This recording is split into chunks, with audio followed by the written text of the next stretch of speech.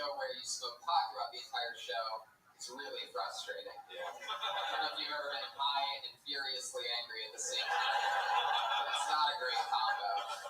It's like a whiskey vodka. It's like just mixing. But it happened. It was crazy. And so we parted ways. His last words to us were, when this show gets picked up for TV or for something like that, I'd be willing to come back. Minus Red Band. Right. He hates me. So there had to be a live stream. There had to be so many things. This guy had so many demands. So he left the show. Then we started replacing him with a brand new Patriot every single week. And then eventually, we just realized, why not have the guy that plays music, why not give him a shot? Just patch us stuff.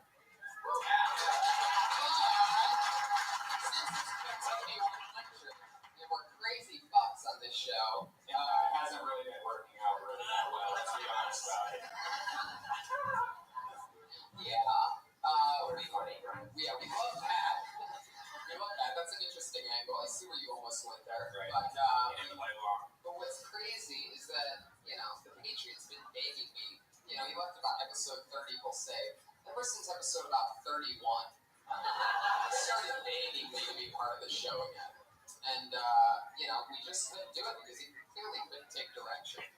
But just for one night, just to see how it goes, we're going to have Pat work with one of the hardest people to work with in the world. I don't know why I would bring a nuclear bomb on my 100th episode that I totally detonated at any point, but I decided to go for it anyway. Let's see how it goes. Ladies and gentlemen, it is the one and only, the original Iron Maiden.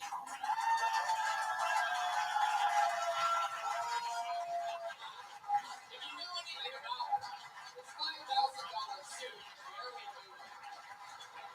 He can't sit down in this suit.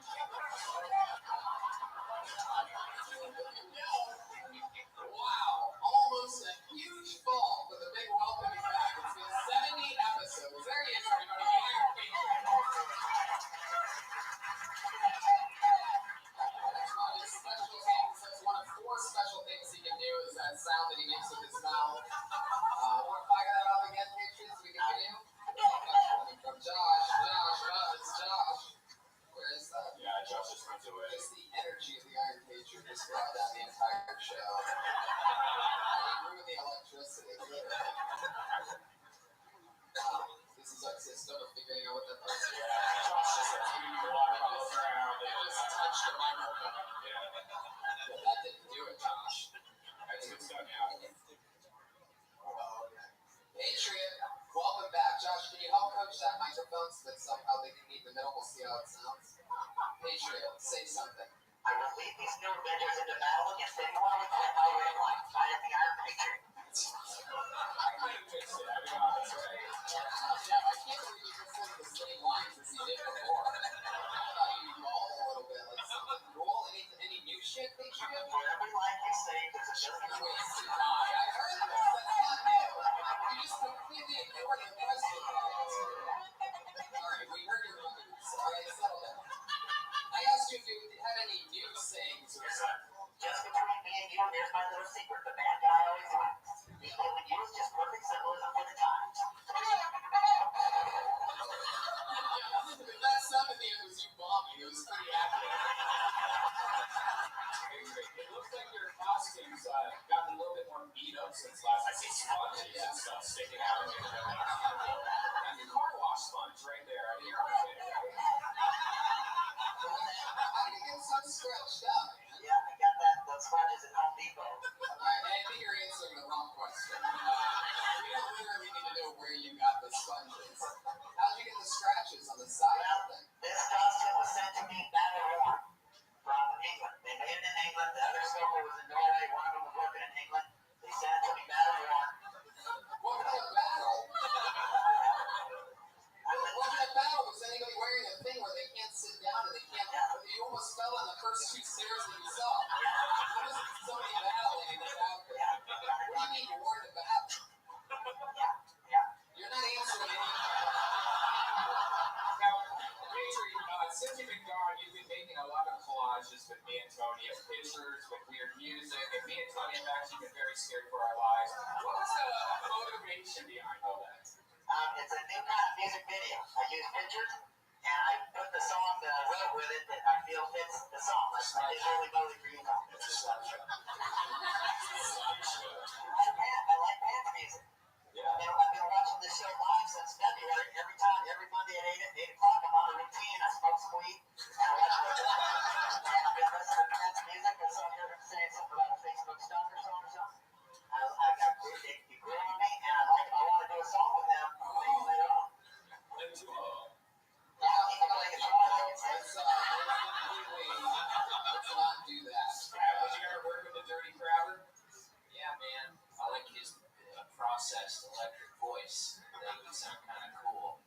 But yeah, he's like the original auto-tune if it only had one note. Well, Adrian, I'm excited to have you back. It's going to be a lot of fun watching you and Pat's chemistry over there. The new and the old standing. I mean, that's episode 1 meeting episode 100 right there. Adrian, I highly doubt we're going to have you back next week. I really just don't see it working out. Oh my God, he knows my schedule. No, yeah, we'll see you next week, Adrian.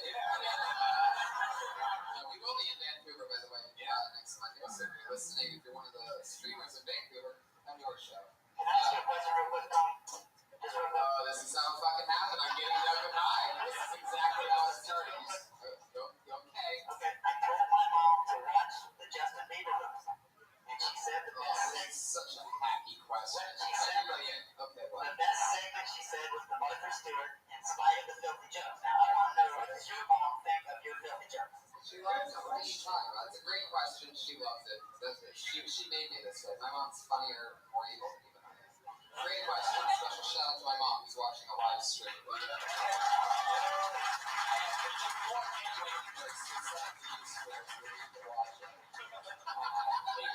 you very much. I see where you get there. Adrian, thank you, and be quiet until I ask you a question for the rest of the show. You understand what I just said, right? Yeah. Very good. Guys, you know the show. Over 40 comedians signed up for the opportunity tonight to do 1 minute in front of that microphone right there. They always do 1 minute. They always do it in front of 2 of my funniest friends and guests. Then we talk to them about anything. Maybe we give them advice. Maybe we make fun of something. Maybe we try to help them out in any way possible. Tonight, 2 of my favorite guests of all time. 2 of the funniest people that I know. Here against the other blood of everybody. It's the one and only Dom Irera and Joe Rogan.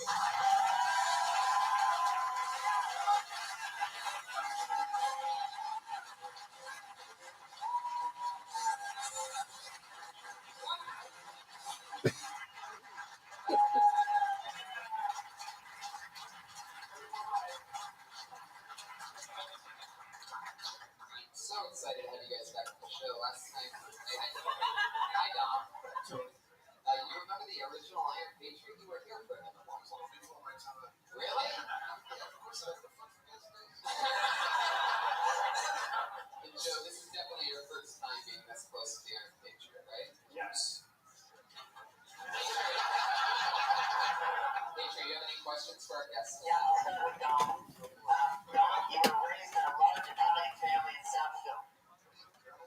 Now, have you been back to your native country of Italy, and have you done comedy there before?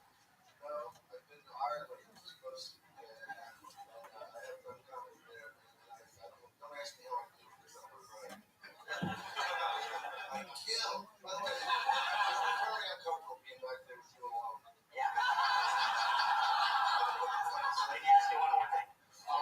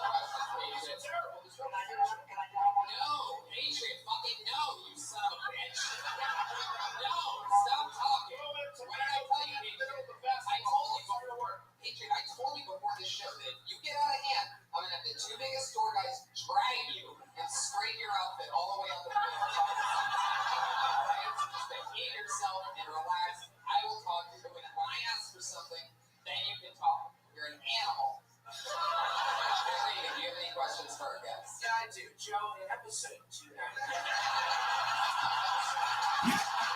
Patriots, that's why I got caught up in you guys.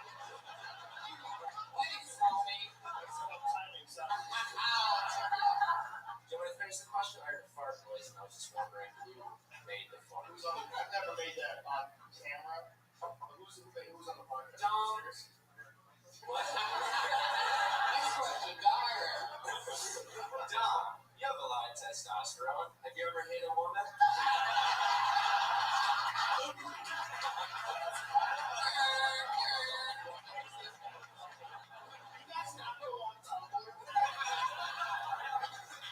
Well, there you go. Those are the questions. Those are the no-nos. These are the yes.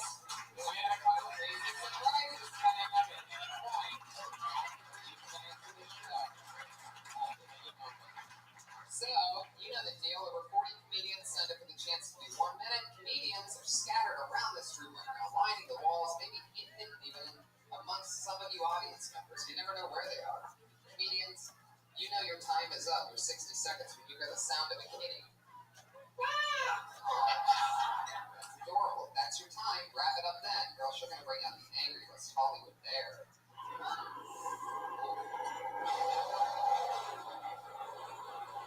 Okay, that's where that ends.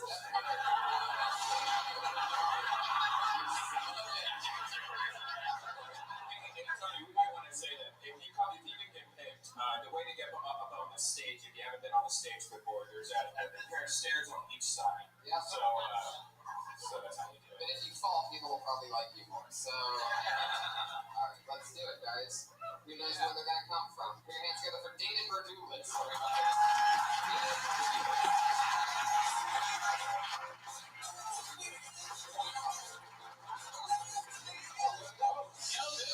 You know what that means? David just got blacklisted. Alright,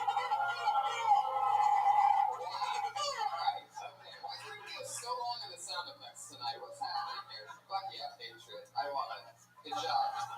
David Verdulis misses his spot. Good old Hollywood lesson. Good to be around. Put your hands together for Chris Fry.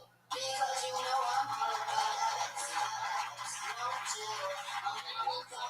In the flesh.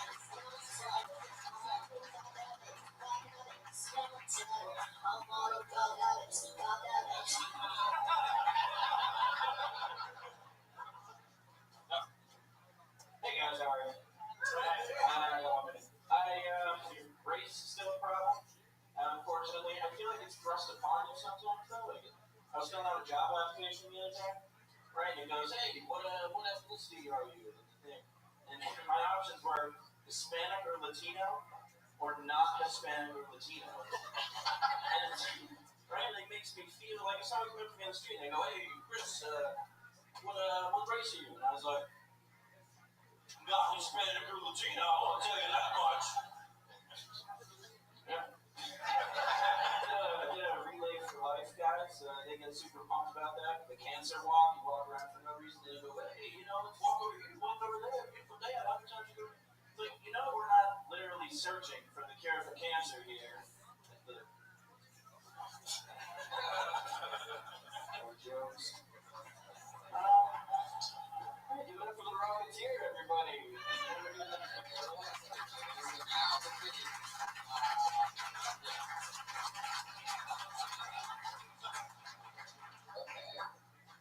Where are you going? Right here. Come back to the microphone. So probably talk to you. Tony, when this thing turned like, Yeah. I'm gonna watch that. And so it begins. Chris, what was the job application that would have said Hispanic or not Hispanic? What was that? Was it like landscaping? Like where was that the only option in the job application? I think that's the part that maybe throws people off, is because they have never seen anything like I that. don't remember exactly. That's what it said. You don't remember the place you applied for a job? Not the specific one. I've seen that a couple times. Sometimes they have other options, but there was one I saw where that was the only two. Seems like that'd be really shitty jobs you must be applying Yeah, for. secretly. Probably. Huh. Did you find a job? At that time, yes. Do you remember what The that world job has was? all different kinds of people. Some people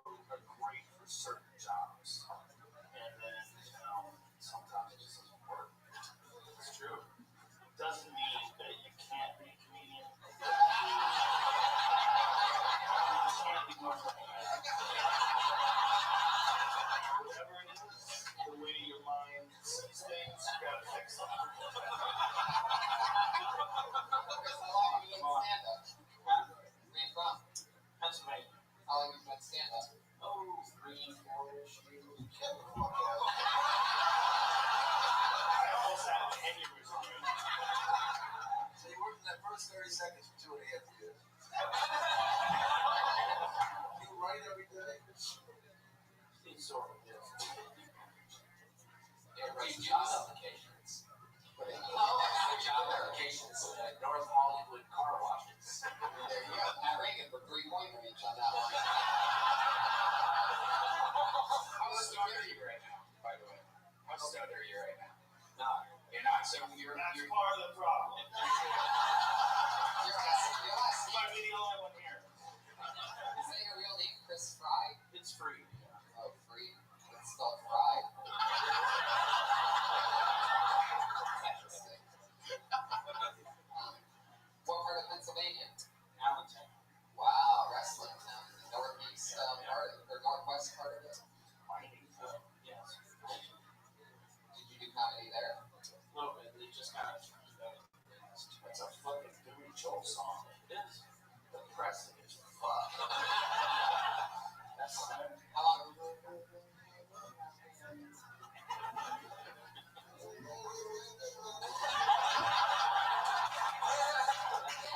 How long have you been in LA, Chris? Oh, a year. How's that going for you? Off and on. Well, sometimes not. Check out the fucking applications. It's 3 days. So, did you really do a walk for cancer? Yeah. Really? Yeah. How'd that go? Not well. Not well. I did. For why? Say that you're on a roll. Yeah. You say not well like you caught cancer on the wall. It was hot. Right. Chris, how do you feel like out of all the sets that you normally do, how do you feel like that meant? Not too swell. Not too swell. What was weird about it? Did you feel different when you went up there? Were you nervous? Or I guess did it lock up at all? A little bit mentally, but talking, I didn't know where my sentence was going, but it just flowed. Have you done that stuff before? Yeah. Chris, you just flow. I mean, Oh, no, what's the funniest part of it? What part did you think, yeah? Tonight? No, I never thought once. Not tonight, no. Wow. I see. Do you get up a lot? Like, where do you? What clubs do you get up at? Where do you? Yeah, I do bars. Mostly bar shows and playing other comics and stuff. Do you ever go on the road at all? No. You should. I mean, I know it seems weird, but like there's bars in San Diego. And just getting out of LA will definitely help out. I think just you get kind of burned out of this town and just doing the mice around here. He's trying to set you off. You know, the real comedy, Mexico, he's hoping you get drugged across the border. I'm telling you, the real comedy boom right now is in Allentown, Pennsylvania. We're not the railroad. It's the big thing. Well, Chris, there you go. Biggest thing that'll ever happen to you in your comedy career.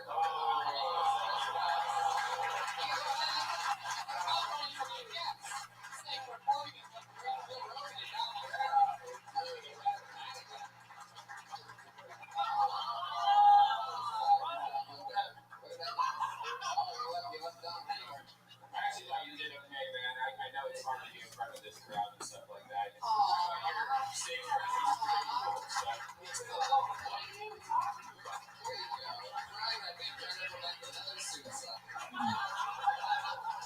Suicide prevention.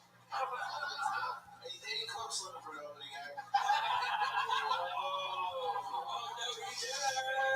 Yeah, you did. I actually got David signed up to be in the Bible tonight. Oh, I knew this guy. We're going to go for Dan Madonia, everybody.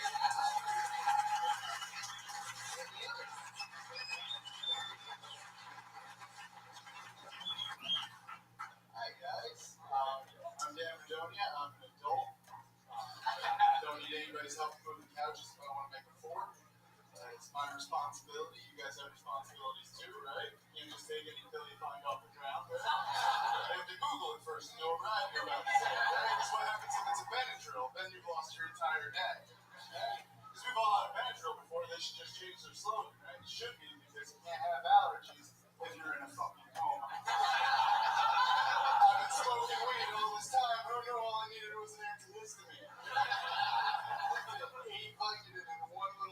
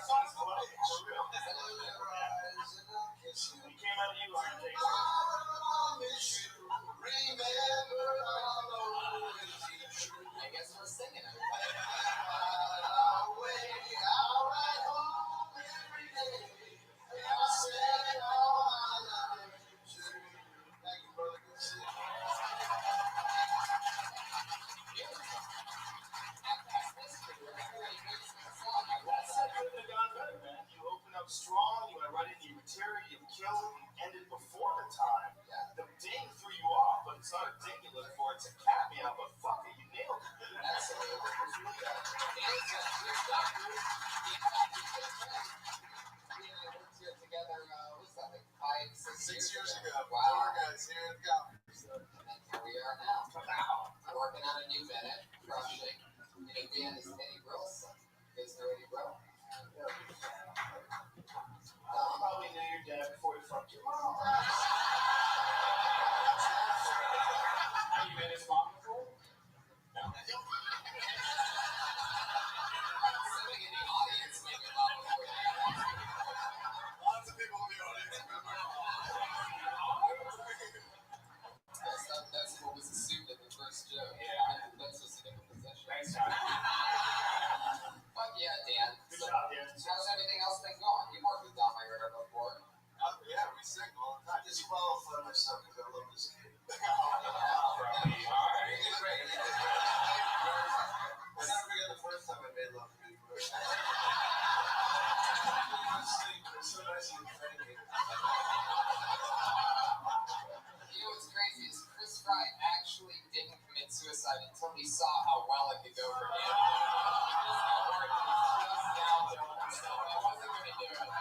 He's like, oh, this is how it could have gone? Was everybody loving me? There he goes. With the second shot, he survived the first. All right, The first one was just a call for help, so they finished the job. Dan, that's how you do the impossible. They say it can't be done. You Joe, Dan the donut, everybody. That's how you do it, Dan the donut. You can still follow Chris Fry on Twitter. Chris Fry. Account's still open, even though he is now dead. One more time for Dan the donut.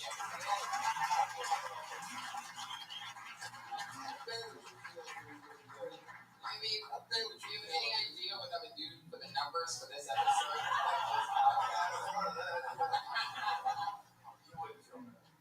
You know what's crazy is this is nuts. I remember this guy being on the show that you two did together on the show in Pasadena. He did really good. I'm excited to see how it goes tonight. He goes by the name of Bricks and Bullets.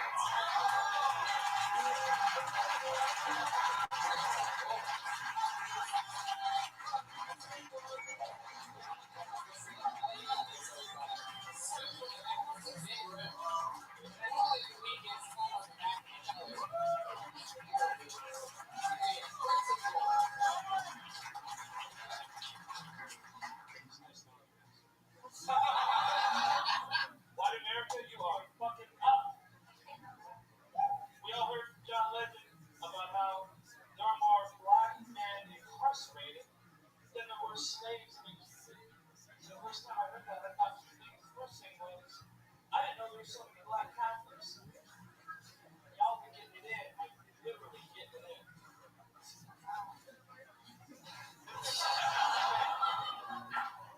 The second thing I thought was, I don't agree with either the rape, incarceration, or slavery. I think all that reflects on our society. But I mean, if you look at it from an economic standpoint, you had to choose one. I'm just saying, 100 years ago, China was a third world country, right? Now they're our biggest threat. When's the last time you saw some Chinese dude throwing down some railroad tracks?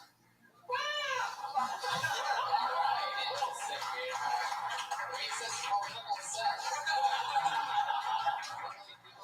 Those two types of law, you're racist and political. I felt like I was doing that for the dude who works at Ralph's. Those dudes in the back that stacks boxes, and we already closed the place down. We were hanging out in the alley behind the supermarket. You just wouldn't shut the fuck up and leave it home. That's what it felt like listening to your set. What you just said. You just said it, Rex. I think it's still not present. Yeah, black people like to fuck. I admire how you hold your body light. It's very gangster how you hold your voice. I mean, you hold it so far away in such a quiet voice. If you're going to hold it that far away, you got to project. I mean, we can barely hear you in a headset. I love it. And also, you're competing with the mic stand, but that's good enough. I don't mean to be the When you talk, they're super technical. Yeah. There's a lot more issues. I just thought that it was really bold of you to come out on the limb and say, you didn't believe in slavery. A lot of us. Those are like really complex subjects. Like there's subjects that are easy to pull off, and there's subjects that are like black belt subjects. That's a black belt subject. Yeah. That's not a subject you ever want to take on in a minute. Because if you do in a minute, you want to talk about things that are easily relatable or silly or really weird so you get you giggling right away. Yeah. You don't have any time to go into depth. Talk about slavery, everybody's asshole tightens up. This is white guy talking about it. And you have to like really good get them out of that. You know, it takes a long time. You're not going to do it in a minute. Like if anybody came up here and did a minute about slavery, like fuck man, you got to make a quick point, and it's got to be really worth doing that. But it helps if you're black.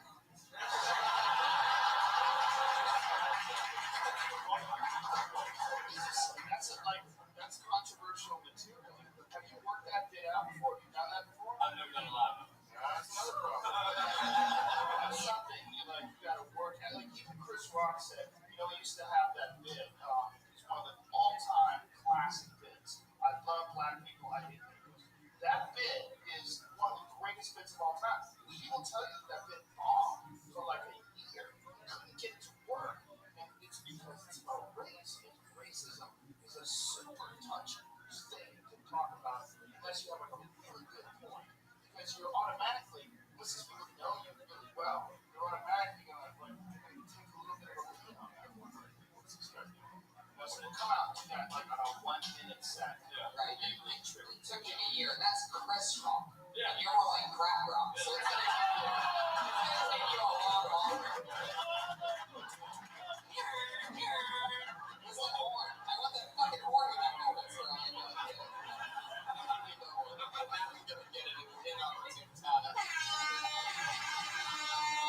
I can just tell that the first joke that I say that doesn't go right is going to blast it. Can you tell somebody used to breaks for roast sometimes? Thank you.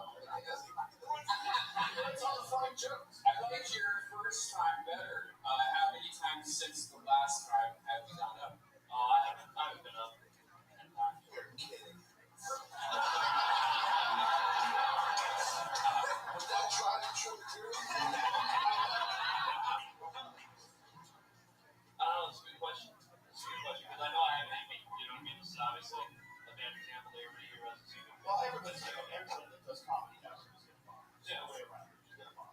I'm going to try things out, you get a bomb. If you don't try things out, you're not going to get good. Yeah, and I didn't, you guys can give me a subject, I go back and write it for 2 minutes, come up with something. Funny about it. No, I'm just saying, funny dog and ice cream.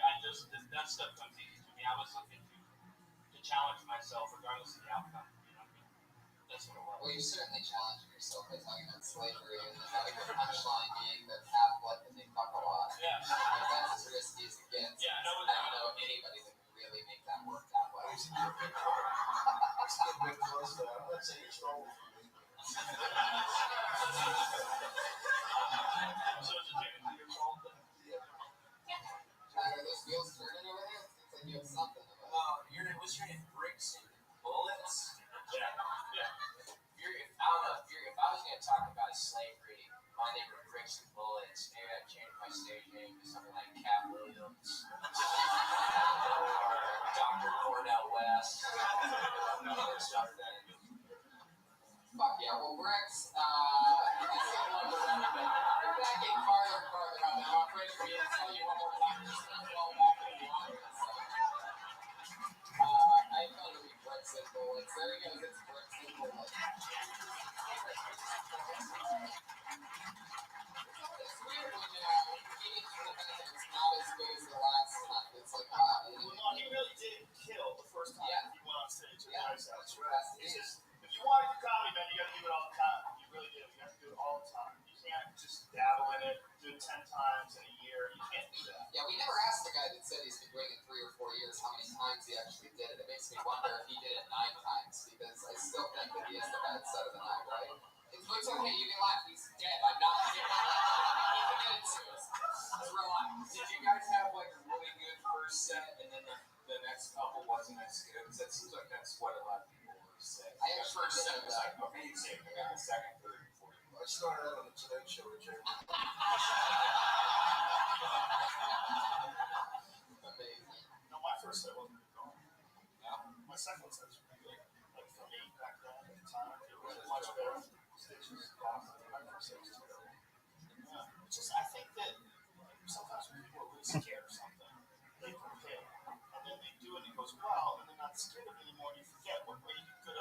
express them. You can't be comfortable. Like, as a stand-up, it's one of the worst things you could ever be. To be, like, totally confident it's going to go well.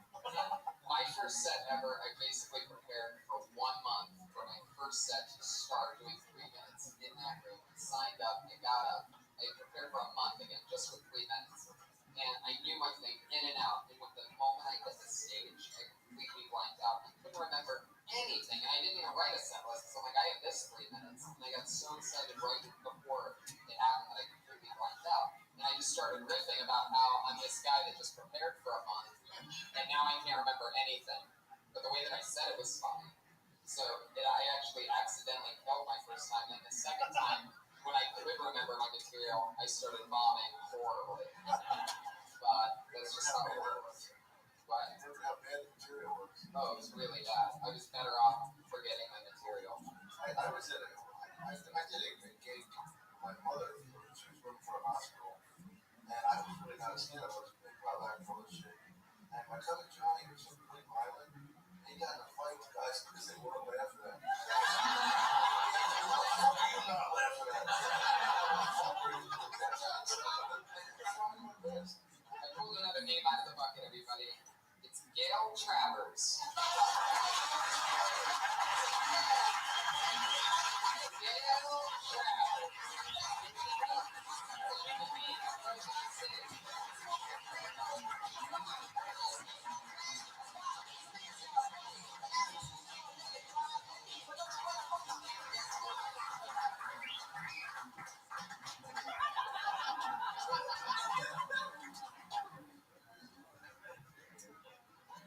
So I was dating this Navy SEAL guy, and he takes me out to dinner, and he tells me that if a robber ever broke into his home, he'd take his 45, and he would shoot until all the bullets are gone.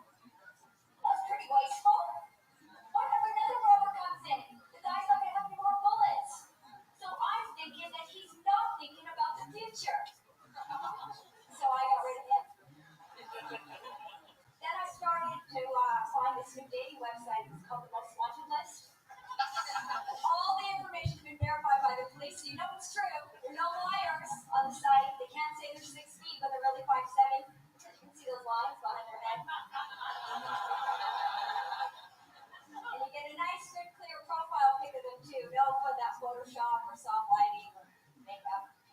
If you see something you like, you gotta act really fast, okay? Because there's a lot of competition out there. Bounty hunters, FBI, IRS.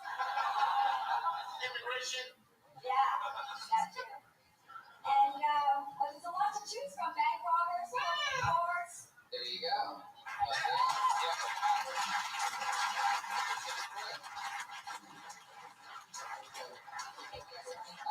you doing, Gail? Great. How long have you been stand-up? About a year. Wow. How often do you get on stage? About three times a week. You like it? It's interesting. So you're really single. All this stuff's true. You're looking for a man. I'm looking for a man. What do you think about the Iron Patriot?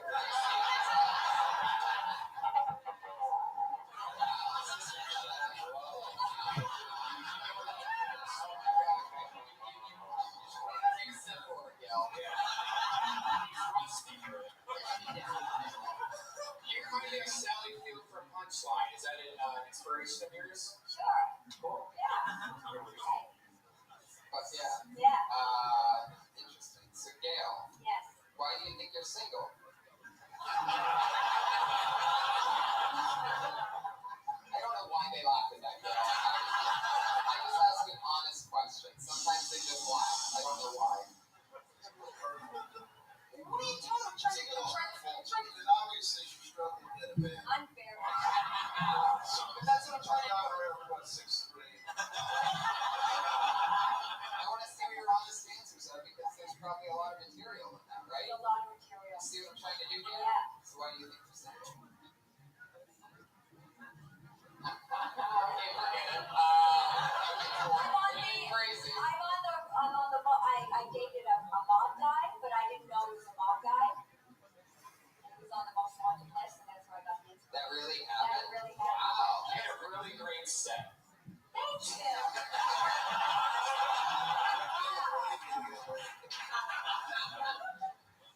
So Gail, how do you make a living? I'm an actor. Oh, really? Yeah. Have you seen any of your work? No. You have actor too, then. Yeah.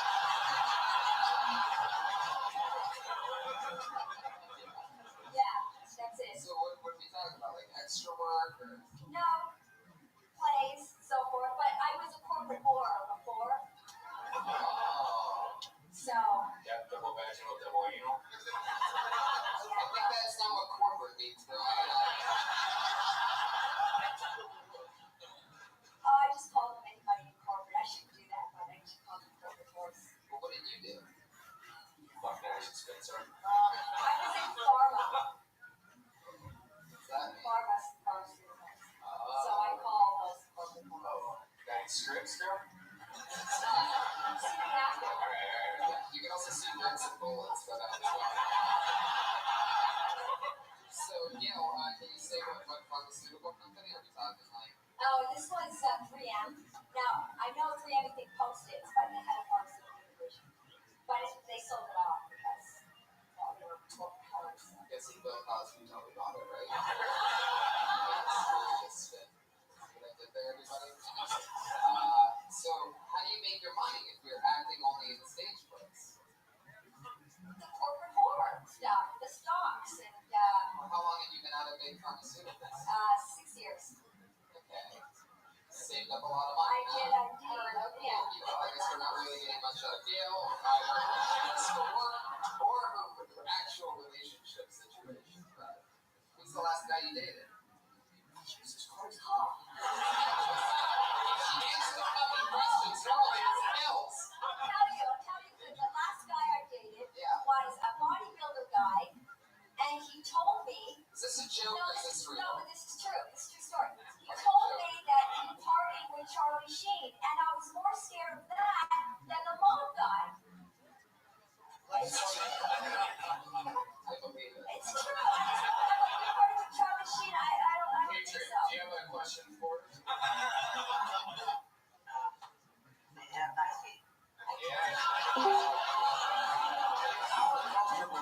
It was kind of hot, but it was also very uncomfortable. And I thought the Patriots thing, like a bodysuit was gonna like ding out here. I was waiting for just a short circuit for the lights to go out. I like to see it on the couch and play with a meat cutter. Alright, you're is that your first one? I don't know what that was. I'm not gonna ask you to repeat it. Equal curtains, I'm gonna stop you. Whatever that was, don't repeat it, and that's your first warning. You're on probation.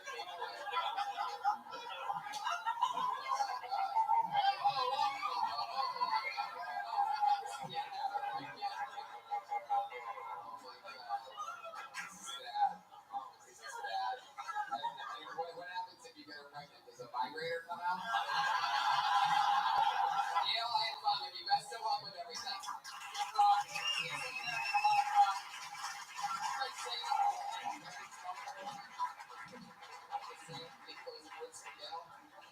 Patriot, stop trying to grab her.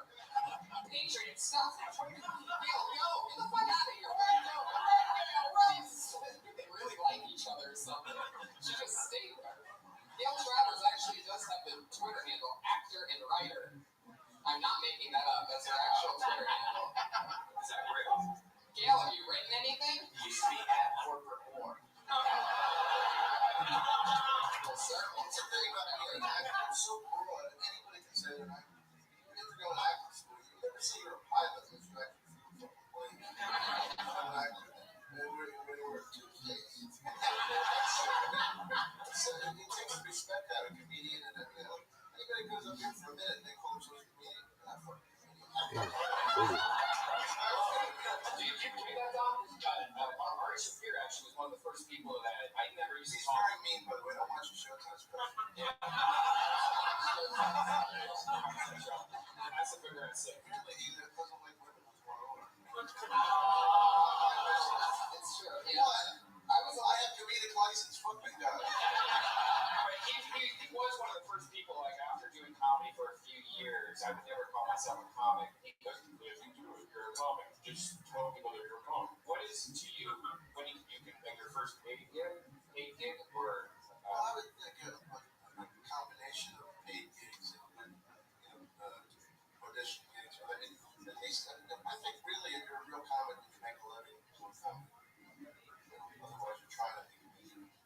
Yeah, but I think honestly, the only people that really should give a fuck are the people that are real comedians. And if you're a real comedian, you should give a fuck.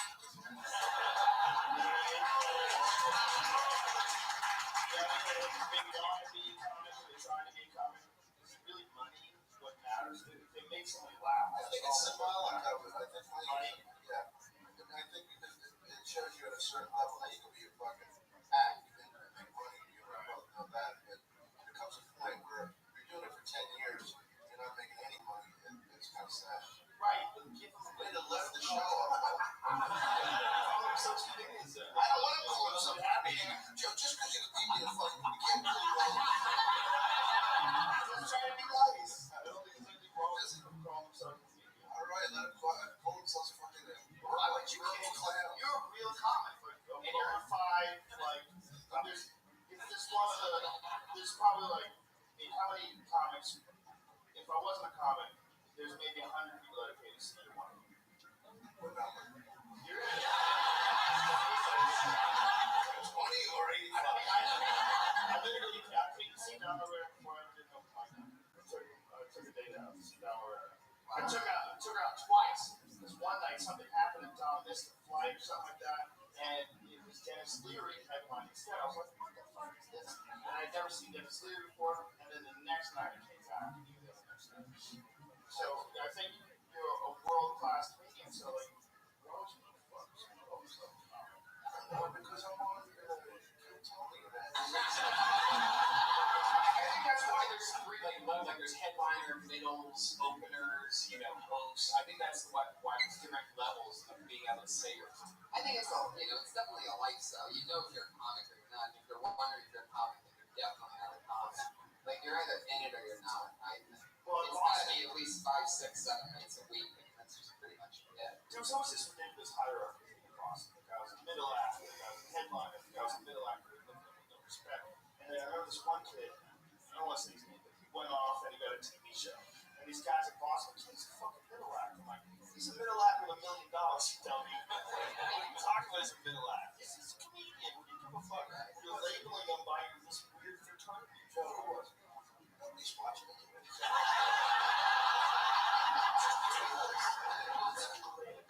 I think your wheels are turning over. You want to put something in this comedian conversation? Well, yeah, I mean, I just have a general note for all the comedians that are performing here tonight. We're going to perform. The audience is out this way, and there's a whole stage to use, and everyone seems to be afraid to sort of own the stage and work the stage. And I know everyone backs up, but you're not performing to the panel, you perform to the audience. So get in there, go balls. There you go.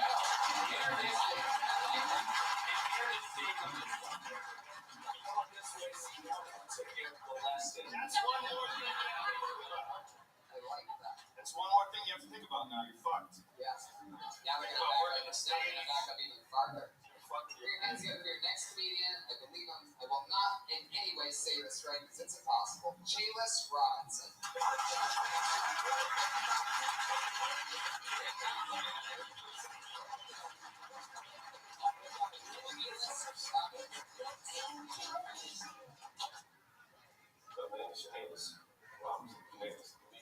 Balls deep in it right now.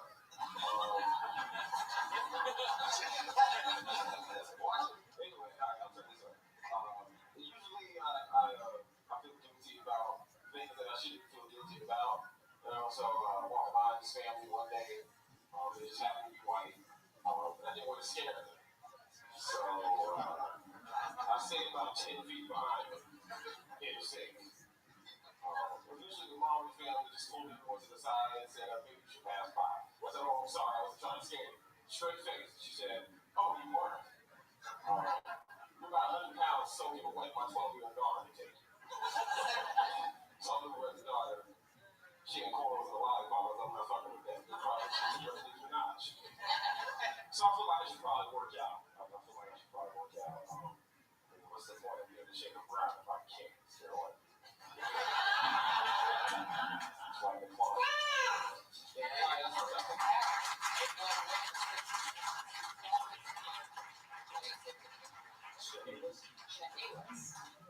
Wow.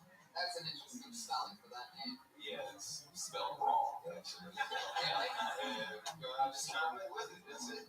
Like, basically, you want to know the story real quick? Sure. Yeah. It was spelled wrong at birth. It's supposed to be CHAHARSS.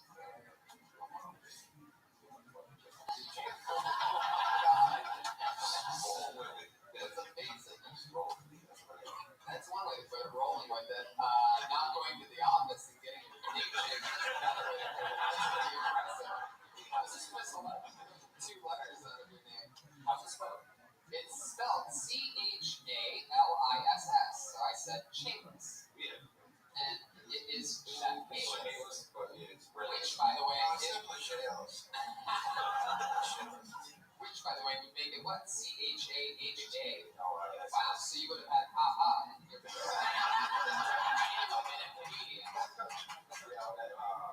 Wow. And you never thought of that before, that haha thing? But I know that's what you had that name your entire life and you didn't realize that it was How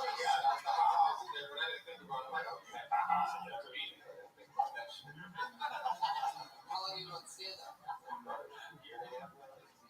many spots a week ballpark do you have to guess? 5 or 6, but it kind of double because sometimes I do 2, maybe 1, at least once a day. Okay, he's a comedian, right?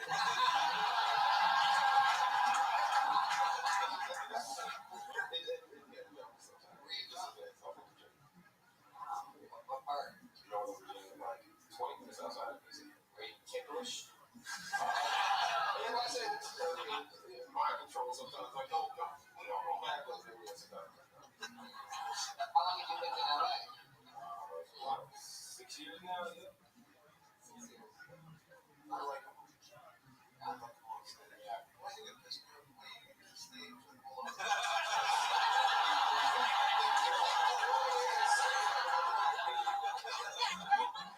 That was great.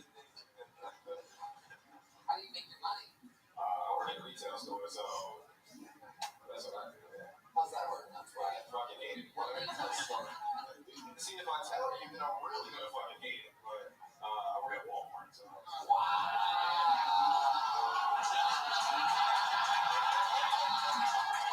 It took 100 kills on the episodes to get that answer. I had 7 Walmart jokes just waiting. Walmart girls are easy, right? Boys? I would say, yeah. Yeah. Around, man. I gotta say, yeah. How long have you worked at Walmart? Like 4 years, maybe. It's really easy. Jesus. Oh my god. Okay. Do you ever talk about that when you're on stage? I don't have one yet, but I think maybe I can get something out of it. They're not funny people as funny people. Funny people. They do a bit about it. Yeah. You're very relaxed, man. You're adjusting to the fact that this guy's reacting to you. You get nervous, the ball's out your. You're very comfortable up there, man. Good premises. Do you know Real Battle at all? I've seen them around, we've spoken, but I don't know. Somebody just tweeted that you look like Real Battle. They tweeted that? Yeah, Wow. Well, there you go. see. Little shout out to Pete with a bad joke from the back. Pete bombing, incoming text bombing. Thanks for that one, Pete. Really crushed the room. Good thing you sent it. Really good one, how PDC is. He's the popular guy, we're not gonna lie. He's the popular. So Chehalis, have you ever thought about going back and finishing the job that your mom started and adding the other HA that you, I mean, must call you Chehalis. I'm not going to. I've got Chalice, Chalice, Shalice, Charles. I got a Charles once. They were stupid names. I had people stare at the name and they go, Charles. You idiot. That's not how you spell Charles. I mean, there's obviously there is a stereotype that black people have black people names. And I just have to say, I have never automatically, via your story, nothing takes the cake more than a misspelled name that never went even back. I mean, it was already going to be an extremely black name of Chehalis.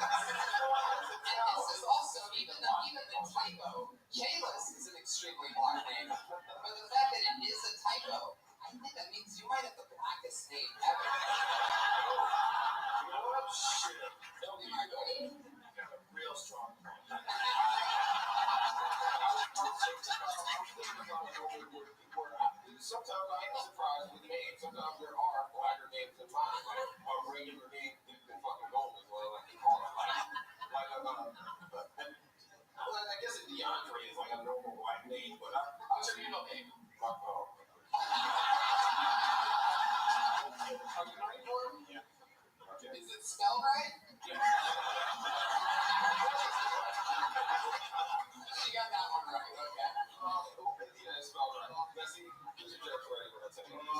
My middle name is Calories.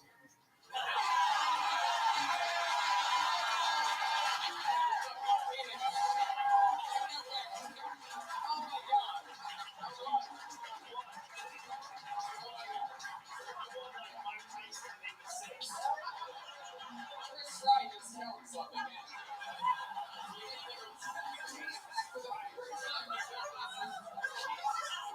Oh my god! I did write a bit about that one, but of course, it exists. You should listen to what he said. I mean, that's a funny bit, but this said, Yeah, I mean, that's what yeah, absolutely. And that goes for everybody. I mean, take whatever the hell we talk to you about, because we're never going to talk about you again. oh, shit. Well, it's more for the people who are right like you should be.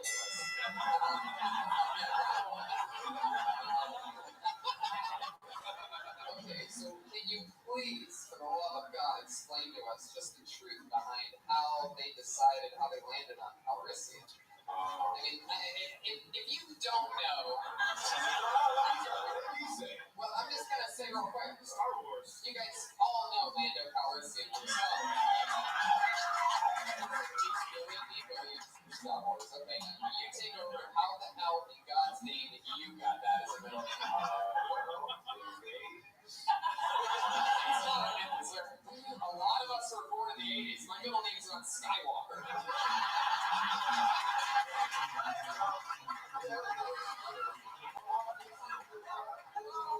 So, I didn't catch any of that one. So, there you go. Wow, I can't even imagine. You're saying the reason why your middle name is Calrissian is because your parents love Billy D. Williams. Yes. Which makes me wonder how close you were to having your middle name just be Colt 45. Take it all, Chehalis. Take it all. You win, buddy. Great spot tonight, one time.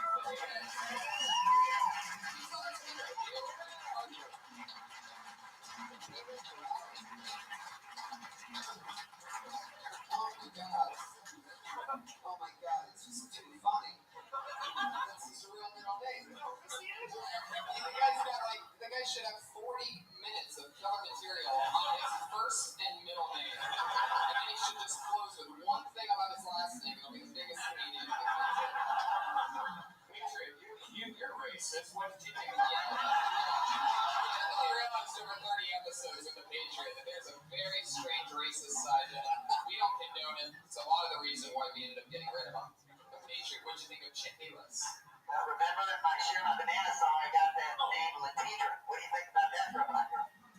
Answer my question. What do you think of Chehalis? What? Pat Reagan, we got you locked in for life, buddy.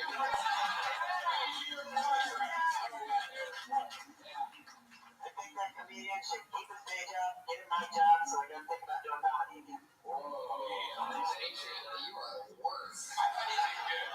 Yeah, he really did. And he handled it so well. You know, a lot of comedians don't realize that they bank everything on that 60 seconds that happens. But your interactions with us, just being real and answering questions, giving us something to play with, goes a really long way. And that's exactly what Chehalis did. One more time for him, guys. Here we go.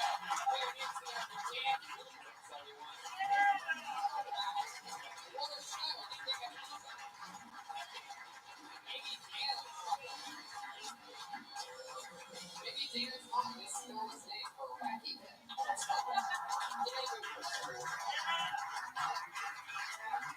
Thank you guys. I'm excited, guys. I'm excited because I got a new job.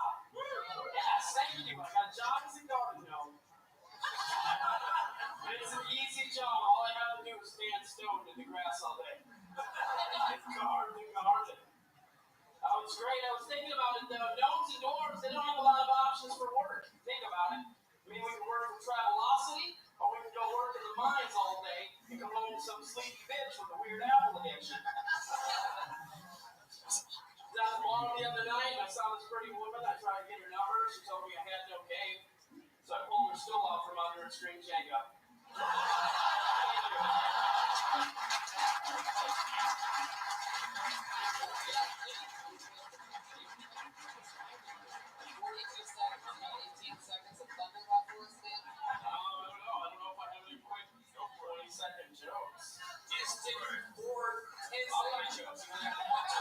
Alright, I don't understand. I never understood the Bet Channel. They never show any shows about gambling. It's just a bunch of shows with black people. First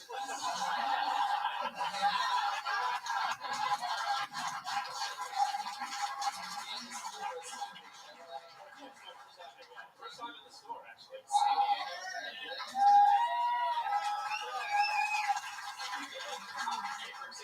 Not originally. That's where I reside now, though. I'm originally from South Dakota. Yeah. How did I know you're right? The funniest people in the world. This guy from South Dakota, but I was on the floor. Are these people in Brooklyn? We're all comics from San Diego. Wow, really? Wow, a squad from San Diego. Fuck yeah. Welcome, guys. Okay. All right. Okay. I think you're a great man. I love my stage presence. I like your jokes. What you live in San Diego? Never mind. Yeah. So it's good. It was funny, dude. Thank you. I appreciate it's funny. The BET joke is hilarious. There's some good stuff. You're doing stand-up. I'm on my fifth year. I just don't know what. Once in a while. I try. I go probably 5 or 6 times a week. I know much as I can. Where did you start? You started in San Diego? I actually started in South Dakota. What Bad days. Not much. What part of South Dakota? I lived in Watertown. I started in Sioux Falls, South Dakota. I had an open mic there. And then if I wanted to do, I used to go to Florida or Minneapolis. That's pretty much where I have to go to do it. How far is the drive? 4 hours from Minneapolis, 2 hours from South Dakota. How many people would go see a comedy show in South Dakota? Quite a few, actually. Really? Even the open mic, the open mic that I did, there was probably 50 or 60 people there. Just there's nothing else to do. That's so crazy. There's other things to do that you could look for Bigfoot. You could look for Bigfoot. I guess that's pretty much it. Have you ever really done that? Of course. I mean, you say of course, like I've never lived in South Dakota. Wow, really? So how does that go? Just like what's in the movies? Pretty much. How many people by round of applause have honestly done cow cooking?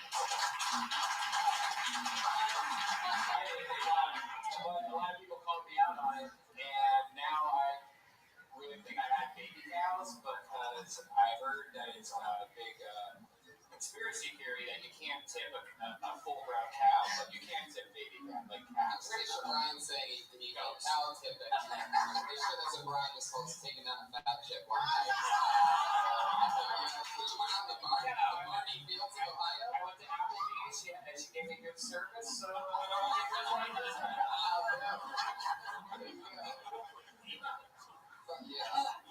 So Dan, what do you do for work? I work for the state liquidation company in San Diego, and then I produce shows down there as well. State liquidation, like when old people die and shit. Yeah, when people die, we go buy their stuff and then we sell it on eBay. So I just list stuff on eBay all day. That's what I do. So it's coolidge. What's your name? Name's Dan. I don't know the name of the It's Matt's and Co. State Liquidation. Can I write that down for me? I'm not feeling that. I can give you my boss's number. You can come and ask him.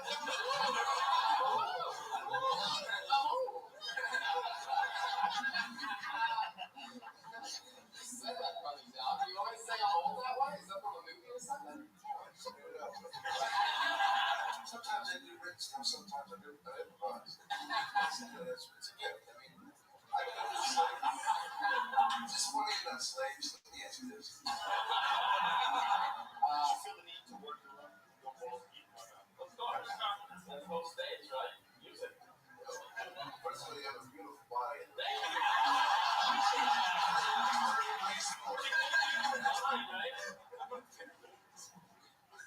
Great job, dude. Thank you. Yeah, great job. Another question, Dan. When you're doing these liquidations where you're only dealing with stuff that was once owned by dead people, and you know that they're now dead, like, what are we talking about? Do you get to, like, sort of ransack the house? Is there somebody that gathers that stuff? There's people, we have a crew that goes person dies, do you guys get in there? I have no idea. What do you mean you have no idea? Because I don't deal with that part. I just list stuff on eBay.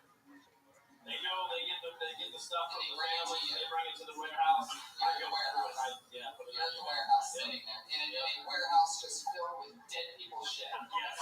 Don't act like what I do. But I have no feeling for what happened to that.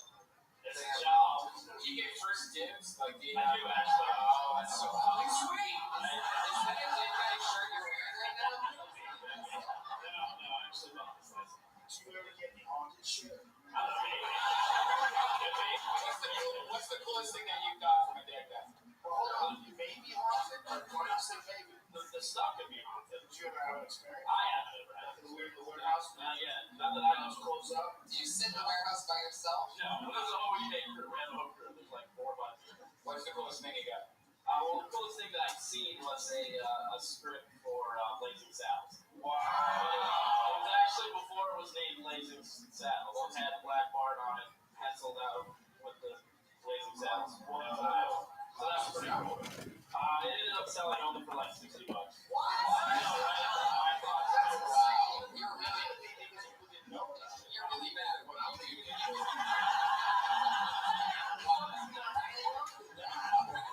I would have spent 70 on it. You would have brought a shirt out of here. That would be worth a lot. I would think. I would have thought it would have for a Well, lot. now I would have given you a lot of money for it. That's worth a lot of money. well, you might get another chance. Maybe whoever he sold it to is going to die soon. That's right. What I was going to say is you don't live here in Los Angeles, but I think we've been doing lately is that I've been inviting people to the Friday show at the Ice House. Now, I don't want you to drive all the way to do 5 minutes at the Ice House, but if you can set up a second show, you're welcome to go to the Ice House comedy show at the 10 bucks.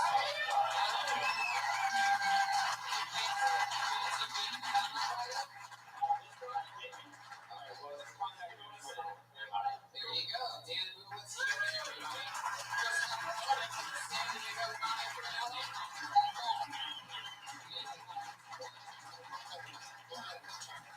Yeah, there's nothing that that how Mr. likes to put in hard like the nice house.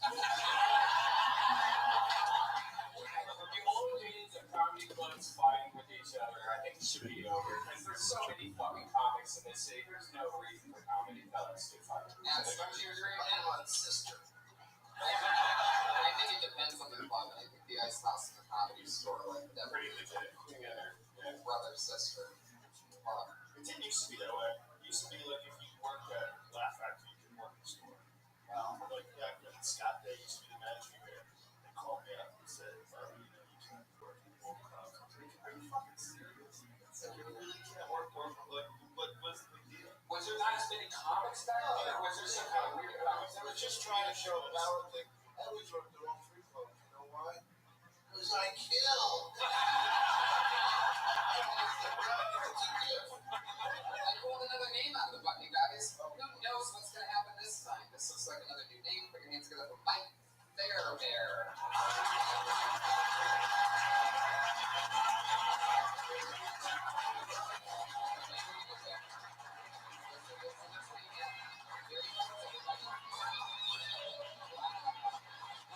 All right, that's your 60 seconds. Mike Fairbear. Thank you very much. I just want to get something off my chest. There's this guy I have to live with. Maybe you know the type. He's a British guy. And you can't even open the fridge without it being right over your shoulder. Just like every time I have a fucking little bug there. British guy's got like all these rhymes that help you remember. It's like if you kill it, you feel it, okay? If you pour it, don't ignore it. It's like the house is on fire. You would only put it out with griddle water. Help me! Help me! Help me! So we can. There you go. The worst part about British guy is that guy is me. So fill the fucking bread up.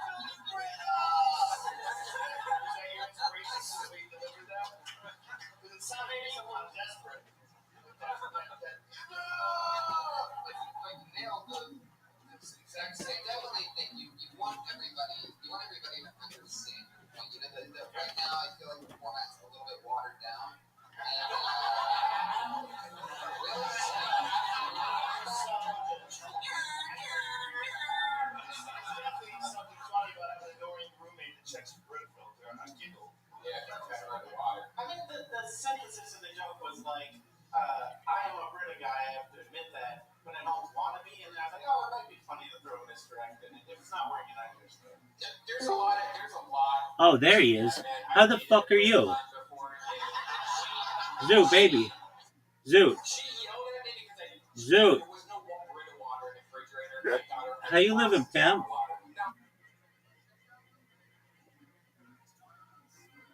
Dude, I just asked you a question. And when I ask you a question, I expect an answer. Good. Okay, that's great. What's new, big man? Where's Rabbi? What up, baby?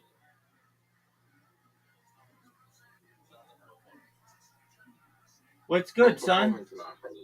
What'd you say? I'm performing tonight, probably. Okay, give me odds. What are the odds you're performing?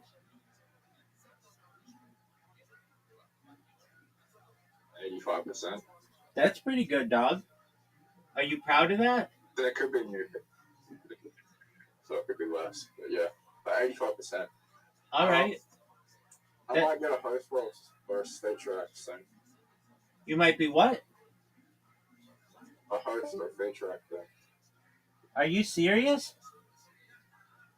Yeah. Okay, who would pay you to host?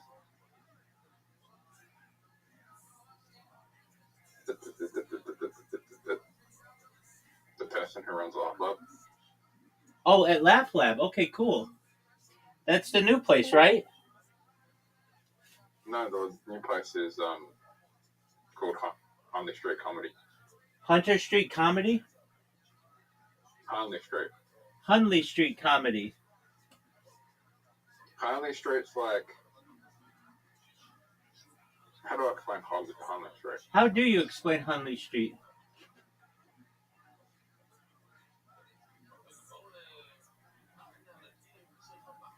How do you explain it? What's the most popular street in Los Angeles?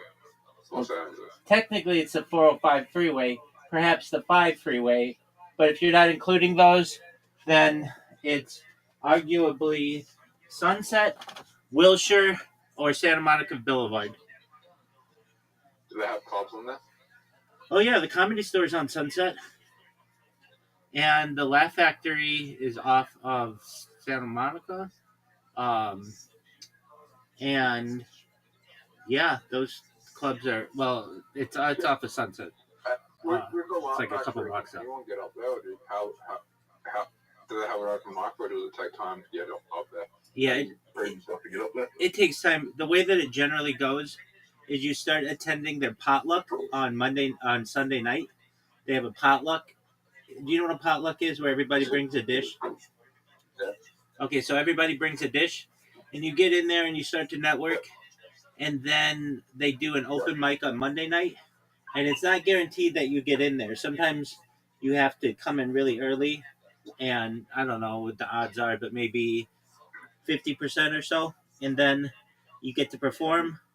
Let's say you do a really good job, then you might get somebody who might say, hey, you want to open for me on Friday or whatever, and then from there you've got a career. Jay Michael opened on Laugh Factory. Okay, Laugh Factory is different than Comedy Store, but Laugh Factory is big. He went speaking in Laugh Factory. Excellent. I've live streamed from the Laugh Factory. Sorry? I've live streamed from the Comedy Store and the Laugh Factory on Thanksgiving 2020. Yeah, Thanksgiving 2021. Would they let you live stream there again? They didn't let me go inside. I just live streamed from the outside. Oh. I was tempted to go in, and I think they had Wait, you might have met. You might have met Jay Michael. Oh, Jay Michael might have blown me. They had some kind of deal there that if you donated $5 or $50 or something, that you could do 5 minutes or something, or do 1 minute or something. It was something like that. I don't know. What I like is every Thanksgiving, the comedians, many of them donate their time, and the owner, his name is Jamie Masada. They feed not just homeless but less fortunate people in the area. of Los Angeles, and I wanted to go there and show my appreciation. I mean, not that they were feeding me, but then I got there and it was absolutely packed, and so I just streamed from outside of it. But yeah, that was November 2021.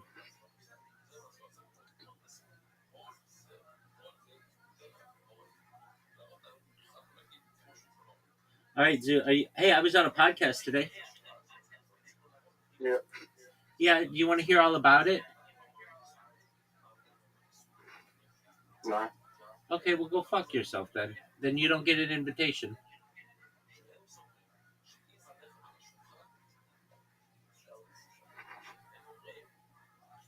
Why would I want to hear about it when I can go listen to the podcast? That's Why true. don't you just send me the link to the podcast? That's true, because it hasn't been published yet.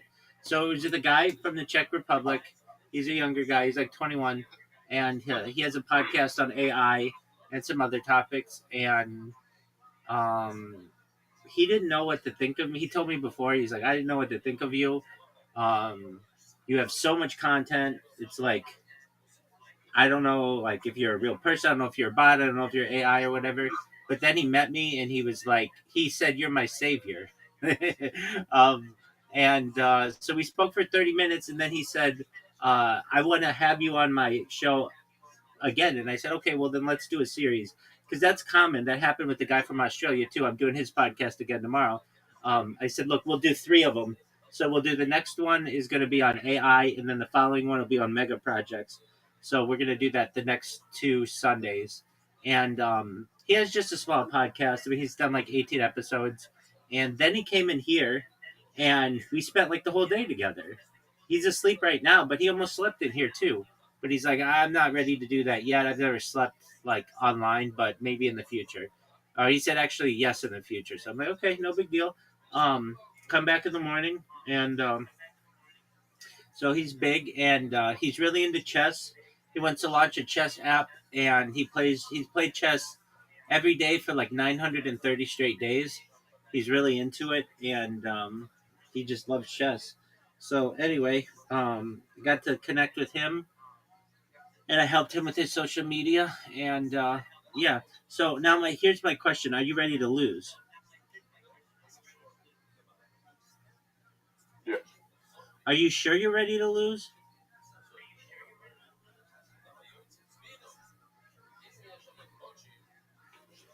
Zoot, I just asked you a question, son. What the fuck, Zoot?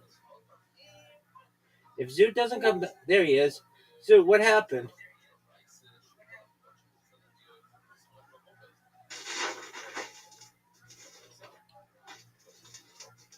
I'm ready to win. That's what I like to hear, big man. Too bad I just rolled a large straight right off the bat. I don't know what you're gonna do. You're up large straight right off the bat. 100%, big man.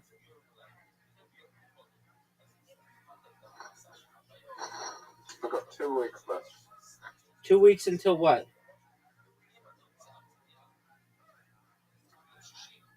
I just won. Zoot, 2 weeks until what? Nothing. Zoot, 2 weeks until what?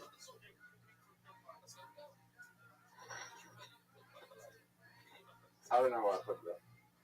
Okay, but I mean, you're implying something, so think about it. What do you have 2 weeks for?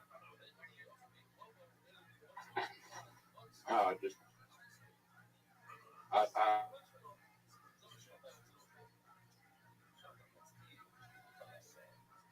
What'd you say, Zoot?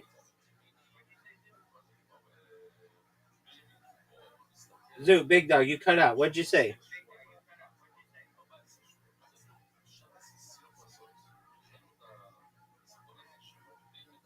Zoot. Zoot, can you hear me?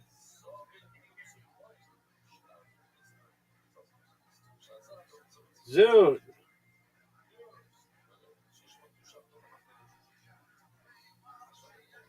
Zoot.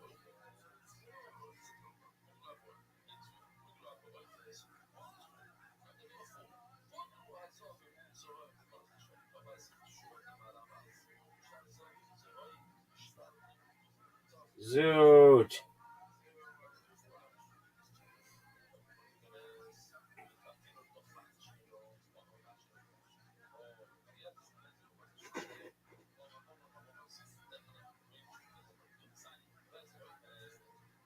Zoot. Yeah. 2 weeks until what? Right.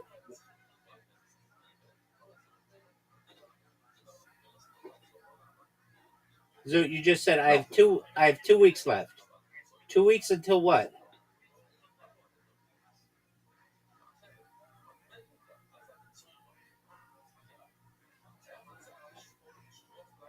Zoot, what are you saying? You have 2 weeks left till what?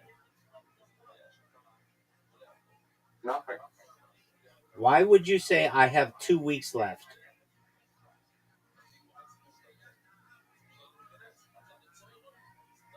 I just ticked. That's why.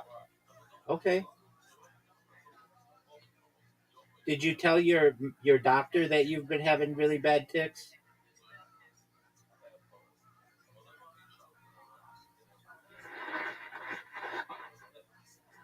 Yeah. Okay. 1, 2, 3, 4, 5. Yes, sir. So should I do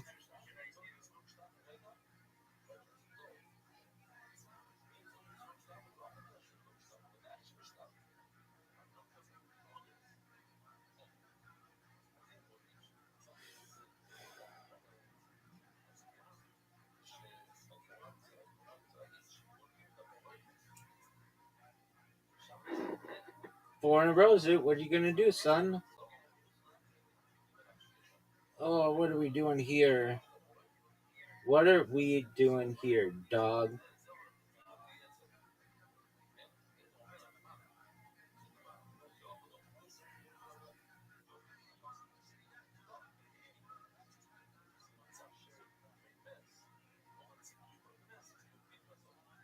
One. Fours. Zoot, if they had Dice Party at a casino, would you play it?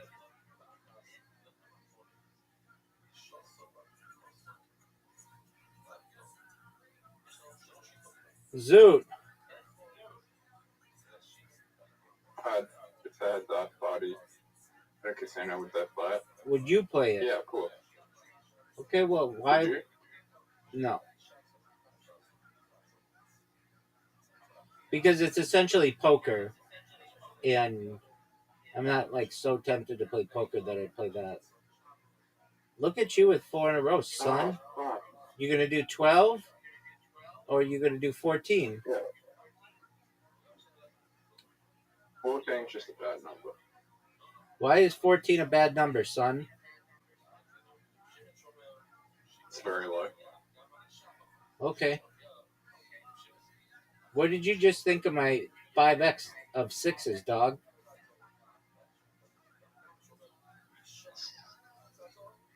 It's better than my 3x of 6s. That's true. No, fuck it. That's true. All right, we're going for 5, son.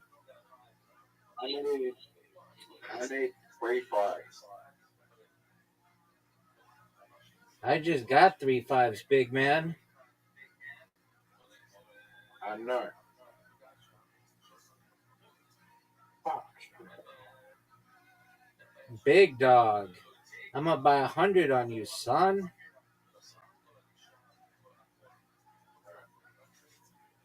And I'm knocking at the door of the bonus. Do you think the bonus at 62 is too high or too low or right perfect? Perfect. I agree. What do you need? What do you need to get the bonus? 62. You got 61. Yes, sir. So All I you need just is 1, you 2, just need dog. 1, 2, and you got I one. just need 1, 2. And I still have the chance open, son. Full house. That was a great full house. I have no 2s. 0 twos. Oh, there we go. We're going with the twos. We're going with the twos for the bonus. Going for the twos for the bonus. Going for a bingo. Going for a bingo. Going for a bingo. Zoot. What do I do? Go for 4. Yes, sir. Yes, sir. And he got it. Zoot got it. Zoot got the 4. Give me these 2. Give me 2 more. Give me 1 more. 1 more. I'm going. I got the bingo, Zoot. Zoot, I got the bingo. I do not have the dingo, though. I still might get it, though. I'm still in the running for the dingo. But I got the bingo. Zoot, I got the bingo. I got the bingo. Going for the dingo. Going for the dingo. It's over, folks. Ding, ding, ding. This game is over. This game is over. It's over, folks. Zoot did get the bonus, though, but got destroyed otherwise. Get the 5x. Oh, no. Bullshit. Zoot got destroyed. And now it's time for Zoot to lose and pool. And we're playing 9 ball, no trick shot, random breaks. Zoot, you're up, big man. Zoot. Zoot. Zoot. Zoot. Zoot. Zoot.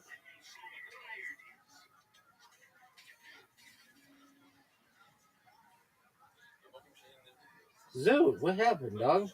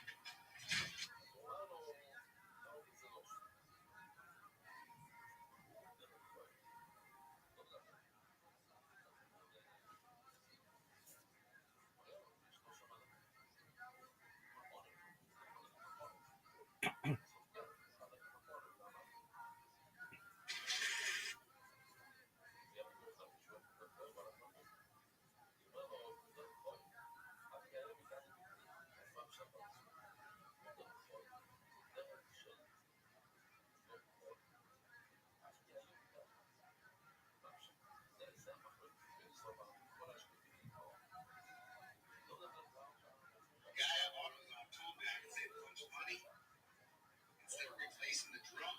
For rotors, all I have to do is turn them. So I want to spread awareness and let people know that you don't have to replace these. All you gotta do is turn them. You'll save yourself. Watch one.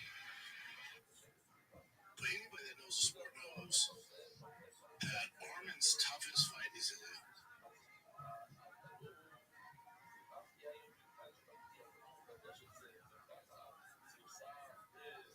that fighter instinct and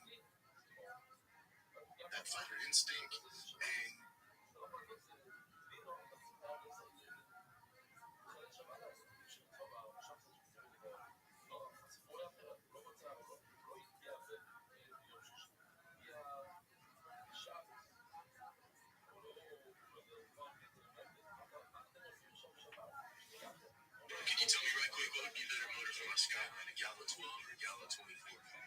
Yeah, a Gallo 12 or a Gallo 24. Here's my other thing, bud. What year is your Mustang? I can do some more info. No pizza places, maybe. Why the Gallo? See, man, come on, I can't do this. Yeah, why the Gallo? This is what you're gonna give me. I may as well take my chances and cheat.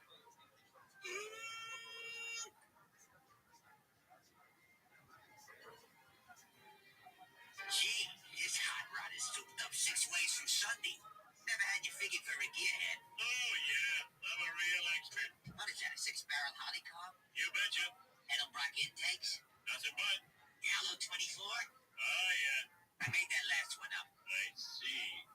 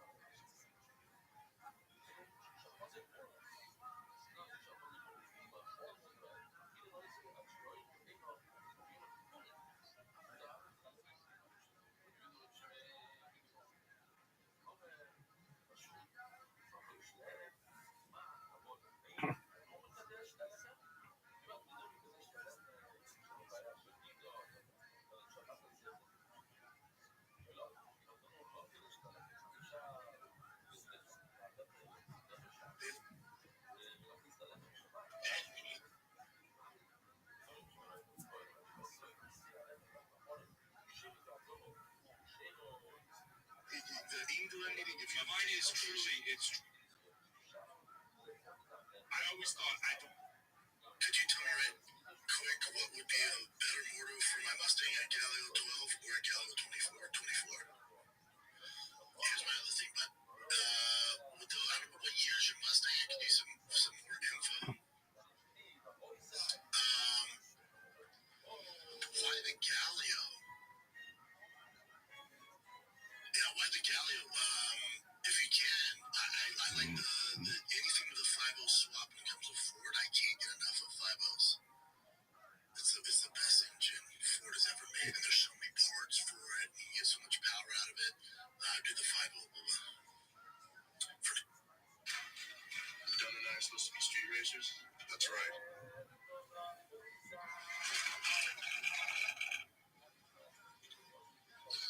So Don, looks like we're gonna be partners, bro. Can you tell me right quick what would be better motor for my Skyline, a Gallo 12 or a Gallo 24?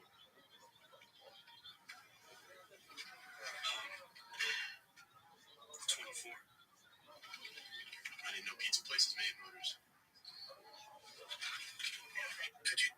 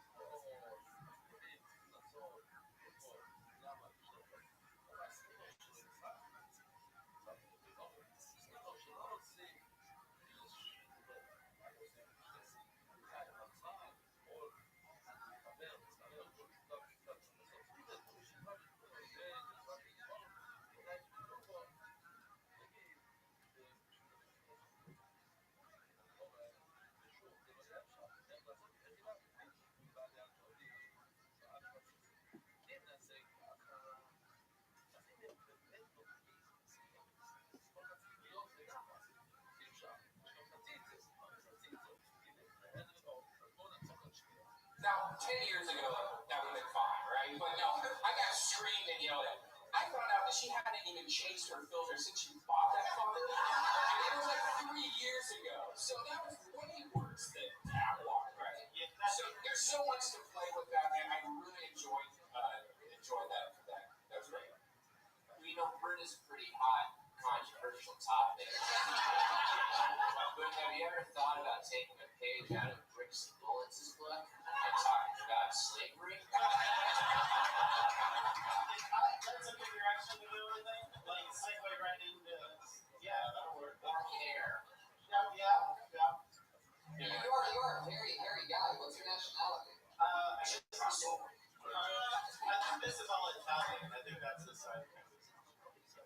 What's that? Italian. What's that? It's stuck on your dick. Oh, they're Polish, German, Czech. Polish sausage. Yeah.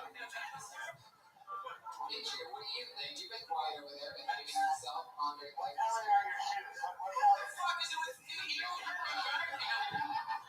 talk about his shoes. What color is it? Those are pretty sweet. Who gives a fuck what color it is? This is a podcast, Patriot. Nobody cares what color anybody's shoes are. I think my favorite color is seafoam. Yeah. Patriot's question. I just let it go. Seafoam, yeah, seafoam. Wow. I'm a weird guy, admittedly. If that helps. Does the Patriot only have a foot fetish because that's the only thing he can see is people's feet? How long did it take you to grow that beard? This is only like, I don't know, 2 weeks. This is not Fast. You should have your own podcast. What do you do for work, Mike? I'm a leaf driver, actually. That's what I was thinking. Oh, interesting. How many people have you spun? No.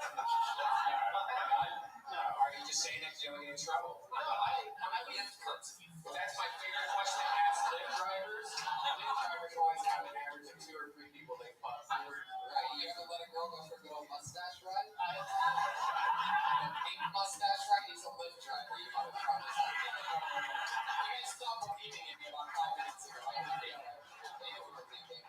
So you started driving Lyft and then you stopped having the caveman for the Geico commercial. Basically, that's like, yeah. I really like the job. I've been tempted a few times. You know, you get to meet people. That's like a big part of the job. You meet a lot of people. I'm pretty lonely. It's a work. Yeah. You're not a bad-looking guy. Why do you think you're lonely? Just weird. Like, Oh, hey everybody, stop what you're doing. Everybody, stop what you're doing. Kazoot's finally fucking made time for us. Everybody, stop what you're doing. What up, baby? Is the moon, when you're on the moon, is there sunlight where you can see, or is it dark? No, it's super bright in the sun and it's super hot. It's hotter than the inside of an oven. And people stood on it for And people an what? hour. Yeah, I mean it's a huge question. Like, how do you get all that air conditioning to be able to, live? Wouldn't you get sunburned? Dog. These are great questions. I mean, I think you would. I mean, they didn't even come back with a tan. Like, surely they would have come down with blisters if it was hotter than an oven. Yeah, I mean, they say that those gold helmets protected them, but come on, man. I mean, like, I'm not dumb. I see what's going on. And again, The for helmets anybody who's watching this, I don't blame the astronauts. They were just actors. They were just playing a role. All right, so I have a question. Why did you leave in the middle of an invitation? I'll wait. I didn't see the invitation. Dog, did you see an invitation? I had to go. I got called outside. Okay, that happens. Are you ready to lose? Yeah. Rabbi, What up, pimp? what did you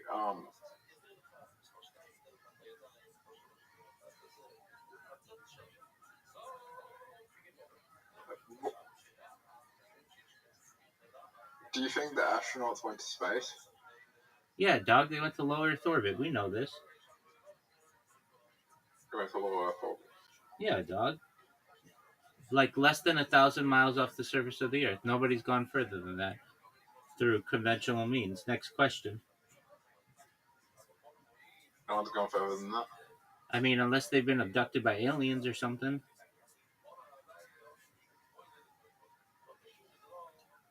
Do you think it's possible to go further? Oh, for sure. In the right kind of craft, 100%. With the technology we have right now, do you think it's possible to go further? Well, with reverse engineered alien technology, absolutely. Without that, no.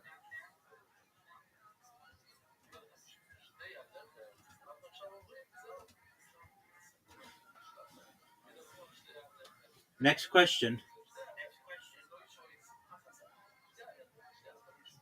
What do you think of flat Earth? I think it's a disinformation campaign. Next question. Go. Why do you think it's disinformation? Because there are like a lot of ways that you can prove that the Earth is round, including Archimedes' principle, including being in a tall building, including some areas of the Earth, including where it's really flat and you can see the curvature of the Earth. Like people can see it at sea. If you're ever on a ship a little high, like on the mast, like the crow's nest, you can see the curvature of the Earth. We have eclipses, probably the best opportunity to see the curvature of the Earth. It's literally the Earth's shadow on the moon.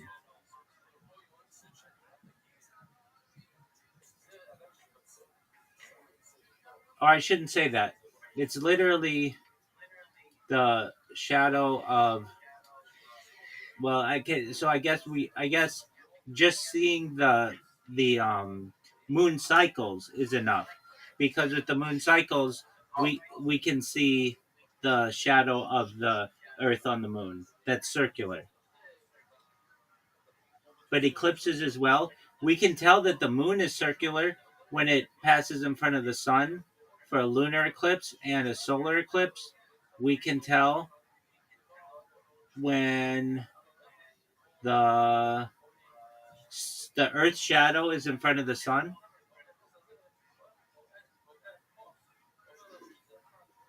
Next question.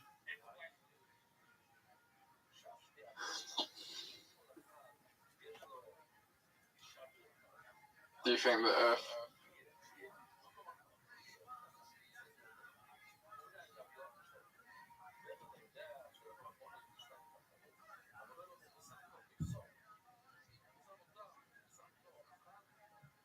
Do I think the Earth? That was a nice story. What are you going to complete your sentence?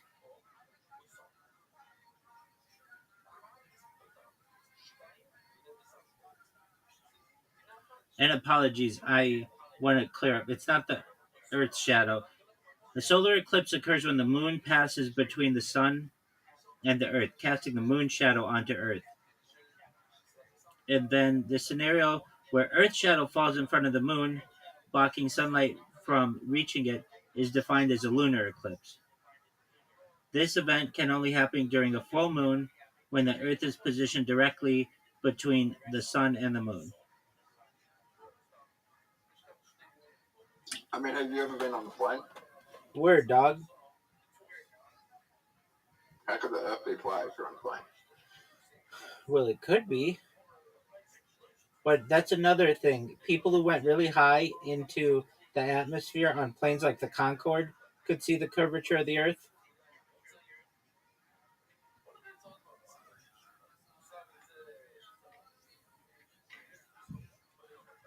What other questions do you have, Zoot?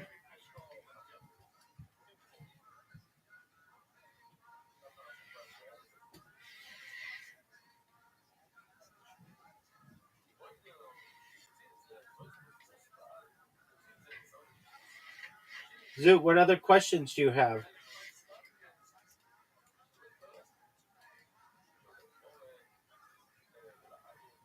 Zoot, what other questions do you have?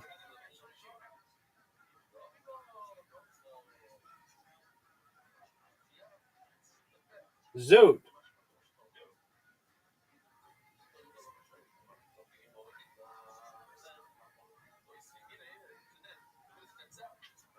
Zoot, are you there?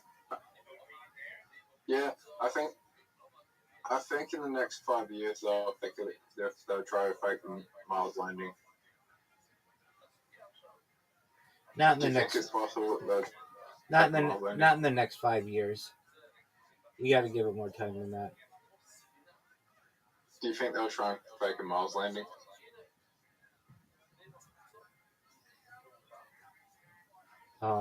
Perhaps.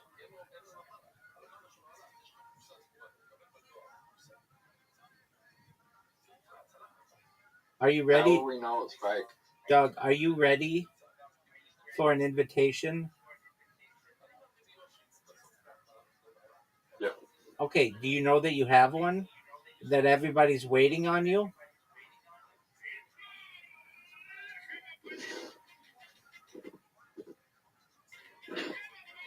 Zoot!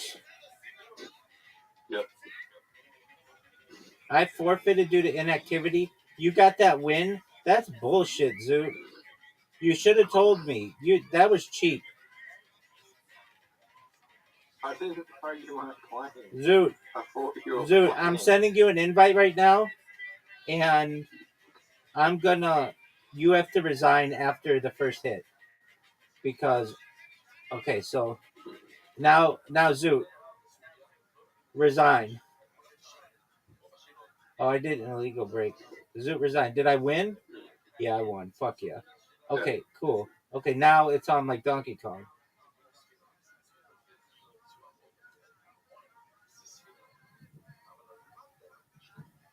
I'm gonna break. Are you sure? Yep. You have an invitation, and you didn't break.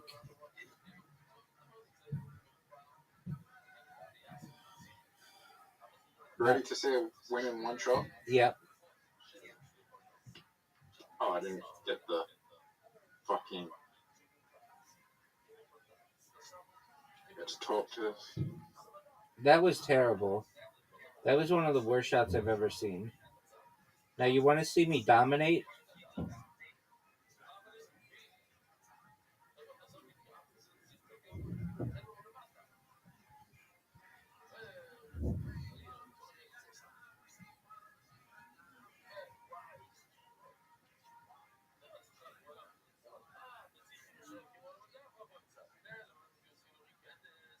Oh, Zoot.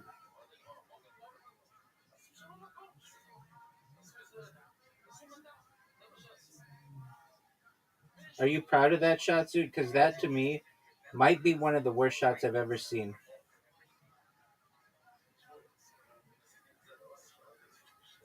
But that was one of the greatest shots that we've ever seen. Zoot, are you seeing this? Zoot, are you ready for this shot?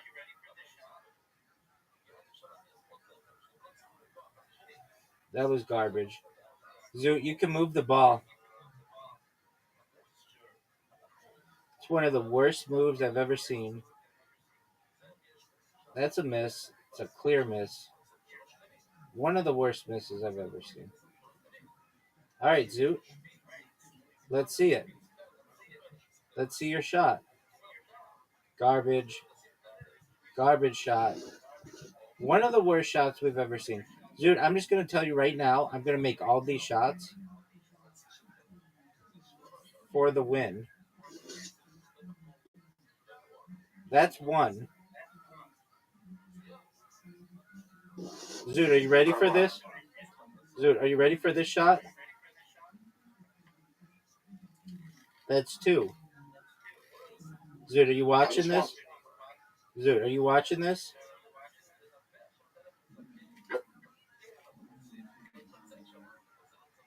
I might have just won. Nope. I put that ball in the most difficult of all positions. No way you get this. No way. Nope. How's it difficult?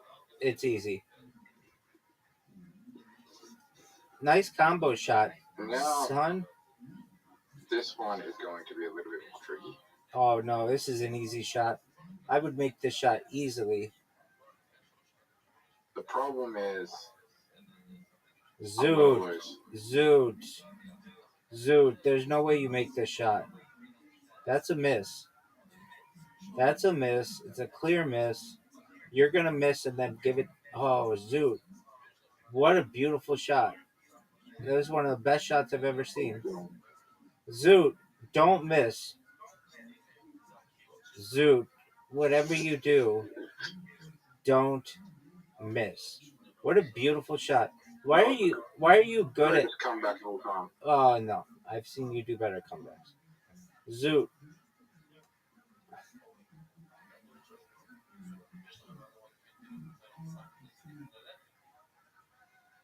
You know Zoot, how easy that was? Zoot, I'm gonna beat you so badly right now. That was a warm up game, and everybody knows it. Are you gonna go?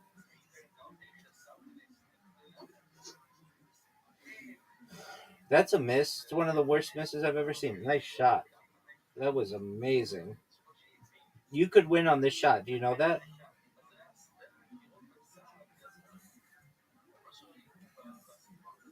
No way.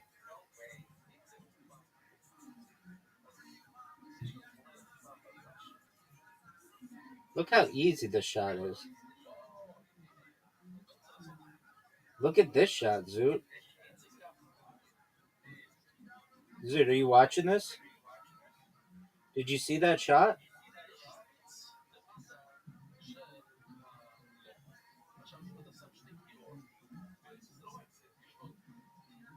Garbage.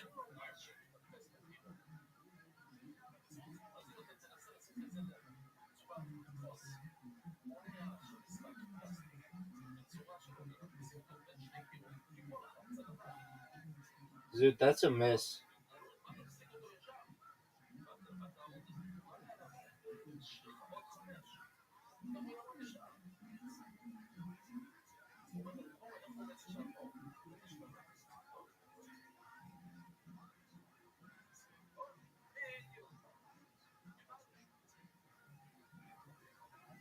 Zoot.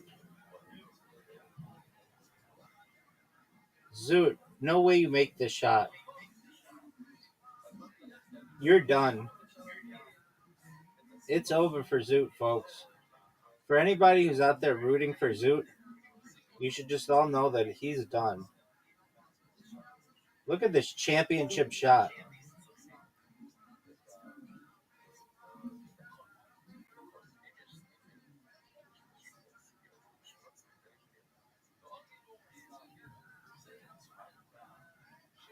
Look how beautiful. Zoot, did you see that? Zoot, if you're not going to talk, nobody wants to play with you.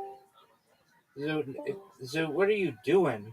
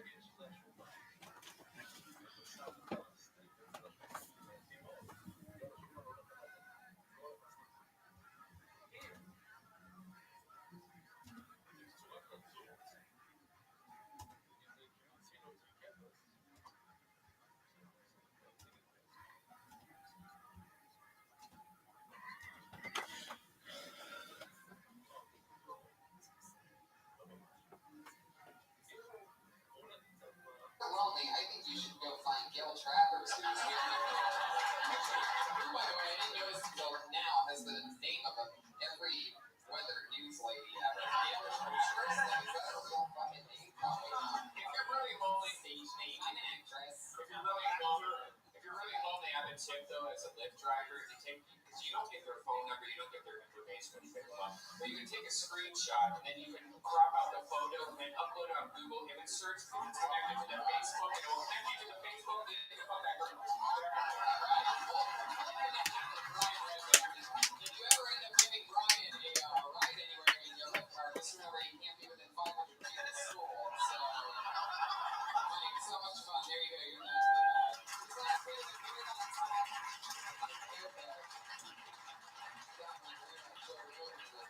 how you doing? Over the train?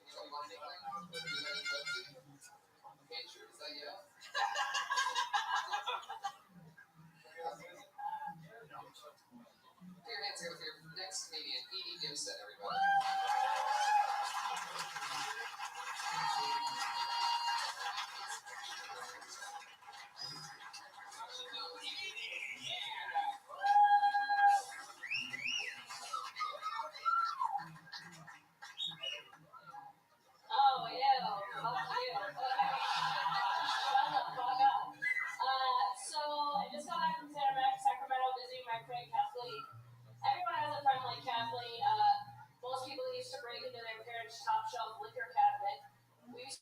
right into Kathleen's top shelf meth cabinet. So the other day we were out drinking and she went to the bathroom. She goes, somebody put something in your drink, but don't worry, they were really hot. I was like, you don't have to drug me to rape me. I will have sex with you for the drugs. You have 21 more seconds if you want to fill it in. Are you sure you want to be done? Okay, when I was down there too, the Raiders are a big thing. Raiders jerseys come in 3 sizes: small, medium, and pregnant. I actually like that one. A lot of Raiders fans in this audience. Yeah. How you doing? Edie Gibson, rising comedian. You've been doing this for a few years, right? You're on the new show with Stephanie and a bunch of other girls called what? Which Am I right? Am I wrong? No. He's on his show dysentery once in a while. Oh, I'm sorry. I thought you were somebody with a better career. Yeah. You guys all looked at me like I was in the balls and I wrote this show that you could have been on my show for a moment. I shot a pilot with a couple of girls for Oxygen as well. Yeah, I thought that's what it was. Did it get picked up? It is the process. Okay, whatever. I tried to make you look cool. Yeah. Next time, just say yes and smile. Right? You cut out of the pilot? No, I didn't get cut out of the It pilot. sounds like you got cut out of the It's pilot. a different show.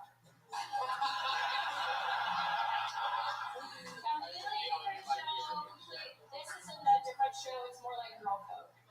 I don't watch any of it. Yeah, let's talk about what you just talked about. And what was it again? I completely forgot it. Going home, visiting my friend Kathleen, and about the drugs. Oh, yes, that's what drugs. Dom, you ever work with Bill Cosby? First time Bill Cosby raped me was it's so funny because I used to relax in front of me and he was to stay awake. I was that relaxed.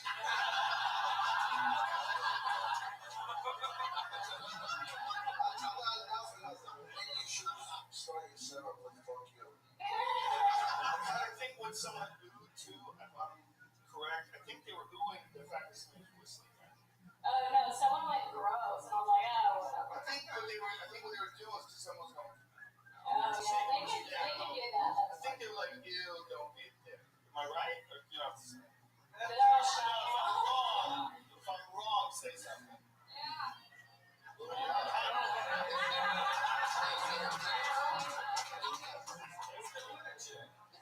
were right. I'm sorry. Yeah.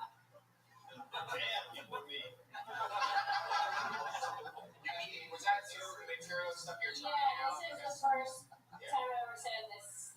Because I've seen, like, you were on the Ice House Friday, it was great, you kicked ass. How many times a day or a week do you get up?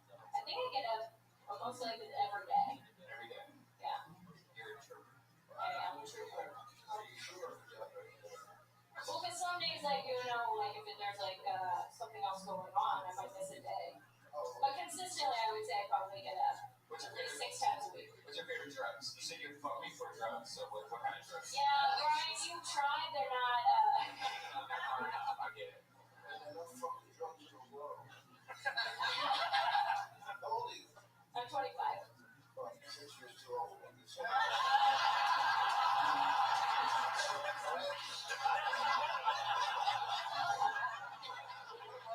Stretched out on 20.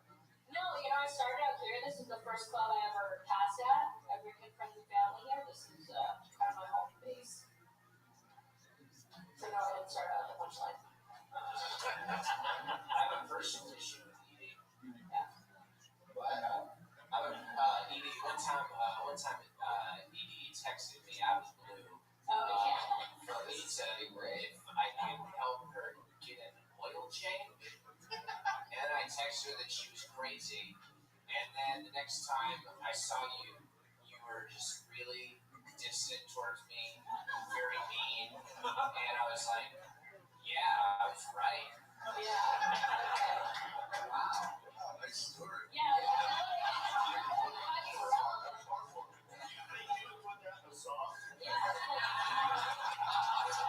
This was also like a year ago. Do you want me to explain? Yeah, sure. I literally texted everyone in my phone. Do you guys know where I can get an oil change? How is that a Because You texted everybody I in texted your phone every male in my phone if they knew where you could get an oil change. if they could do an oil change. You said, Oh yeah? so you texted a bunch of comedians. I said I will pay you $50.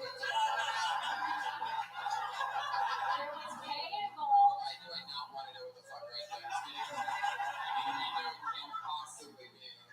What's going on? I touched it and oh, I see. That's how you change an oil. In a smart car, yeah. Wow. So instead of going to a place where professionals will change your oil for about $30 or $40, you offered a bunch of comedians $50 to change your oil. In fact, you said every male in your phone, Yeah. instead of driving down the street and just getting your oil changed. Because I went to Jiffy Lube, I have a smart car, and it costs $115 because I have to use full synthetic oil. No, full synthetic oil is not that much money. I don't know what the fuck you're That's what I said.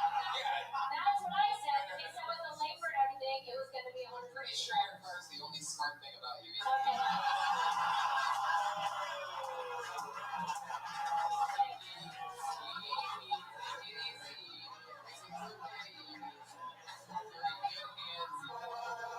Set me up for it, Edie. I had to do it. Yeah, I know it's an easy one. Yeah, sure. It's so easy. Yeah, it was so easy. Everybody loved it. At your expense.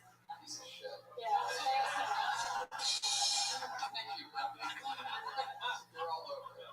So, what else, Edie? Everything good? You excited about things? Yeah, I'm excited about this. It's fun. Adrian, what are your thoughts on Edie? Nice teeth, nice skin, and nice hair. Thank you. Very good. Do it? No. Oh, okay. You're the fucking extreme with this. I actually had a good bit of a joke about my feet. I left feet of a 19-year-old. Nice and fucking tight young feet. Like I said, you had a joke about it.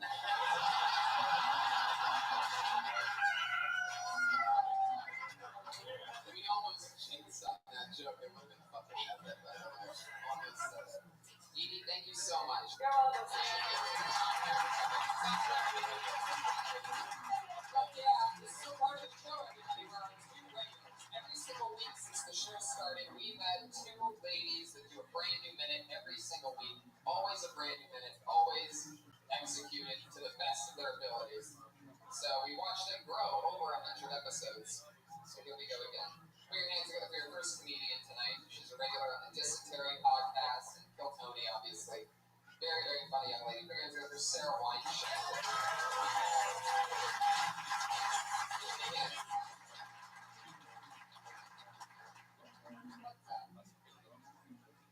Things change people, specifically leather jackets. Because leather jackets are dangerous. Put that on, you're a different fucking person. I have a friend named Charles, got himself a leather jacket, now he goes by Chaz.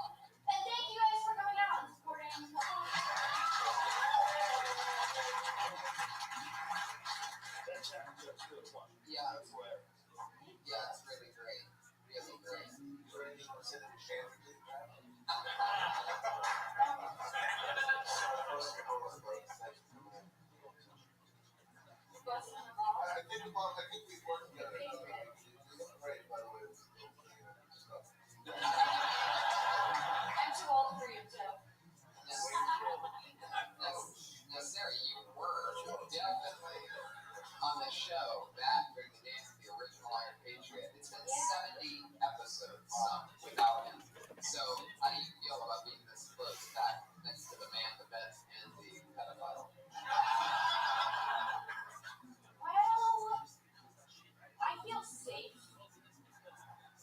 Not very good hair stuff. You know, that you've been here before. It's a different energy. Right. Somebody's there to tackle him if he tries to. Yes. I can see it. Yes. Yeah. Do you remember when I imitated you on one of your first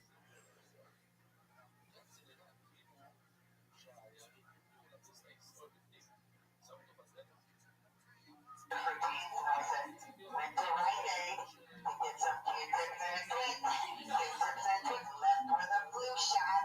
Tony. Left with a blue shot. Now wondering if I'll get latent autism. Okay, this is a tweet from so long ago. Wow.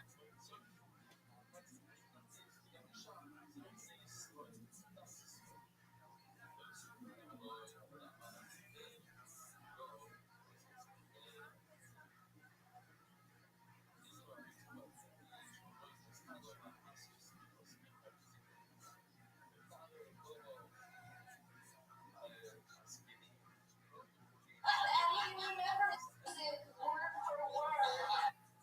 I haven't even talked about Jacks it. off to it every night. A picture of you, he squats over it. Now, Sarah, has the Patriot contacted you since then? And like, has he? You know. You reached out once. Yeah, like your butt, boobs. No, just one.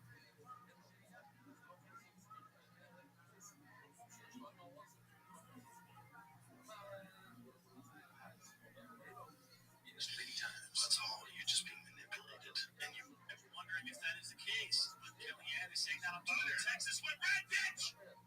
There you go. That's what I thought. I said we deal with Democrat, Republican. We have to attack.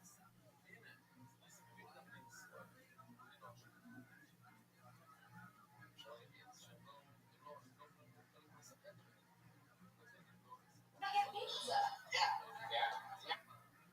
Now, the Patriot, if she went to get pizza with you, Pizza? which That's what you're inviting the Phil Tony house to? Pizza? would you like Chuck E. Cheese? Like, what are you talking about? Would they be safe if they got pizza with Now there's a place down Hollywood Boulevard. I want to take her for pizza. Oh, wow. Only the best. Hollywood Boulevard.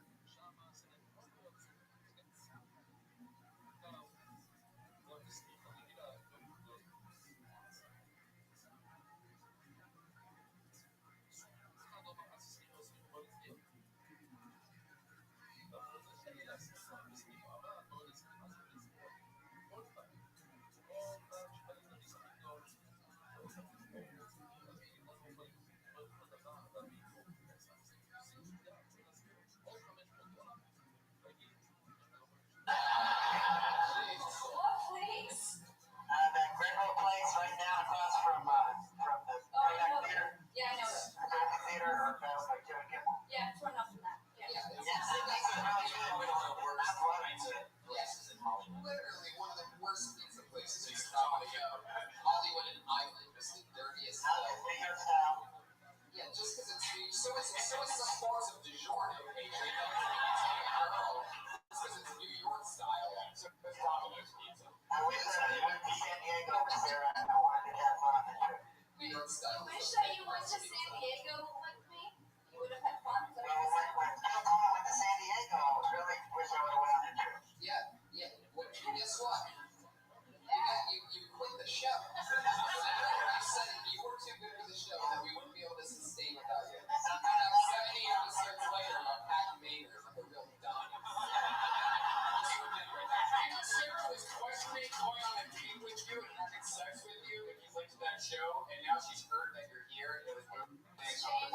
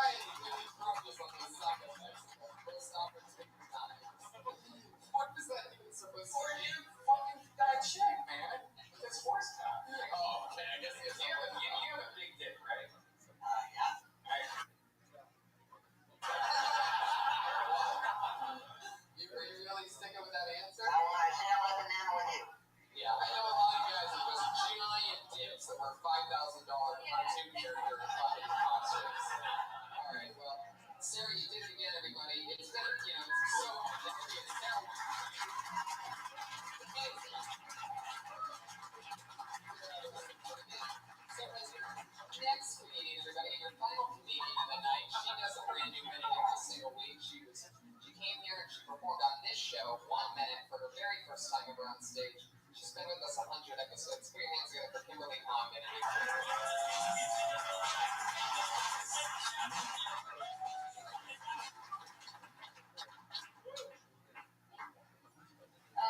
So I don't get super emotionally attached to men that I hook up with. And it makes it weird when they want to end it because they get really apologetic.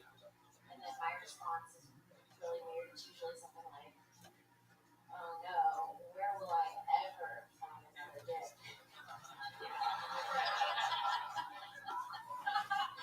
It's like, I can find a new dick faster than I can find a band-aid. Like, I can yell out right now, does anybody have a dick for me? But if I yell, does anybody have a band-aid? You guys will be like, no, but I have a dick.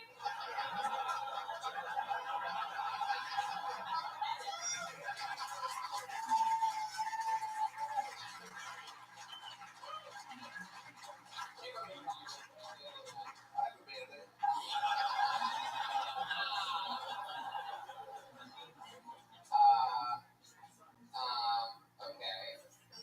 I missed the ending of it. How did you just let I can yell, does anybody have a dick for me? And everyone says, yeah. But I yell, does anybody have a band-aid? And someone goes, no, but I have a dick.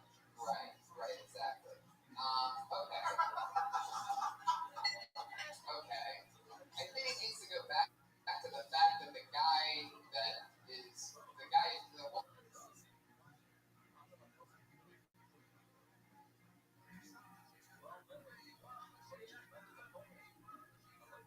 whole thing is about what? It's about he doesn't want to hurt your feelings by saying that he's no longer interested. Well, the whole premise is it's just like a lot of news out there. There's like a lot of options. Like a lot of people, you know?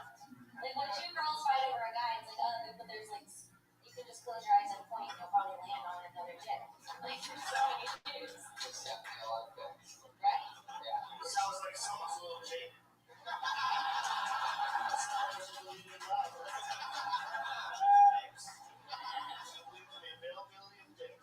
I mean, love's cool too, I guess.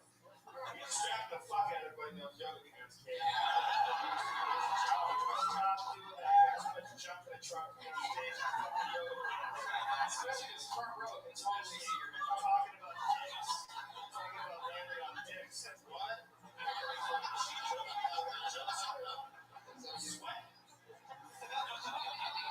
I think it's harder for the audience members that are seated directly behind you than it is for the ones I'm talking about John Rivera. He's Italian.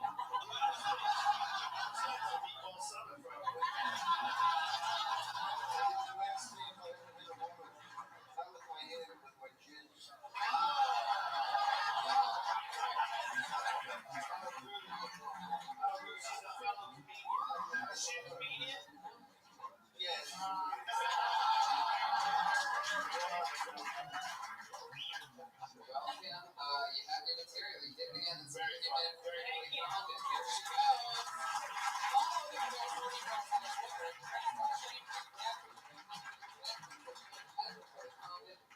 Guys, we did it. That's episode 100.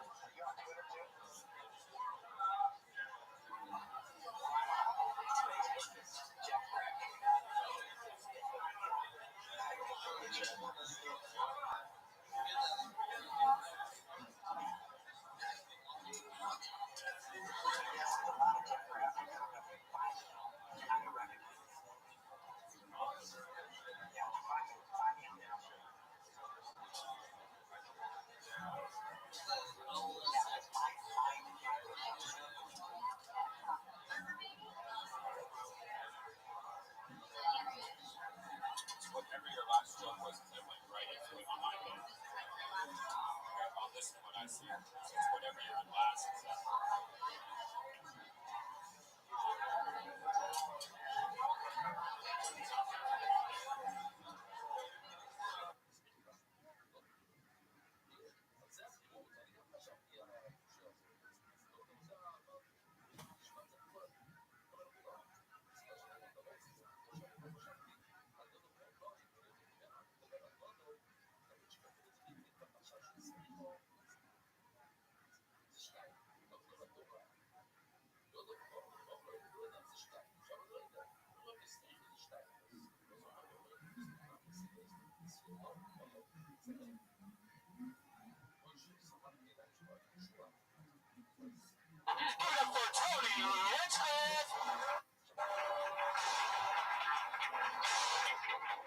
Oh shit! We're doing it again, everybody. Welcome.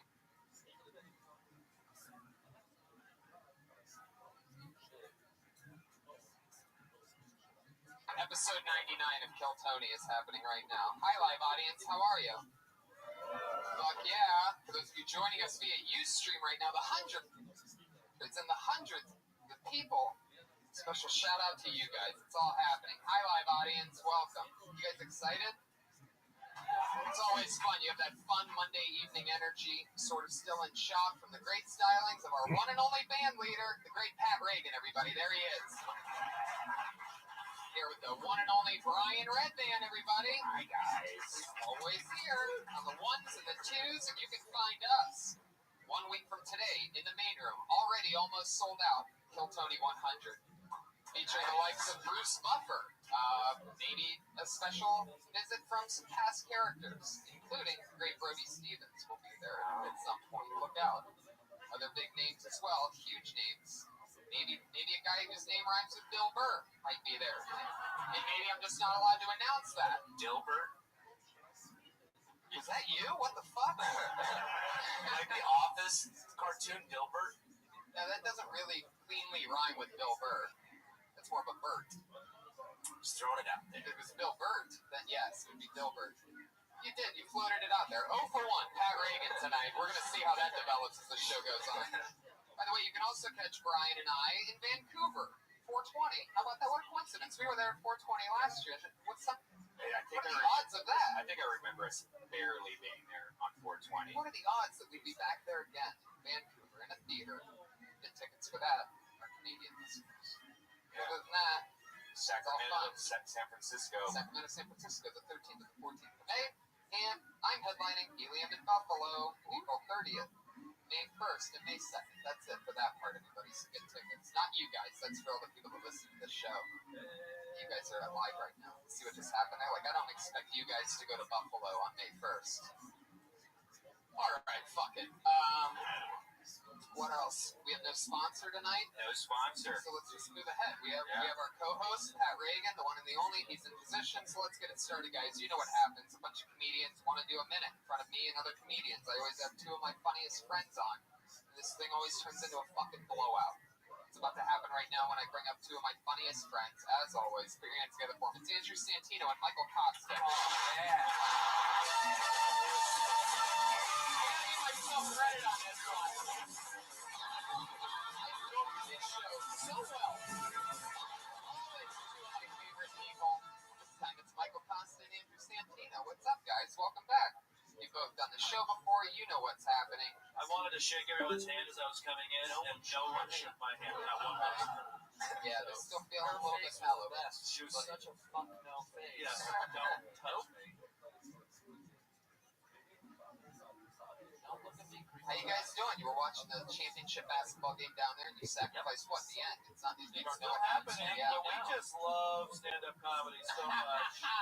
But I'll tell you, 68 68 to 63, Duke. Whoa, Duke's pulling ahead again. 5 seconds. That fucking Mike Krzyzewski's a monster. Yeah. He's really good at that. Oh, no, he's good at the. Yes.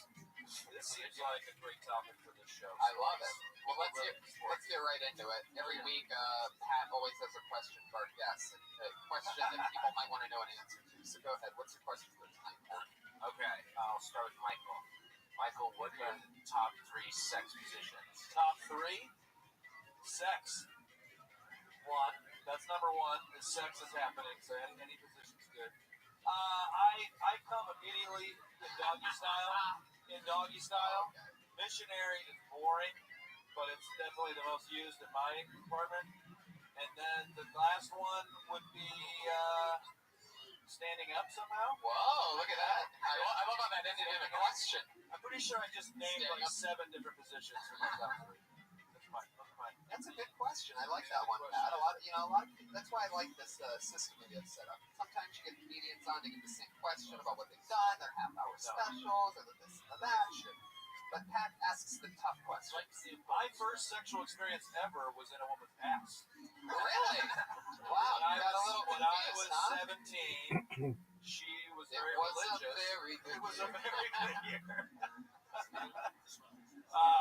She was very religious, so she wouldn't let me penetrate her vagina, but the ass was okay, and I was okay with that. You know what they do now? It's called soaking. Yeah, I've heard about soap. You just stick it in and let it sit. Let it sit there. Yeah, that way it's not sex. You put it in the vagina and let it soak. It's not fucking. If you don't pump, it's not sex. That's what the Mormons do. Yeah, it's The called Mormons are totally okay with soaking. I love soaking. Have you guys ever soaked before? Like love after sex, you just put it in and go to bed, and you wake up the next morning. I love that. The deep soak. Yeah, the deep soak. Pat, what's your question for Andrew? Andrew, what's the worst breakup you ever had? It's gonna happen any day now. The worst breakup I've ever had. That's terrible. I've never been dumped because I'm a misogynist, so I do all the dumping. I've done all the dumping, and I think the worst for her was when I moved to Los Angeles, California. I told her the day I was moving that we were breaking up. I had the U-Haul package. She's like, she was under the impression that she was going to come with, and I just said, I'm going to go without you. You used her as a mover. Yeah, put all that stuff in. But that goes over here. I made her do the Tetris of stuff, and I was like, I don't like you enough to take you. I gotta go. Wow. I told her so, but oh well, life goes on for me. You know what I mean? Not for her, but Oh, I love it. That is a bad breakup. yeah. Good question. Good questions. Put your hands together for Pat Reagan, everybody. He's going to be there all night. Good question. The band leader, the a cappella band leader, the one-man band. And that woman turned into be Megan Fox. Do you ever talk to her anymore? Megan and I don't communicate as much as we used to. Not after she went with the bag with Brian Austin Green. We really don't see eye to eye. We're just two totally different people now. You know what I mean? We have different values. Boom. Special shout out to Megan Fox out there, everybody. Let's get this party started. You guys know what it is. Over 30 comedians signed up for the opportunity, all knowing what they were getting into, to perform 60 seconds of stand-up comedy in front of you and my friends here. Comedians, you know you're 60 seconds up when you hear the sound of a kitty. It's adorable. That is cute. Look at that. That means wrap it up then, or else you're going to bring out the angry West Hollywood Bear. Whoa.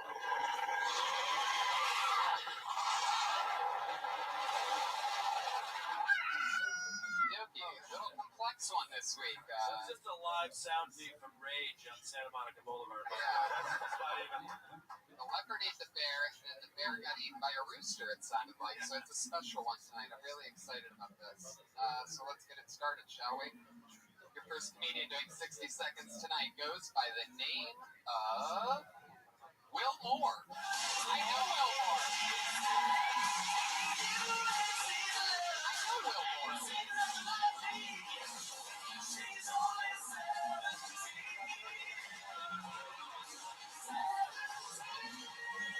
Here he is, Will Moore, everybody. Drove here from Ohio.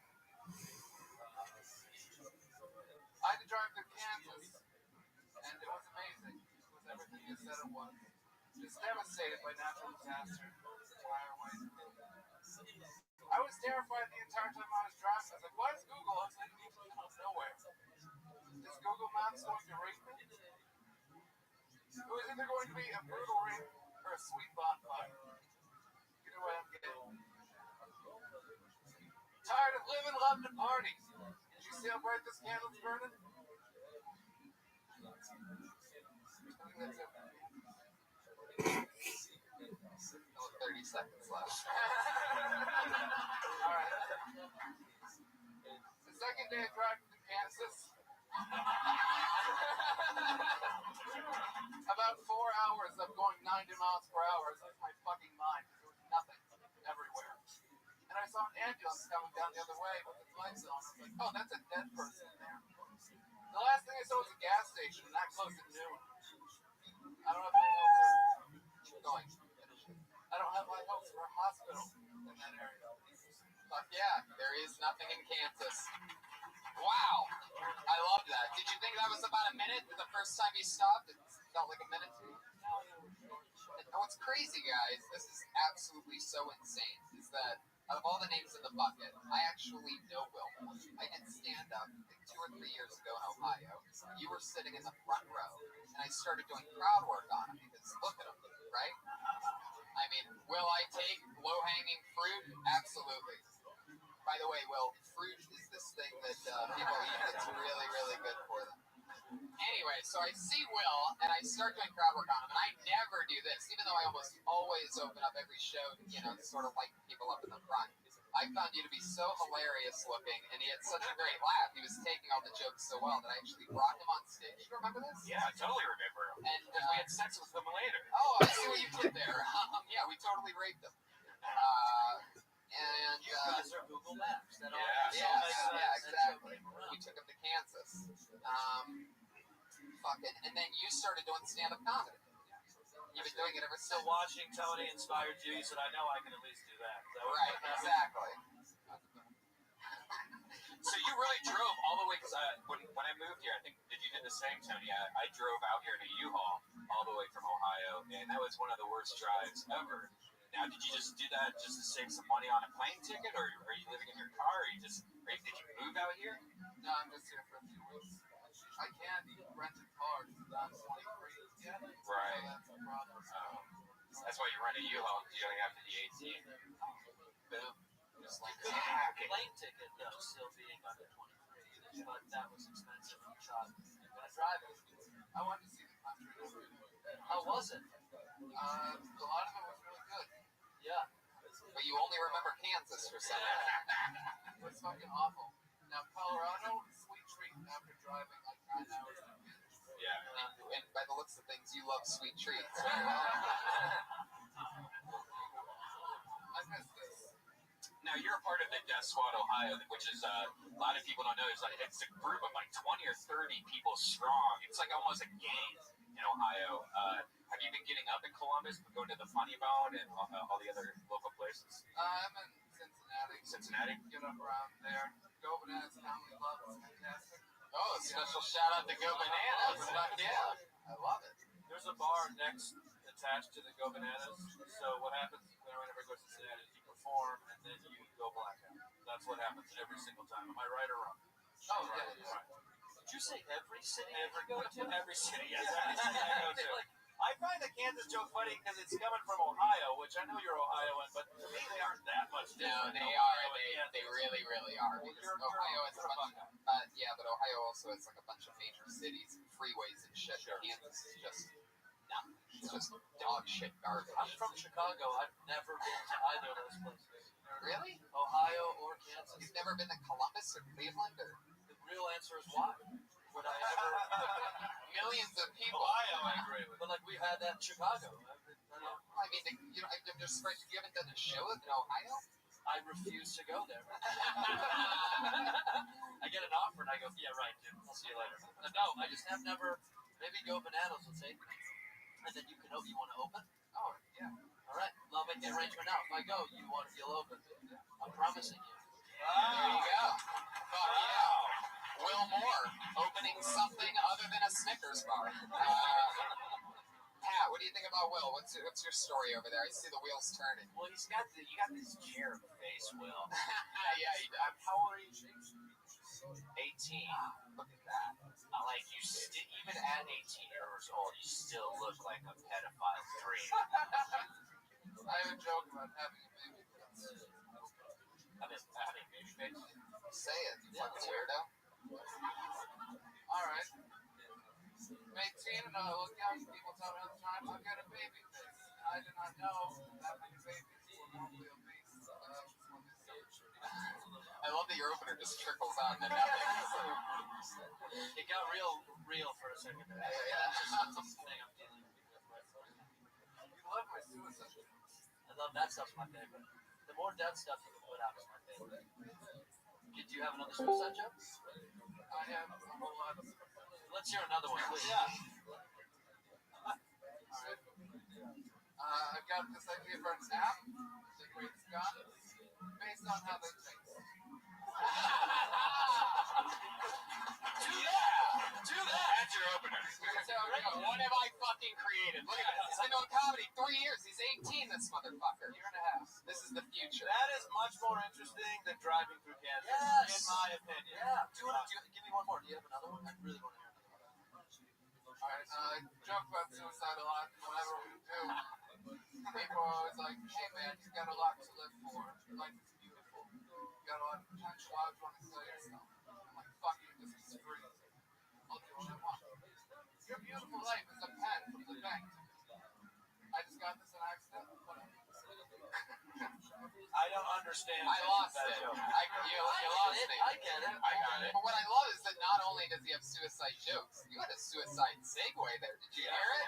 A lot of people tell me I joke too much about suicide. Like that's like powerful. You had that cleaning off. And you have suicidal stage presence because suicidal jokes with your voice together, perfect. We all feel like you're gonna kill yourself tonight. Fuck yeah. He's the only guy that's written a suicide note in the cookbook before.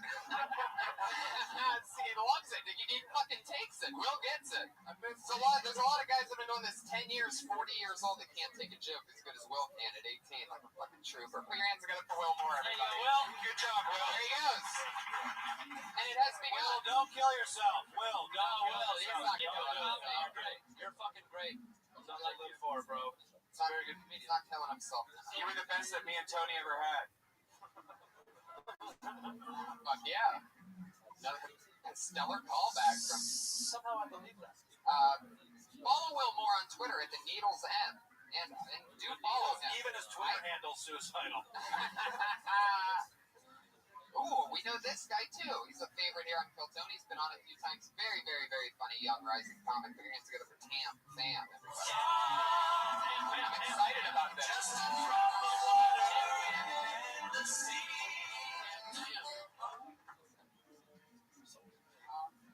In second grade, my parents came to tell me that I did not win, and that sucked. Imagine you're me, right? There's this 8-block drive home, disappointed Vietnamese dad, and you have to wait. Second place is still pretty good. You know what that drive is like? I don't even walk home that day. But there is a happy ending. My dad is now burning in hell. I'm saying that metaphorically. Burning in hell is just what I call living in Fresno. I occasionally meet Asian people who did not do well in school, but never any with ADHD or dyslexia.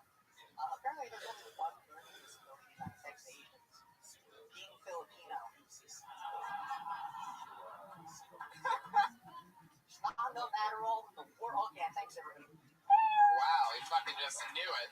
He knew it. You have a good internal clock, Tam Fam. Tam Fam, are you on Twitter or anything, or what's? I mean, that's ballsy to wear your Twitter handle on your T-shirt. Man, That's this not is- the word you're looking for. Yeah, ballsy is not. Stupid is the one. I fucking thought I was hilarious and you're so funny. The thing I like about you least is that you're promoting your fucking Twitter handle on your shirt. But I thought your stand-up was great. Yeah, this is your 4th or 5th time on, right? Something like that. And every time you've worn the shirt, I'm just curious, how many followers do you have, Tam Fam? 200 something. So that's working for you, that shirt? I like it. I want to see Valvoline patches and Mountain Dew stripes. it'd be very ironic that an Asian guy was one dressed like a NASCAR, so that'd be perfect. Do you wear it out in public during the day or only to shows? Just a show. Yeah, change your business model. Because if you wore it during the day, I assume you get more funny people don't wear that shit. That's funny stand-up comedy, at least to me. I thought that was funny stand-up comedy, but it doesn't. The fact that you're over-promoting to me fucks with my brain. Me personally, that's how I am. That being said, you guys should follow me. So Tam Fam, what do you think about this? With the only advice being about your shirt, that you think that's a pretty good problem to have? That's pretty good. I get bombed, so I guess that's alright. Maybe your mom can just dry clean off the letters, and then you'll have a really cool plain blue T-shirt. Was there an opportunity for him to, like, I think it was funny when he said, my dad burning in hell, and I almost wanted him to spell out one of the words. Like, hell, H-E-L-L. Or I don't know. Just because to me, the spelling bee is fucking hilarious, because most people can't offer the point of view of being in a spelling bee, I don't think. Yeah. I've never done a, like, professional spelling bee where my dad drove me and stuff. Well, how does the part of the spelling bee? Because I had to walk home. Yeah. I think that might be where it is. Yeah, H-O-M. Or spell it wrong. Home. All right. H-O-M-M-E. P-H-O-M-E, like foe. He's a bad guy. Is he disappointed in you now? I haven't talked to him. Is he dead? You haven't talked to him in how long? Since you play second at the spelling bee, is that what? Do you want to call him right now? No, you don't. You don't want to call him right now. This is a really good opportunity to call him right now. You want to do it? Doing very well in front of a lot of people. It may improve your Twitter followers. I think you should do it. Tam, if you do it, it's going to steal the show. Do you have his number? Do you want to steal the show and do it? Tam.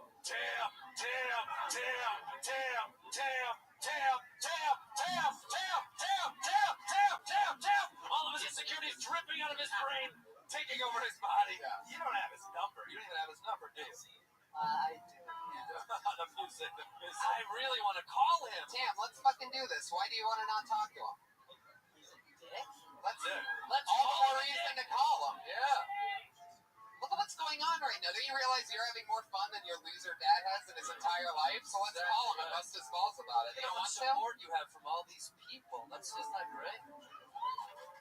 That's a fucking great thing. Tam, Come on, Josh Martin do it. Come on, Tam Fam. Pull out your phone, hit send, put it on speaker. Let's do this. Tam's dad is at home in a t-shirt that says, at Tam Fam Dad's Comedy. And he has 217 followers. A little bit more. I don't want him to call his dad.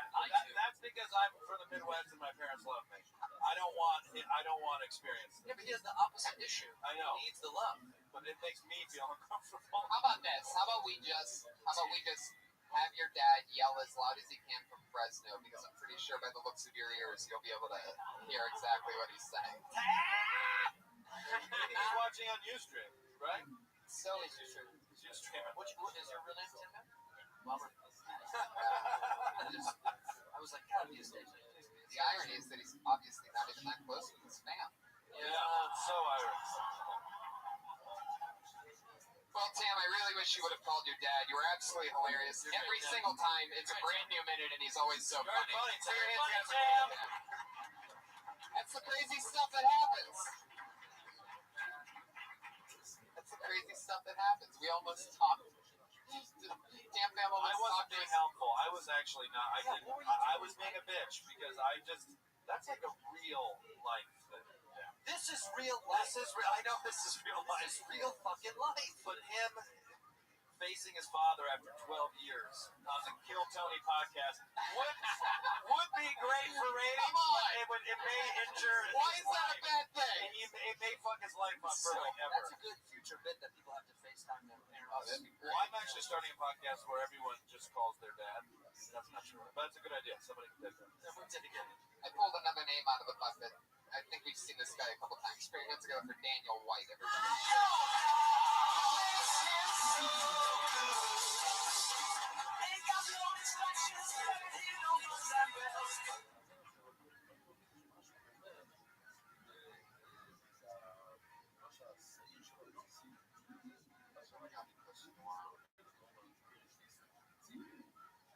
Wouldn't be that bad, like nobody else got pussy. That's how I think of it, like if I'm alone, like masturbating in a room and nobody else is around, I really get a sense of like accomplishment, like really getting away with something. And if there's somebody in the room next door to me that I could actually hear, it's a lot harder. And then after a while, if you go too long without it, people start accusing you of being gay, right? Which I don't have any problem with gay people. It's just the logic's a little off. It's like going up to a starving kid in Africa and being like, "Hey, you don't like food, fag? This guy likes flies, man."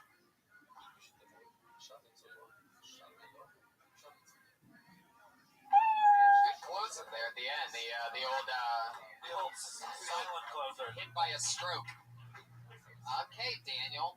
How do you feel about that? How did that feel for you? I went better last couple times. I bet it did. So this no pussy thing, what's happening? Are the girls that you're trying to hook up with watching you talk about that? No, that's exactly what I do. Watch Kill Tony tonight. It wouldn't be that. It would be those other shows where it supposedly goes better. So that joke has done better at other stand-up comedy venues. Yeah, okay. It's similar people, similar audience, similar. Yeah. Less people, bar shows. You're used to these packed crowds. Usually more comics. Usually more comics. Maybe an act out. Have to jerk off act Yeah, out? the jerk off act out. You know what I mean? Yeah. And he's listening to the. Yeah. I mean, the listening face is always funny, but then while jerking off, it's kind of funny too. When's the last time you got laid? Oh, that's just the opener for the bit. So, but you didn't answer the question. When's the last time you got laid? I don't think you get it, Daniel. It's about honesty, man. Oh, it's probably A week or so? Well, why wouldn't you talk about anything else in the world? How about before the week? How long was it before that? not too long. It's just. So who are you trying to connect with? You're going outside of what's really happening to you to find something. Well, why? There's been dry spells before. So you're a guy. Yeah. Yeah. Not gonna lie. But so your lead joke should be, I've been getting some good pussy lately. This week, last week. Hey, there's some dry spells, but I'm a guy. Right. Yeah. And then that's the joke. Yeah. You can still do the masturbation joke, Yeah. and whether you get pussy or not. Right. You're probably, like every male in this room, masturbating 5 to 10 times more often than you're actually getting laid. I was hoping you said a day. I was waiting for the day. I wanted a day to be the day. I wanted it 10 times a day. Pat, I see the wheels turning over there. What's going on? What's here? I just have some honest. Whenever Pat does that, he's about to get very honest. I feel like, the material, it doesn't even, it does matter, but it doesn't, I think the thing you gotta grapple with is your physicality on stage. It's you're like kind of hunched over, and then you just held the mic down at your dick at the very beginning for 3 seconds. Almost like it was going to talk about not getting laid. It's not working for me. Which would be a funny bit. That would be a funny bet. Yeah. It felt very acting, like you were in acting class and you were kind of doing a There was. scene. It was like a monologue. You were looking down and pacing back and forth. It makes the audience I think anxious. it's like depression. But don't do it if it's Why? not real. How about this? This is a better way to look at it. The week ago that you did get pussy, that experience, was it fantastic? Was it terrible? What was it? How'd it go? It was so-so. Is there something so-so that you can talk about? That's funny. Why was it so-so? She had flies in her pussy. Jesus. I'm not lying. I've actually repeated them. So just start telling the truth. Stop worrying about sounding cool. I asked her Immediately. I asked her where she wanted me to finish, and her quote verbatim was "away from me." I mean, that's He's hilarious. doing another joke. Away He's from doing another joke. I know. That's a joke. I shit you not. So where'd you finish? I just I don't rolled believe over. for 1 second she said that. Why do you Rolled think? over. What? Other way. Other way? What? Where? Where did it land? You fucking. What are you? What's going on right now? On a floor of a hotel room. Is that where it was? The Sahara Inn, Sunset Boulevard. Wait a second. The amount of people that are visiting Was it the first time you hooked up with this girl? No, for an ex-girlfriend. It's an ex-girlfriend. So why was she in a hotel? Because I was visiting my hometown. Oh, a week ago. Where's Where's she that? live at home or something? Why the hotel? Does she not have a place of her own? Is it a her mom and dad? Mom and How dad. old are you? 28, How old is she? 27. What's? Whoops, gotta get out. Well, at least they got a hotel room. I mean, some people go fuck in the backseat of their car. That's great. They got a hotel. What was the name of the hotel? What was it a hotel or a motel? Motel. Holiday Inn? Hotel 6. So, Wow. dude, We'll leave I the was light on fucking for a you. week ago in a Motel 6. Yeah, that's funny, dude. Already up there, I'm with you. I see it. I physically see that dirtbag hotel. I believe you, based off your look, I believe you that that's Of true. course. Yes, Yes. absolutely. Yeah, definitely. Free HBO, you're there. I'm pounding my ex. And she says, come anywhere but on me. Away from Near me. What is it? Away from me? Fantastic. And that's a reflection of your own being. I mean, not genuine. That's funny. That's funny. That's funnier to me than the masturbation joke. That is to me. I also think someone said it over here. It wasn't even me, but if as a comic you look anxious, unless it's like you own it and you're the weird anxious guy. But if you look anxious, guess what the audience feels? Anxious, and no one laughs when they're feeling fucking anxious. So I would like you to feel more comfortable, look more comfortable on stage. But most likely that comes from just doing tons and tons of sets. And you're gonna look more comfortable on stage if you start talking about things that are actually happening to you instead of playing some character that's even sadder than the one that you already are. Yeah, it's very dramatic, and I think in a comic club, it's very hard to pull that off when everyone's just like, "What's going on here? God, what's up with this guy?" So what we learned today was... And hold the mic up to your Tell face. the truth. Tell the truth. Tell the truth. The truth is always funnier than I don't get fucked ever. Because, I mean, when you say, oh, I haven't been fucked in a while, the first instinct is like, okay, yeah, for sure, I see it. But, and I'm just being honest, like, okay, big fucking deal. Like I said, I can see that about most people I see. But when you say, hey, I just fucked a week ago, and here's the tragedy of it, then that's connectable and fun. Then people are like, I know that, I've been that, I've had that. Instead of I haven't fucked it. First thing though is just like, What was the sex like? This motel sex. Oh, it was awful. How long did it last? Oh, actually, quite a while. There's alcohol involved. I mean, In some alternate universe, she's at an open mic show saying the exact same thing. Right. It was awful. You should see this guy. He wears dress shoes with jeans. Yeah. It's like this whole... Okay. Found this sweater at the Motel 6 and just put it on. I'm going to keep this. Yeah, you should. I think you have I don't know, but I bet you have interesting hair, and I bet if you took the hat off, I bet your I've hair. been on the show before. I think your hair would. I don't even know, but my guess is you have funny looking hair, and that will add. There he is. I like it better. I like that better. I like that better. Now he's the guy from Undateable, everybody. Look at him, Zach Red. Put your hands together for Daniel White, everybody. There he goes. He's on Twitter at Dano Comedy, so you can follow him. You show watchers and listeners, you. At Dano Comedy. Wait to get stabbed by one of these guys. I know. Later on Sunset. This is episode 99. I've survived 99 of these. It's any day now. Crazy, right? 100's when you get your first. I'd be really disappointed if anybody tried to kill Tony. Episode 100 next week, everybody. I pulled another name out, and it is Lane Smith Jr. Sounds like a new name to me. Lane Smith Jr., everybody.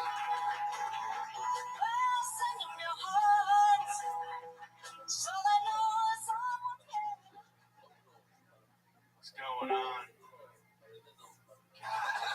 Welcome. I am the sweatiest hand in the world. iPhone, fuck you, iPhone. Can't use it. Swipe right, yeah, right. accept a call, no. I need a slide right. It's actually, I have an issue with women. I can only go so far without touching them with my hands. And I gotta like sit them down and just talk. I'm not a serial killer, I'm not a rapist or anything like that, but I got mocked. No. I'm so sick and tired of seeing women give me that what the fuck look when I touch them with my wet rags. You know, in movies, there's that guy hanging off the cliff, right? And then there's that other guy that runs up and he's supposed to save him. I'm not that fucking guy. You're gonna die tonight because I got hands like fish.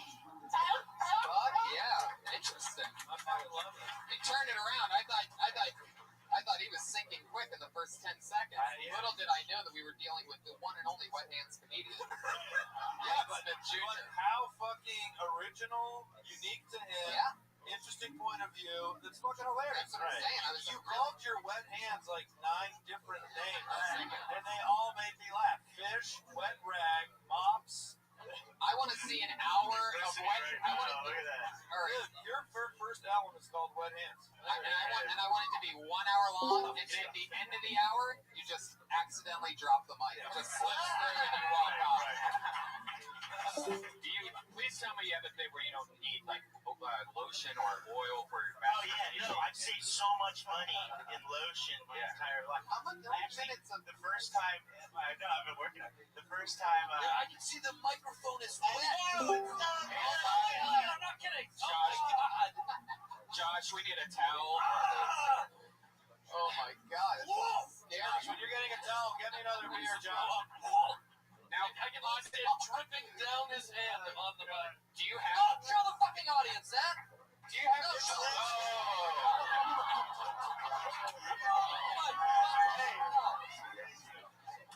Don't wipe your face. I'm giving massages downstairs for $5 after the show. I do men and women. God, look at the looks on people's faces. I know. Look at the women. They're like, fuck. But dude, my college. Good thing your hands are wet because you're only going to be touching dry pussies for the rest of your life. That's fucking disgusting. It's great. He starts fingering a chick and she's immediately soaking wet. It's like, oh my god, I'm so wet. I don't even like you. I'm being raped, but I'm So soaking wet. So true. My college roommate had, I forget what it's called. Is it hydro? What's it? Aquaman. Yeah, I don't know. No, it's like, it's a medical term. Hydrohytosis? Something embarrassing. is what Something it's like called. that, right? So this guy, he was my roommate. I mean, it was debilitating for him. Like when he would go to a social function, he would try to shake hands with girls. Dude, it was a nightmare. He had surgery. They went in his armpits and they clamped his like sweat valves. He would have sex with girls and he have to change all the sheets. All the fucking sheets. Like being a squirter. Yeah. Does it smell? Does it have a smell? No. It's No. Well, don't say it like that. Exactly. I mean, like, what are the assholes? No! You ever experience this? No, my squirting hands don't smell. Sweaty, smelly hands is way worse. So Wow. So All your life? yeah, my whole life. What about writing? Oh, awful, dude. I can't do.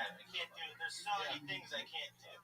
What sports did you play as a kid? Not Basketball, basketball. baseball, Don't they're throw all me out. for the game-winning shot. Don't throw it to me. Wow. I'm running away from it. How many minutes of wet hands material do you think you have? If you had to guess. Probably about a good 10 minutes. It's I amazing. see hours. I see hours, and then It's my thing, you know? Oh, trust me, we got that. Yeah, you have it. That's all we know about you. Keep it. If you're at a standing ovation, it's just like a mist cloud or Oh, dude. I get weird looks from people in front of me because they're getting splashdowns for me clapping. Wow. But this is what Jesus this is what stand-up. This is what I love stand-up comedy because we celebrate these weird fucking things in our life, and it's like it's honored here in the space. You should sell merch, but it's like those plastic gloves. So when you shake hands with people, there we go. I just made you an extra 28 bucks. Yeah. I loved it. I thought it was super funny. At first, I thought you were gonna be fucking terrible. Yeah. But then you got into the personal shit, and I was loving it. It was great. Where are you from, Lee? I'm from LA. How long you been doing stand-up? This is my first time. Really? There you go. You hear the sound of that random bird, and you know that it's somebody's first time here on Philtona. We also was doing this, though. This? We might have this. Yeah, it's got better grip on top of the mic. Oh my God. Dude, you're going to be a fucking legend. Holy shit. That is crazy. Yes. This is why I'm a German.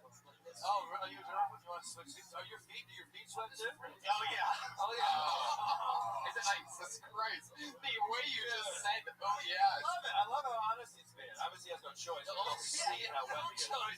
My feet sweat. The feet, if you sweat too much, there's a smell. And the guy that manages the house I live at, he makes me keep my shoes in the shed. What? Go to the shed. You guys have a shed? We have a shed. Yeah, we have a shack. It's just a shed. It's just a stuff like that. It's just a shed filled with his shoes and his gloves. Hey Pat, will you shake hands with them real quick? Oh my God! I just What was the point of that, Brian? Just to gross yourself out? And then Josh gives him a towel. I just God. solved California's drought problem. There you go. More Lane Smith Jr. Wow. So this is your first time on stage performing, and you killed with the wet hands thing. You're already talking about honest stuff. You're already in the mix. I like your style, Lane. Come back again soon. You're the wet hands comedian. I'm the wet-handed bandit. The wet-handed bandit. Oh, yeah. All right, give it 5, bro. Give him a hand, everybody. A normal hand. Oh my God.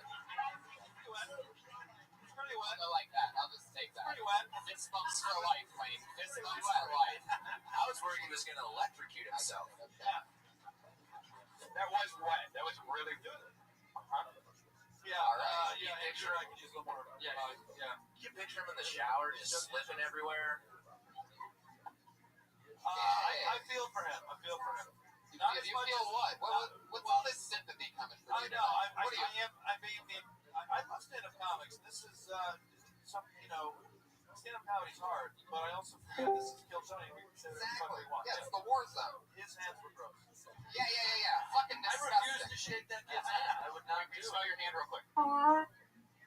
It's weird. It's fine. Hey, there she is.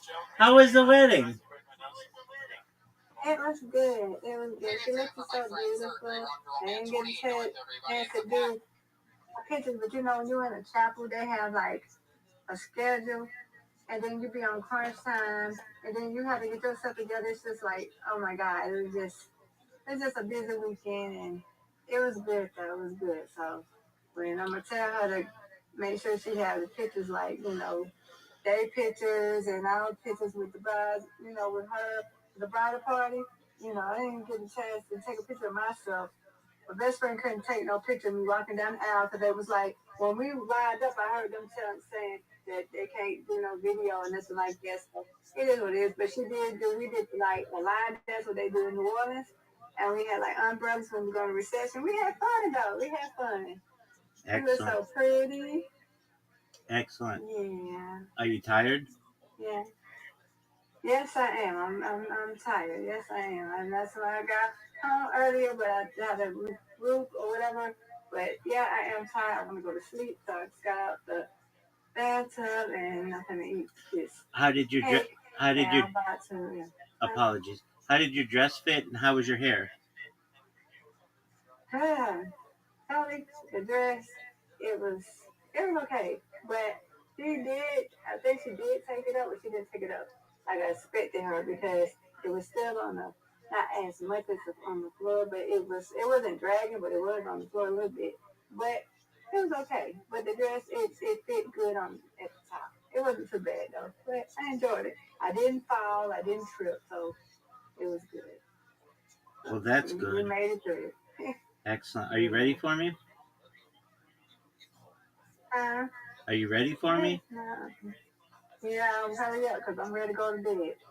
Okie dokie. I have not slept today. I have not been up since 6 o'clock this morning. Alrighty. I'm going as quickly as my thumbs can go. been on a wedding trail this weekend. I don't understand it. So I'm tired. how was the bachelor or bachelorette party? How was all that? It was good. It was good. We had to have somebody to bring us home because they got toasted, and I was like about to fall asleep and everything. So yeah, we had a real good time. Excellent. And how was the bridal party last night? It was okay. We didn't really get to put up pajamas on. I wore mine to go to sleep. Okay. So, hold on. That's to go to sleep. So yeah. Excellent. Other than that, it was nice. We didn't get in until like 10. When it was time to go to bed. We was trying to get some Ooh. We was trying to get something to eat.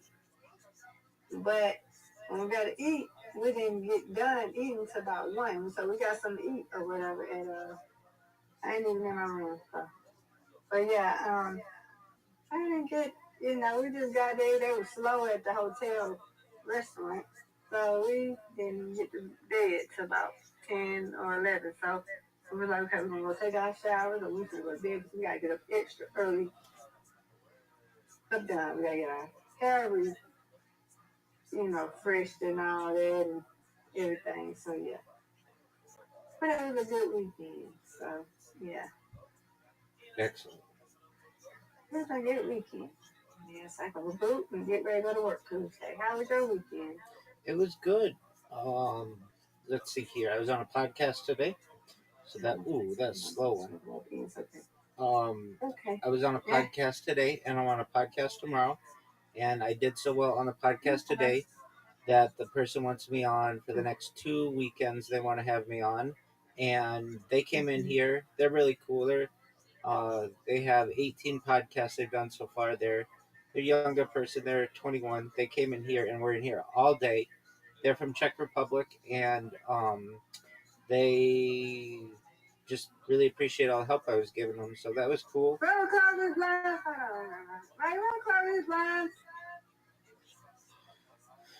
you gonna close them? Okay, man. I'm here. I'm eating my cake. I can do it. Okay. You missed your shot, and that's okay. I miss my shot so it's even. It's okay. All right. Okay, it's your turn.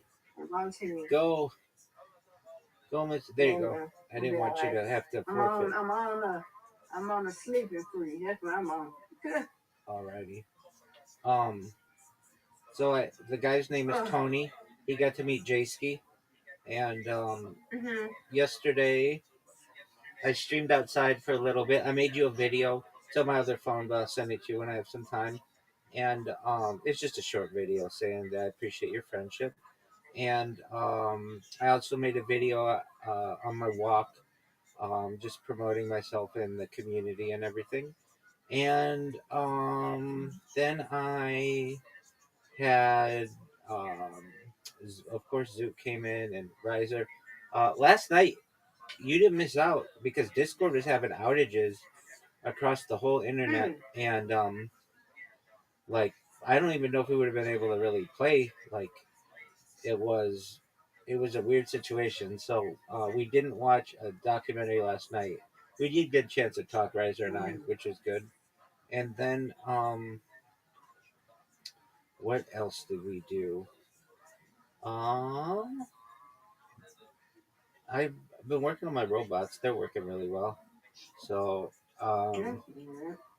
like now, if you on like quite a few different social medias, if you type me in pictures of so I like classy women and like especially like older pictures of women. I like older women too, but like uh get it. I like Whitney Houston. I like you know who Felicia Rashad is? Felicia Rashad? Yeah, she played Claire Huxtable on the Cosby Show. Yeah. I've always thought she's really pretty, and people like Audrey Hepburn and Marilyn Monroe and stuff. And so what I did was I got a bunch of pictures of all of them, and then I put like alt text. It's called alternative text, and I put it on my blog.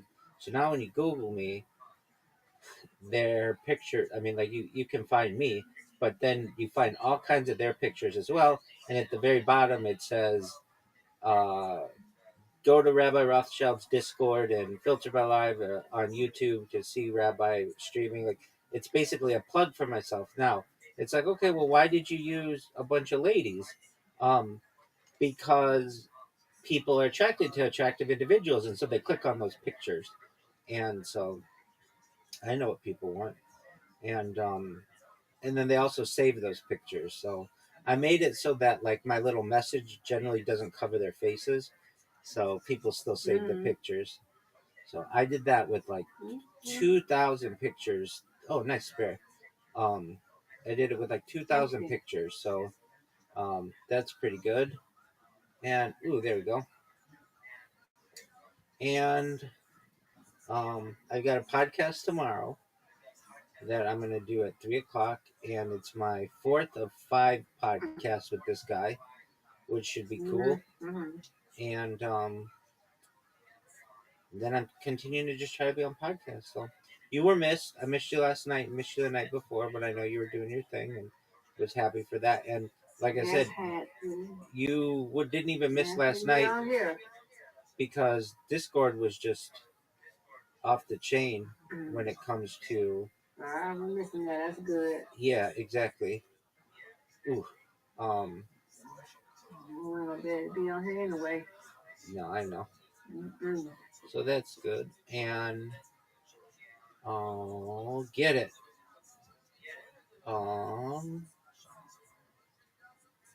But yeah, she's a baby now. So I'm so happy. She's a baby now, you said? Bailey. Her last name is Bailey now. Oh, okay. Very nice. That's a good last name. Mm-hmm.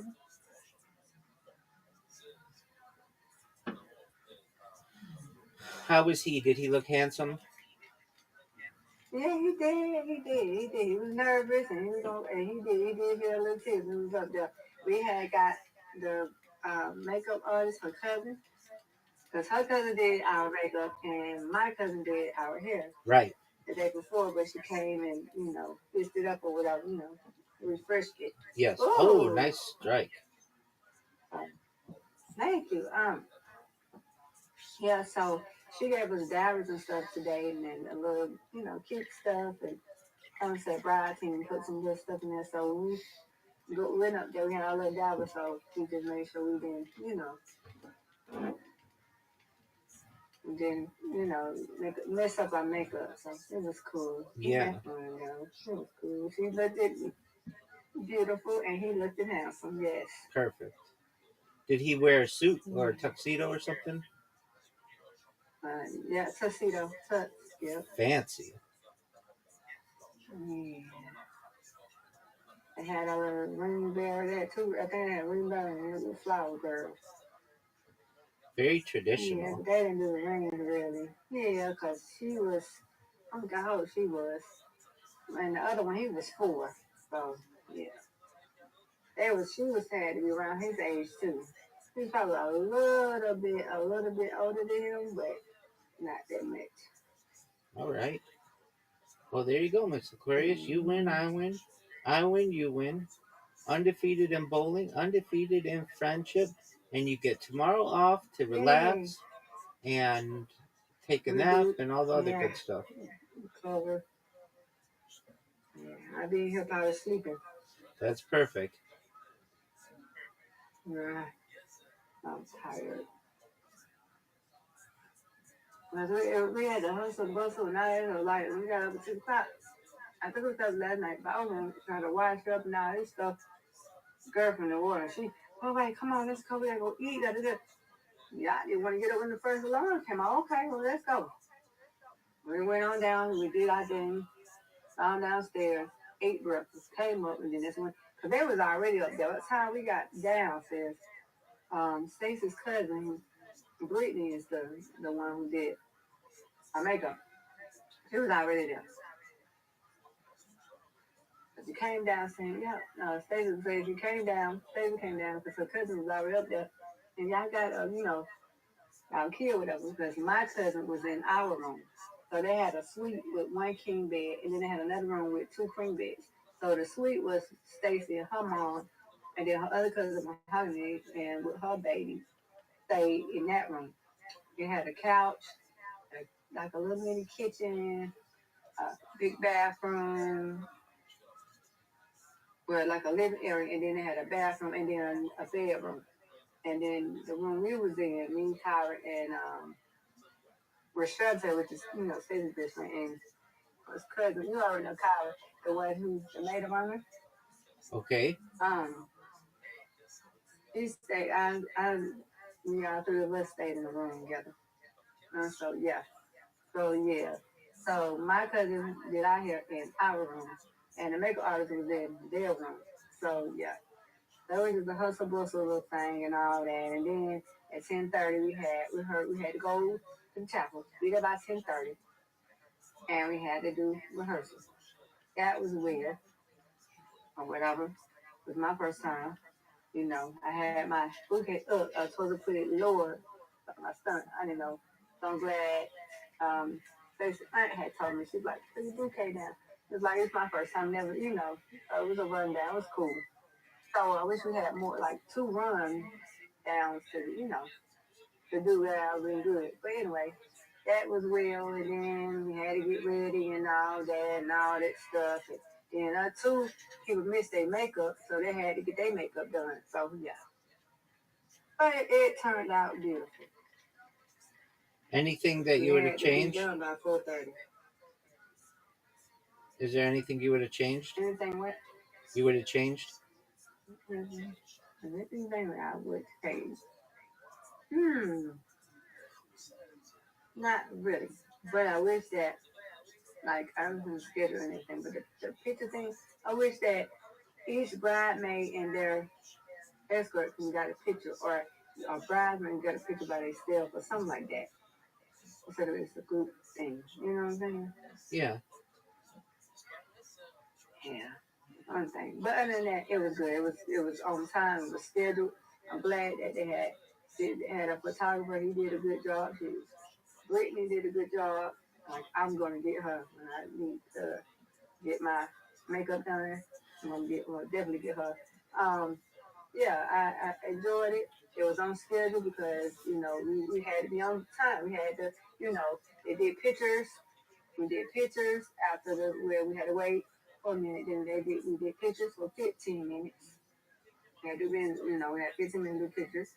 So they did, their little thing. Then we went to the thing, to reception. So we had to wait a little bit on that or whatnot. So then we went on in, bridal party went in and stuff like that. So yeah, it was a time. I think I left one of my little shirts they gave me. Had my name on it, but everything else I had got. So it is what it is. I had a good time. That's all that matters. Yeah, I had a good time. And yeah, she's married now. She's a Mrs. And guess who caught the bouquet? Was it me? Her cousin, who's the maid of honor, caught the bouquet. I'm gonna tell you how she caught the bouquet. Okay, so when she did the bridal shower, I know she probably wanted the bus, but she couldn't. She had the whole stack. So this day, when Shantae, her best friend, comes in and try to get in, she pushed her out the way. Then she gonna push me out the way. I'm like, look, you already know I ain't trying to do this. She needed to push her Shantae out the way. Her butt knows she couldn't play. Take that ring. Like, girl, you know you can't play. You played the day bridal shower. You know you can't play now. so she pushes out the way, and here she comes. So when she did good too, Stacey did good. So when she threw the bouquet, Howard called it. So yay for her. That's great. Yeah, that was good. So yep, she lit.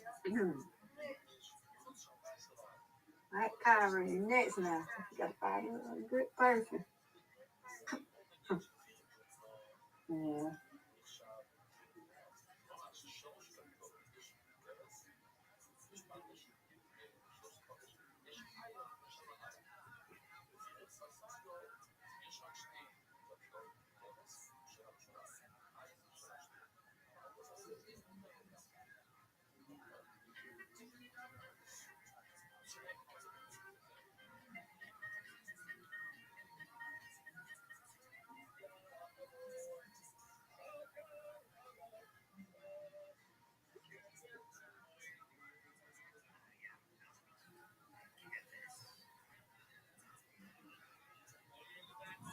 Yeah. So a time was had with that. And then you get there, after we do eat and all this stuff. I'm trying to get the bridesmaids to come on. I said, I'm cool with y'all here, come on. No. Mind you, Stacey's, best friend with Shanti is from New Orleans. That girl drinks and smoke. That girl do it all except she doesn't do drugs. You know that. But she drink and smoke. So they go to the bar and all this. I'm like, y'all, come on, y'all. Please go get cold. Let's go. Come on. Finally, we sat there, ate for a little while. Did this and third. Then they did how they do the dance with, the Mr. and Mrs. do their first dance. Yes. And then they do the father-daughter dance, and then the son and daughter dance. Yeah. Yeah.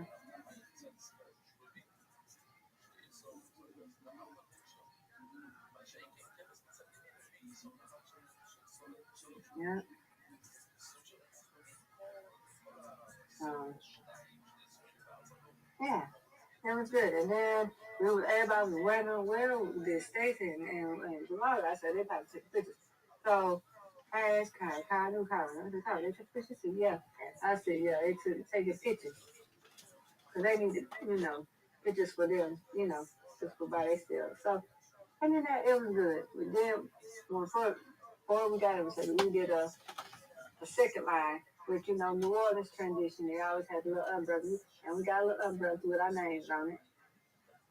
That's super so cute. They go in and we do the little umbrellas and stuff like that, and did that. We went in with that, and then we were supposed to do another one. Okay. We were supposed to do another one going out, but that didn't happen. So yeah.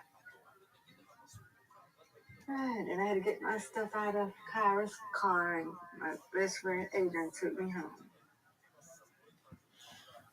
Excellent. So we stayed while they went off. They went off. So we was like, hey, bye. Well, that's great. Yeah. I thought about you. I was hoping that you had a good time. I did, just like. Make sure you got everything in your bag, and we had got bags anyway with other stuff in it, so we had to put our stuff that we was taking in that bag, and just had to make sure you got everything together, and you had rolls and stuff, and you take pictures. It's just stuff that you have to just, you have to focus on and stuff. So I didn't really get to take too much of it, It's just, but other than that, I had a blast. That's great. They really weren't gonna let you take no pictures, but why did they say no pictures? When you're in a chapel, they are even trying to refrain you from not taking videos and photos and stuff when you're in these and a little chapel, because they on the schedule too.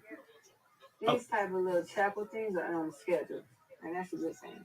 Okay. But I don't know why they did the video thing. Yeah. Okay, so because they're on a time frame, I guess. I don't know. All I know is when we was getting in line, I just heard them outside of the chapel. We out there in the highway. Just heard them say, because she remembered too. She said, I remember. She said, I was going to get ready to get you going down the aisle. But when we were in line, the lady said, "Do not for the bridal party for the bride, do not do video, refrain from video and all that." So I was like, "Okay." And when Adrian told me, I said, "Yeah, I heard." I said, "I heard when we had just got out of our bridal party dressing room. I heard when we just got in line. I heard about it." I said, "I heard it."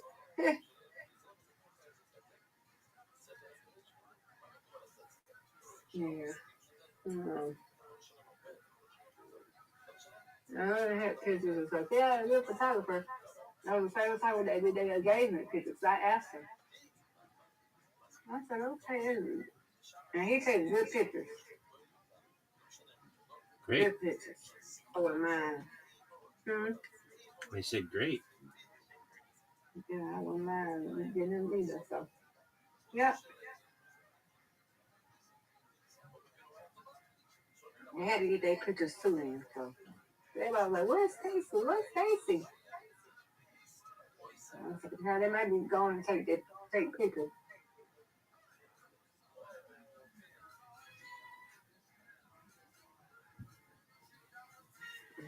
They was trying to go mingle and say hey to everybody. But, hey.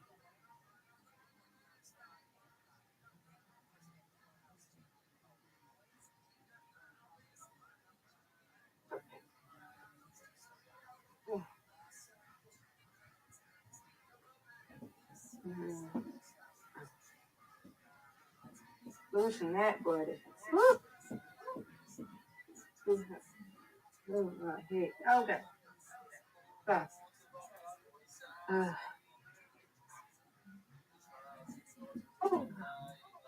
I am tired now. I'm good now. You can see it. I just cake that is. And I'm here to get myself together, go to sleep. I brush my teeth. I am tired. Well, you do that, Miss Aquarius. You do that, Miss Aquarius. I will, Rabbi. He said, "Ain't no weekend." Then they was talking about telling them to go to the. Have you ever heard of the belt line down here in Georgia? You heard of that? I think so. Please refresh my memory. In Georgia, it's like in the middle, like midtown, downtown, just in the middle. Okay. Of Atlanta. So it's a belt line with different. They can walk to different like bars and restaurants and stuff like that. So they was telling Javon, they was going to the. I didn't want to say that. I said someone going to the belt line and I said, "Well, y'all have fun because I'm on the street." I said, "I got to work Tuesday. I got to recover. Y'all have fun. I don't have a car, so y'all have fun." So I said, "Okay." And Stacy down, it was like, "Okay." They was looking at each other like, "Okay." Like, he said, "I got to go with Murphy and all this. Got to do this, go do that, third." I said, "No, stand." So her best friend and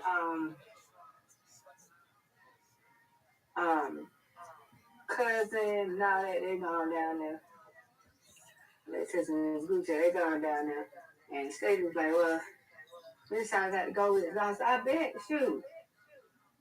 You don't even go down and then y'all might get drunk again and get messed up. It might get y'all messed up again.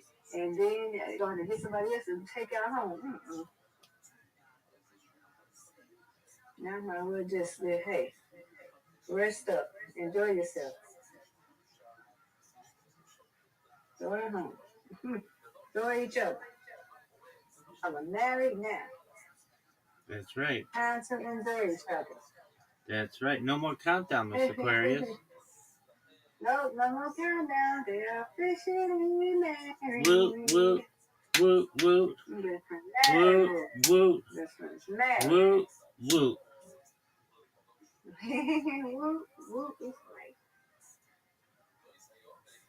And they're off to Bali next month.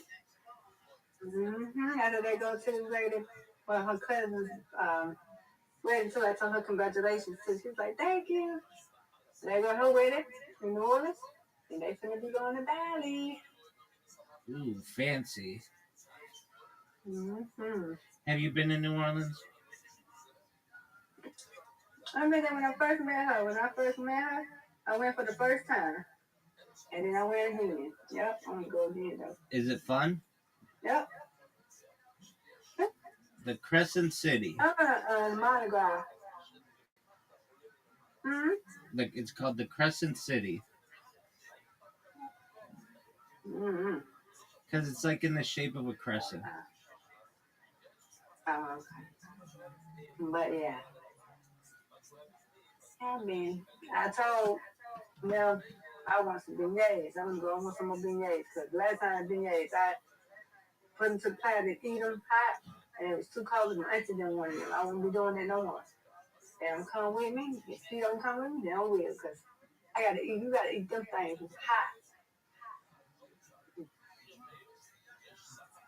And I think I'm getting the accent again because her best friend has. I've been around all weekend. So her best friend has that real strong accent because she's from New Orleans. So if the accent, you can know, no, I've been hanging around my bestie.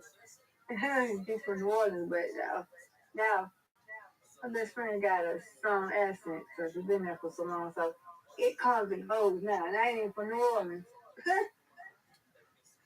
But some stuff just come out natural. I can't help it. There you go. Yep. Come out natural. I can't help it. Was the weather nice? Where, here? For the wedding. Oh, yeah, it was. We was inside, though. We went outside, but yeah. Okay. It was nice. It rained a little bit yesterday. So I'm glad that my cousin was able to wash the pool out of her hair and do what she had to do, and she pink curled our bang or whatever.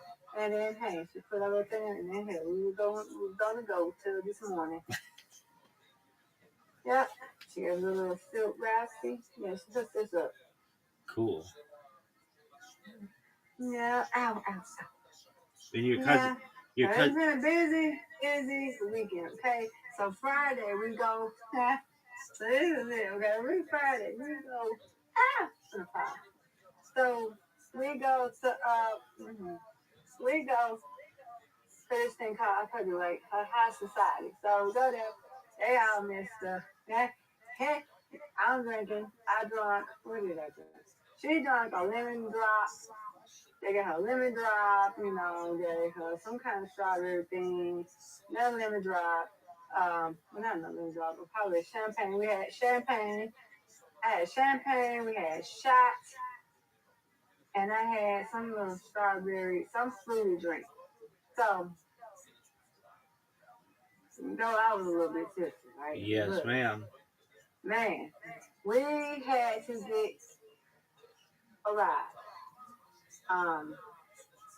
Jamal's cousin friend took us home. Okay. He drove Stacy's car and took me home first, and then took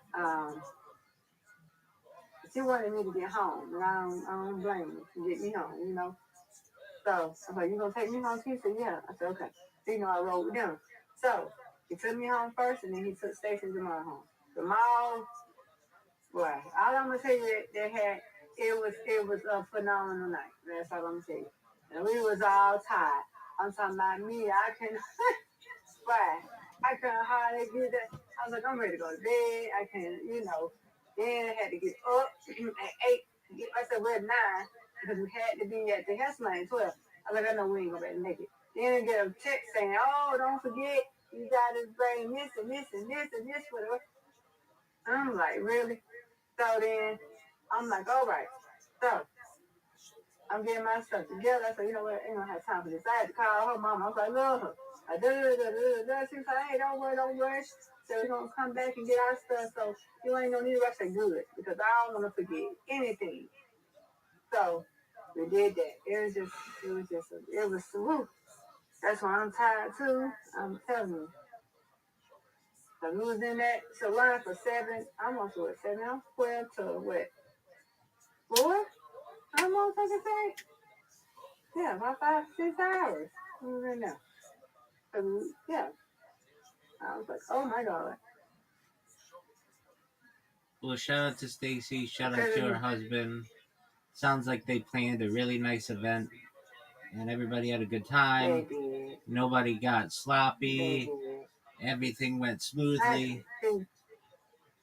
That's good. That's good. They did a really good job. Shout out to their wedding planner. The wedding planner did a good job. Yeah, Kyra, she did a good job. She did a good job. The mama and everybody did a good job. They did that. A good job. You know, they did a good job.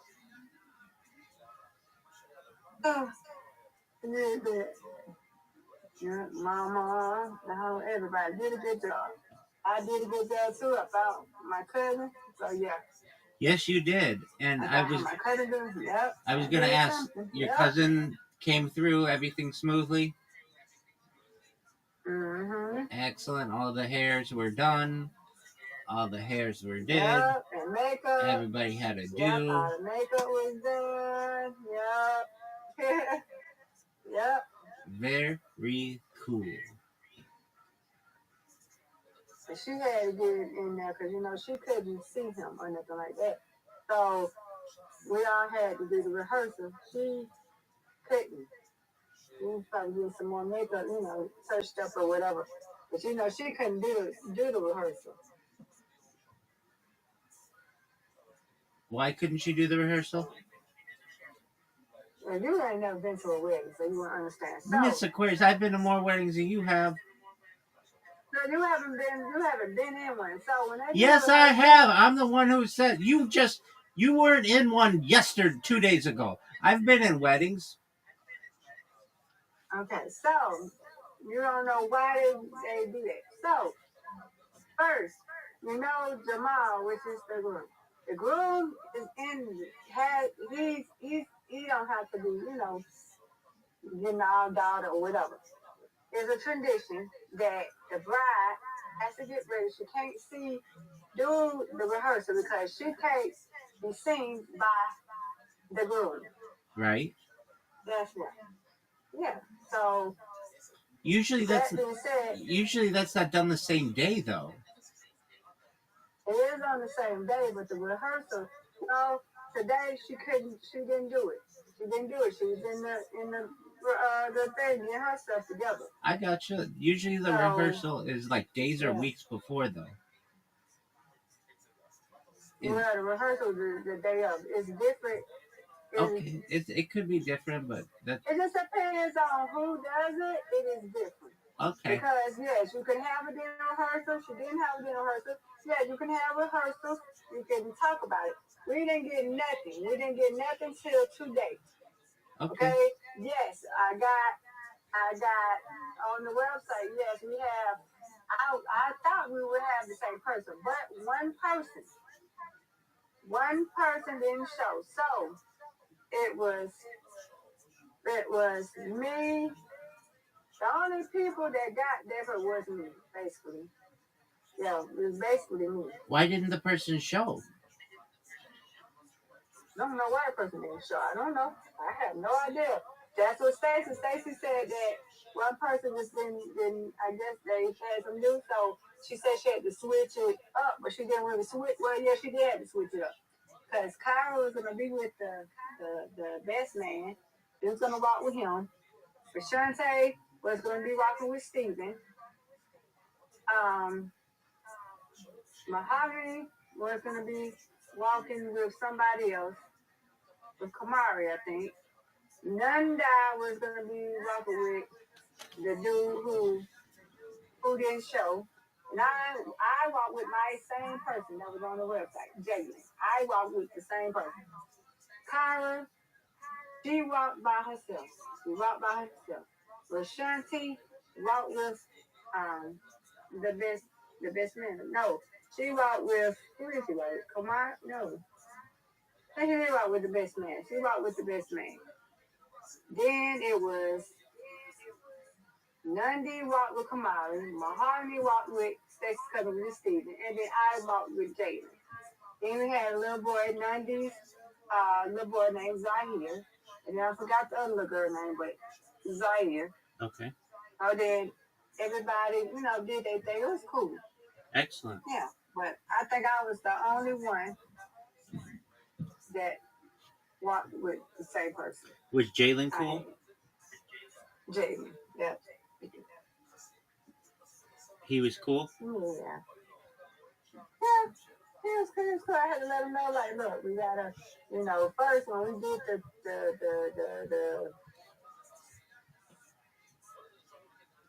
the thing, I didn't like put my, put my arm around him, like my hand on under his arm.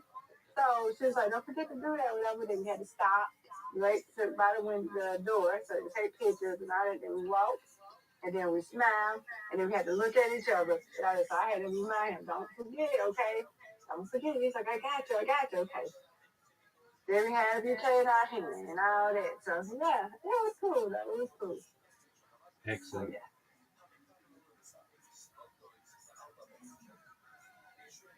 So, yeah.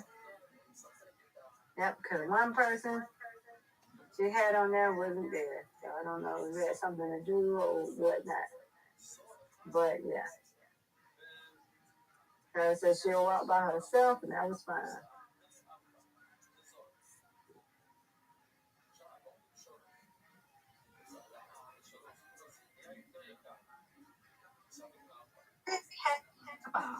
I don't care. It was fun. Hyped up. Every time I hyping up, we hyped up. She had fun. Hey, had a good time. That's all that matters. She's a married woman now. Yes, ma'am. All right, then I'm going to put myself on mute. I am tired. It's time to lay here and settle in and go to bed. Okay? Yes, ma'am. Let's get and say it and change his name. I have one last question, and I could be like confused, so please bear with me. Was there a reception? Yeah, there was. You ate. How was the food? Oh my God. Yeah, how was the food? No, you didn't talk about the food at all. It was okay. It was all right. It was good. That's all I did say. I was trying to get them to come on so we can eat because people wanted Rashanti, which is, say special. She is a drinker. She's a smoker. The girl ready to go to the bar. Her and Kyle went to the bar. So I'm waiting. Stacy and Jamal already had their food. Okay? They already had their food. So I'm saying to them, come on. I had to go get Nanda. I know they had to go mingle and all this other stuff. The food's here. Y'all come on and eat now. Come on, let's go. Come on and eat. I went on. Me and my honey was sitting there. My honey went on with her thing. She came back with the baby. Her baby and came on and ate whatever. So I'm like, okay, I'm gonna let them. They'll come and eat when they want to eat. And you had fish. It was good. It was okay. It was pretty good though. Huh? You had fish, right? Yeah, salmon. Yeah.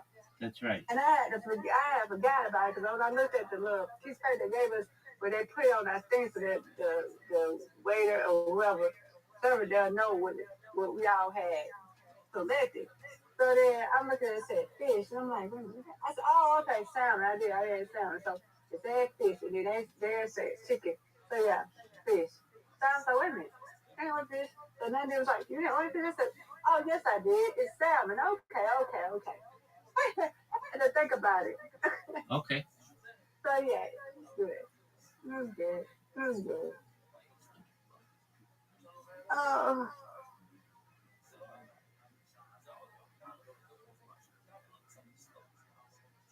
Yeah.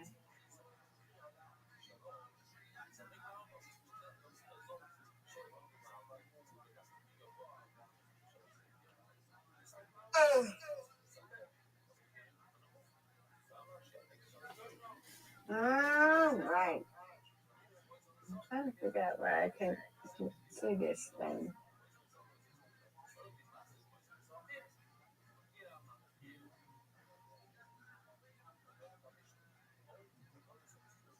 Why I couldn't see. Okay. Alrighty. Alrighty. Okay, make sure I got everything so I go do it. Well, not got everything. Okay. Okay, wait a minute. Nope, I don't. I need to get my filter. There it go, right here. Plug this thing up. Let me see what this time. Yep, plug it up.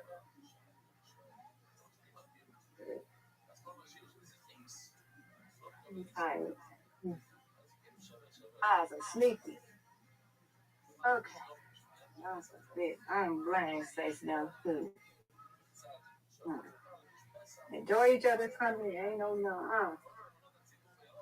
Don't blame me. Sure ain't finna read it. I don't blame them. They can get drunk and I know them. We'll be sleepy. That's all I can be sleepy.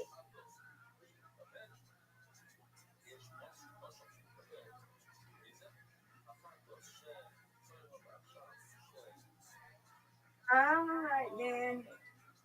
I'm about to go to bed. Rabbi, you got to look at my lips, put my little sleep in. I am tired. Sweet dreams, madam. I'll talk to you tomorrow. God willing. Busy weekend. Yeah. Yes, ma'am. Glad everything went smoothly. Shout out to Stacy and her husband. Yep, Stacy and Jamal. Yeah. Shout out to Stacy and Jamal. He is her wifey, Ellen. Yeah. Her wifey. Okay. Well, I'm gonna put my little sleep stream and I'm going to bed, okay? Yes, ma'am. Sweet dreams. We'll see you in the morning, God willing. Yes, ma'am. See you tomorrow, God willing.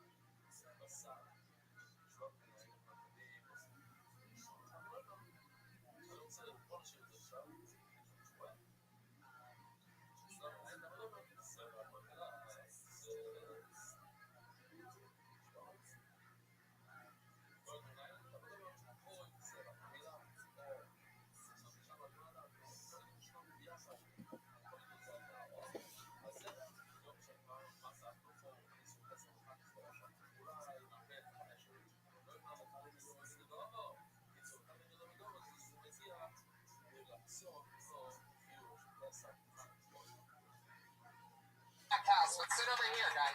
Just come down. He's coming in late. Big 28 North, don't forget to follow at Tam Fam Comedy. Yeah, whatever you do, just follow Tam Fam, guys. He's an amazing rock and roll band.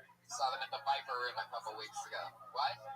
Oh, okay, well, it's the lead singer of the band and some fucking other guys that play in different bands by the looks of them. We're huge fans. We're huge fans. Bring hands up for your next comedian, Christina Asadonin.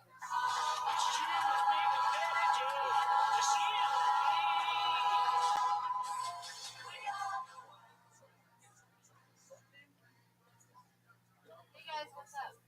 So in case you couldn't tell by that really colorful last name, I'm Armenian, and I think white guys like to date me because it's the closest they can get to fucking Kim Kardashian. But seriously though, I think dating Armenian chicks is like a good buffer zone for white guys because I'm exotic enough where you can play out your weird princess Jasmine fetish, but safe enough to take home to your politically conservative dad. Like I met my ex's dad once, and he was like, "Wait, so you guys are Christian?" I'm like, "Yeah, just disregard my face. We're really Christian, actually." Like I went to Armenia, and I had the cell service there, and we got text alerts literally about like Christ is rising. So we're super Christian.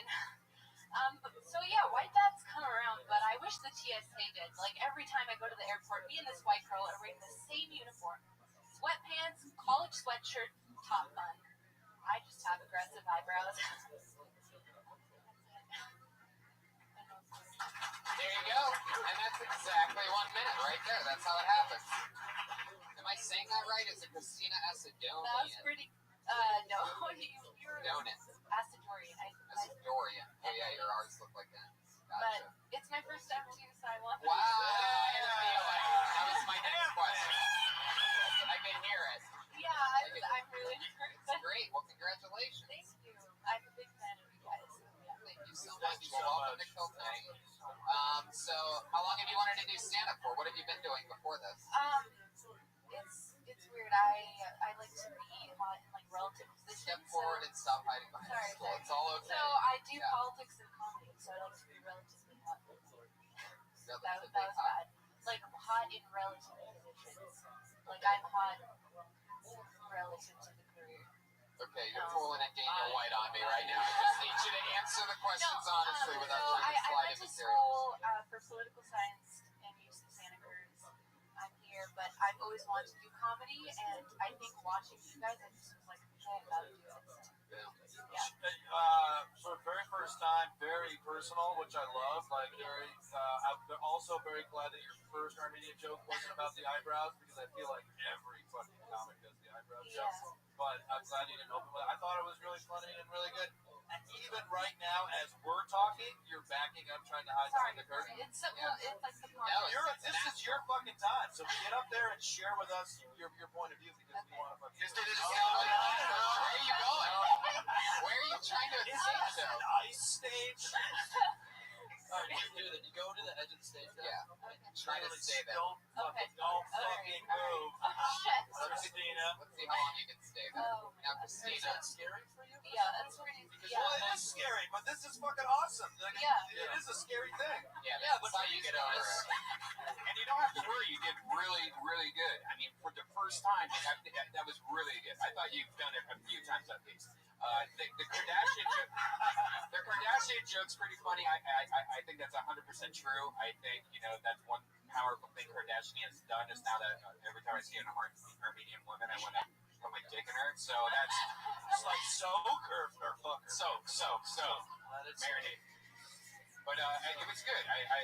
You just have to keep on going up now that you have the bug. And it always, I mean, from my experience, talking to people, your first time's always usually your best. So if you get back on there and you don't have a good set the second time or the third time, just remember it always gets better. It's just that it's usually your first time. It's more of like I went on stage.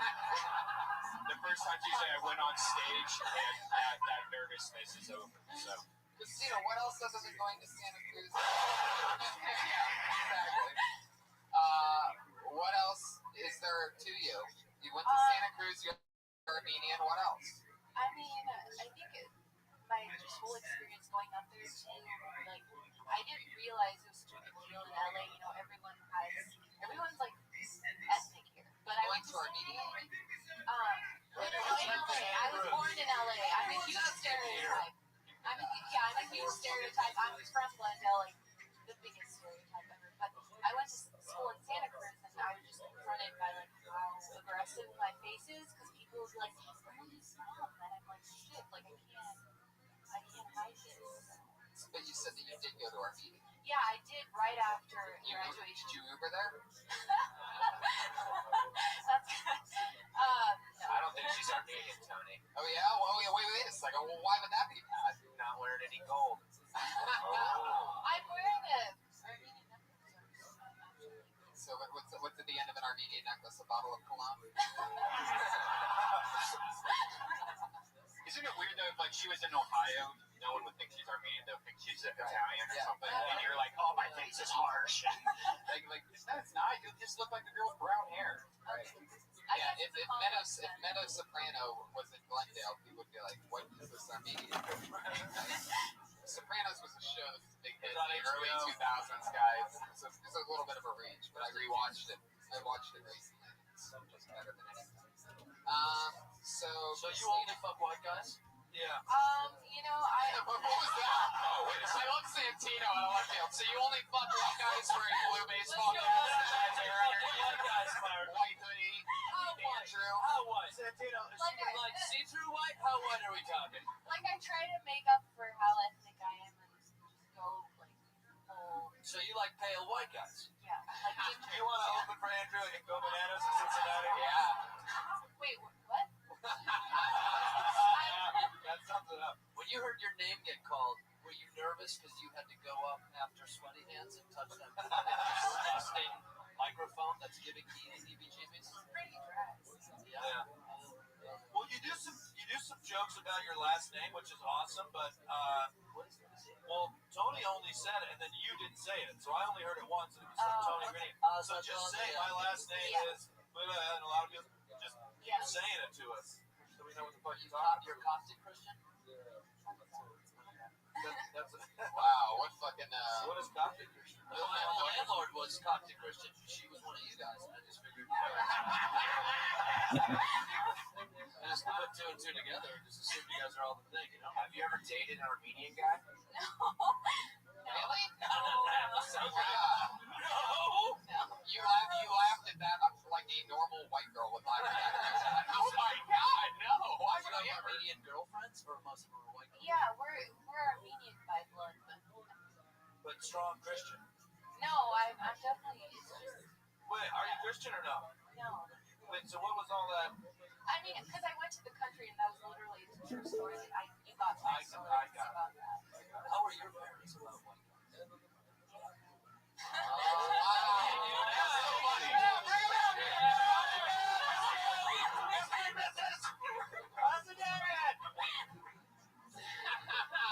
Wow, I've never heard that before. That response, like I've never heard. How do your parents feel about white guys?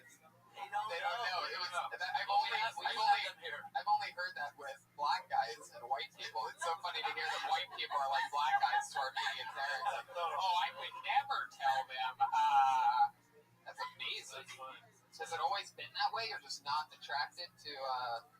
It's not so much about like physicality. It's just I think they wouldn't want to date me. I'm way too jaded and I don't know. Sounds Armenian. Yeah, sounds perfect. Shit. Okay. Sounds perfect.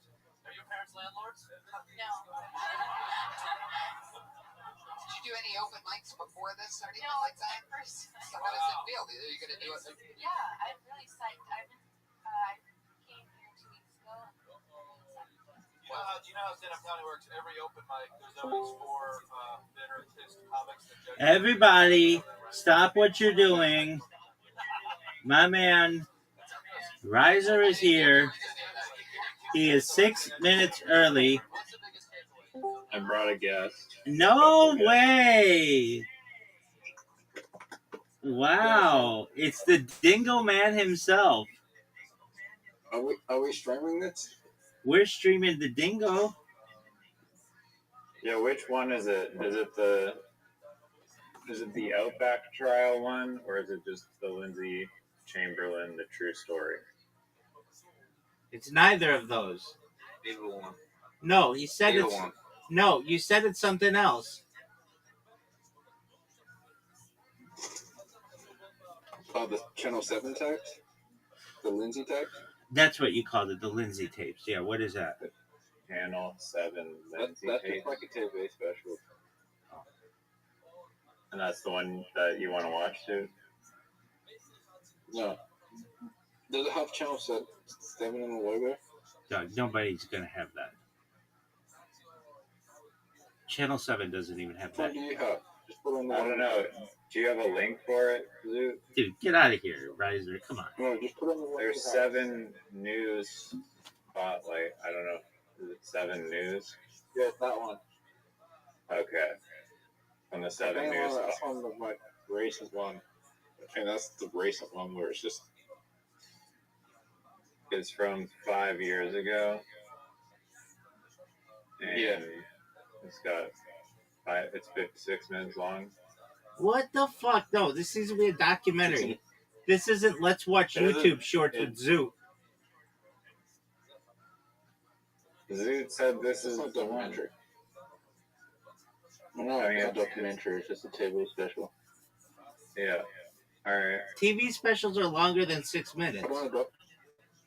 No, it's 56 minutes. Buddy. Oh, apologies, everyone. I thought he said it's 6 minutes. I was like, are you serious? Okay, Yeah. 6 minutes. That's baller. Or 56 minutes. That's baller.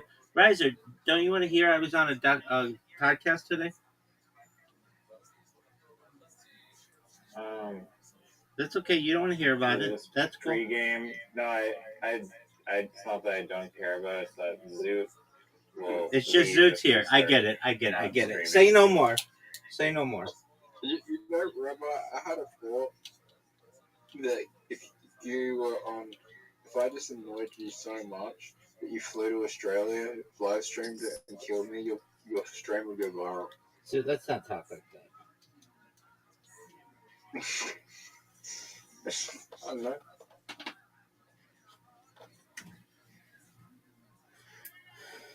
I mean, murder is a good way to make something go viral. I didn't mean it like that. All right. Yeah, Rabbi. How long before AI? Whoops. How long before AI makes video evidence inadmissible to court? It's a good question. You might need metadata in order to prove something. But like, for instance, we still allow photographic evidence and we have Photoshop. So you'll have, just like you have today, what are called like forensic experts or medical experts. You'll have video experts who can verify the veracity of a video and whether it's a real video or whether it's AI. I don't know about that because you could like record an AI video with a real device.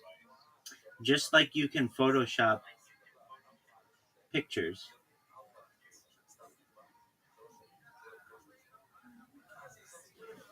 You can Photoshop pictures, can't you?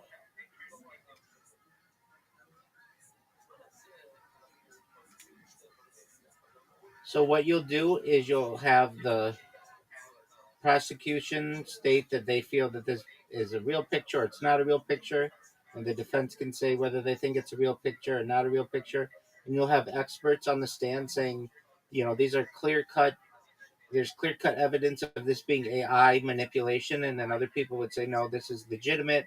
Here's all the evidence as to why this is a legitimate video. Does that make sense to you, big man?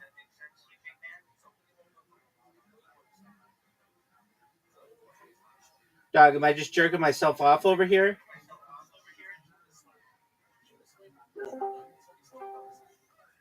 What happened to Riser? What happened to Riser? I got muted. Sorry. Okay. So, is what I said, does it make sense? I guess, but I mean, you're saying like if they can like prove the metadata or whatever, but. All right, Zoot, I'm starting this. Do you see it streaming in the Discord? Yeah. All right, I'm gonna start it. Is it headed to the train? Yeah. Baller. Okay. Shout out to Riser for streaming this. 7 News.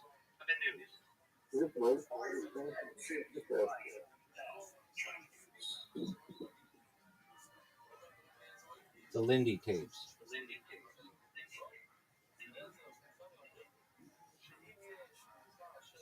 I think this is the best one to watch. Which one did you want to watch, dude? Just watch this one. Watch Brothers later. Can anybody hear it? And we just watched The Good One. Can you turn it up? Yeah, just the first little bit doesn't have sound. Oh, okay. Okay, There you go.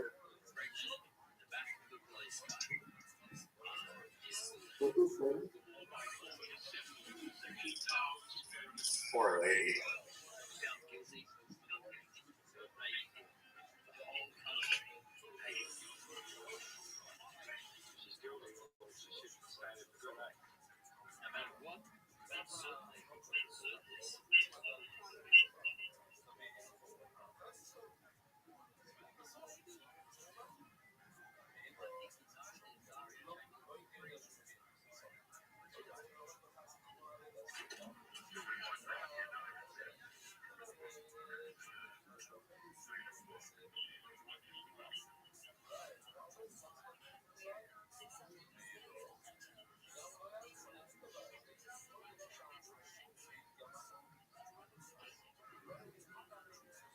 I believe her.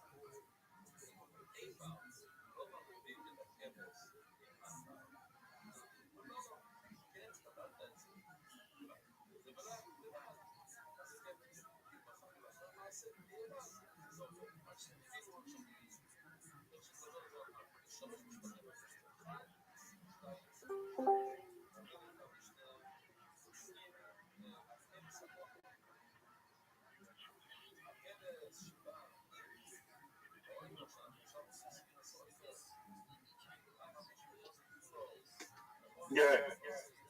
Dog, we're watching the most important case of that whole fucking continent. Why aren't you watching it? Yeah.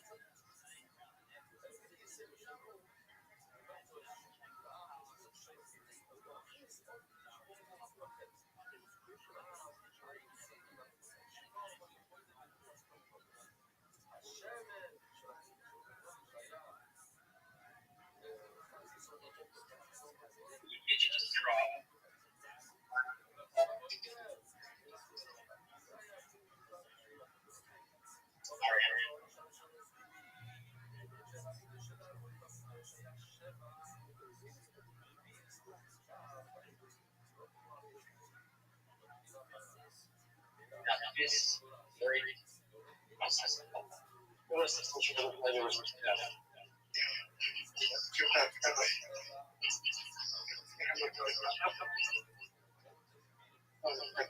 Zoop, mute yourself.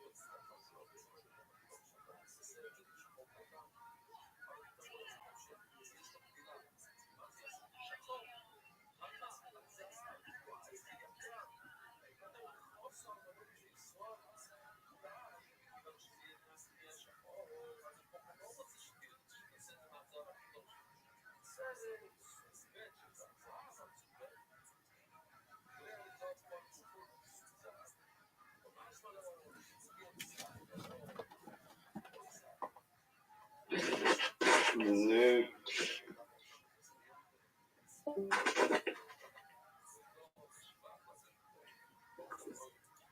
Zoot. Zoot. Okay, I'm here. Zoot, what did you think? That's a horrible thing to happen. And the police and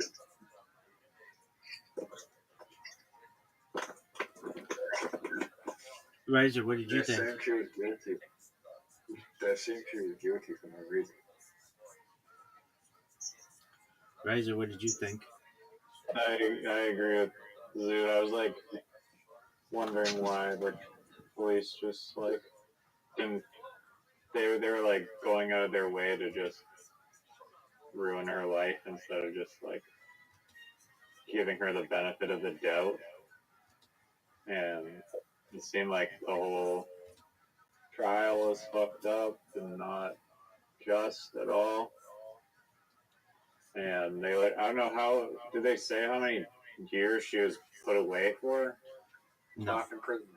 no. But No, like how much time she actually spent before she got acquitted. 6 to 7 years, I think. They took 6 years to fund the jacket, so I think she did like 6 to 7 years. Yeah, that's fucked up. They should at least pay her like $1 million fucking dollars. They did. That shit. They did. They paid She. her 1.3 million. They did. So she served three years. They paid her 1.3 million, which would have been like back in 1980s. 1.3 million would probably be like $5.5 million today. So just barely enough to cover the legal fees. Like the legal fees back then would have been like $100,000. Compared to like for that case, you think she only spent $100,000 on the fucking lawyer? No way. The money she would have had the $1.3 million, and that would have been enough to buy like a 5. That would have been a lot of money for back then. It's not a lot of money now though. Yeah, but I don't know, dude. She must have hired a private lawyer and not gone with like the provided lawyer, right? Yeah, it was that guy who they interviewed.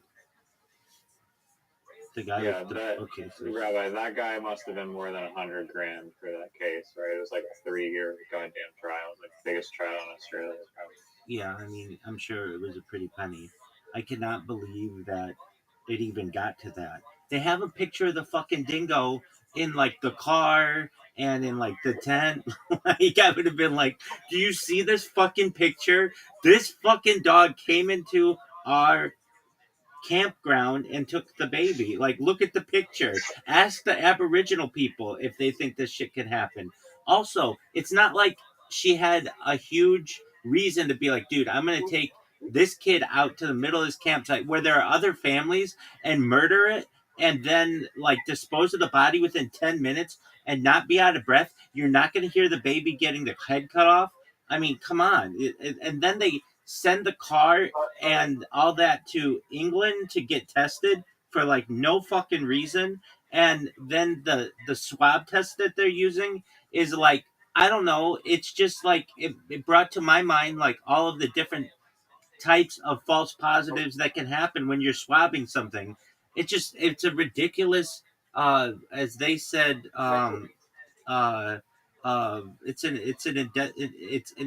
it's injustice at its finest.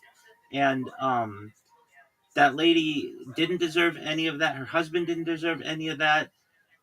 They lost their marriage because of it. Their kids were tormented because of it, all because of the bad police work. And you heard what Lindy Chamberlain said.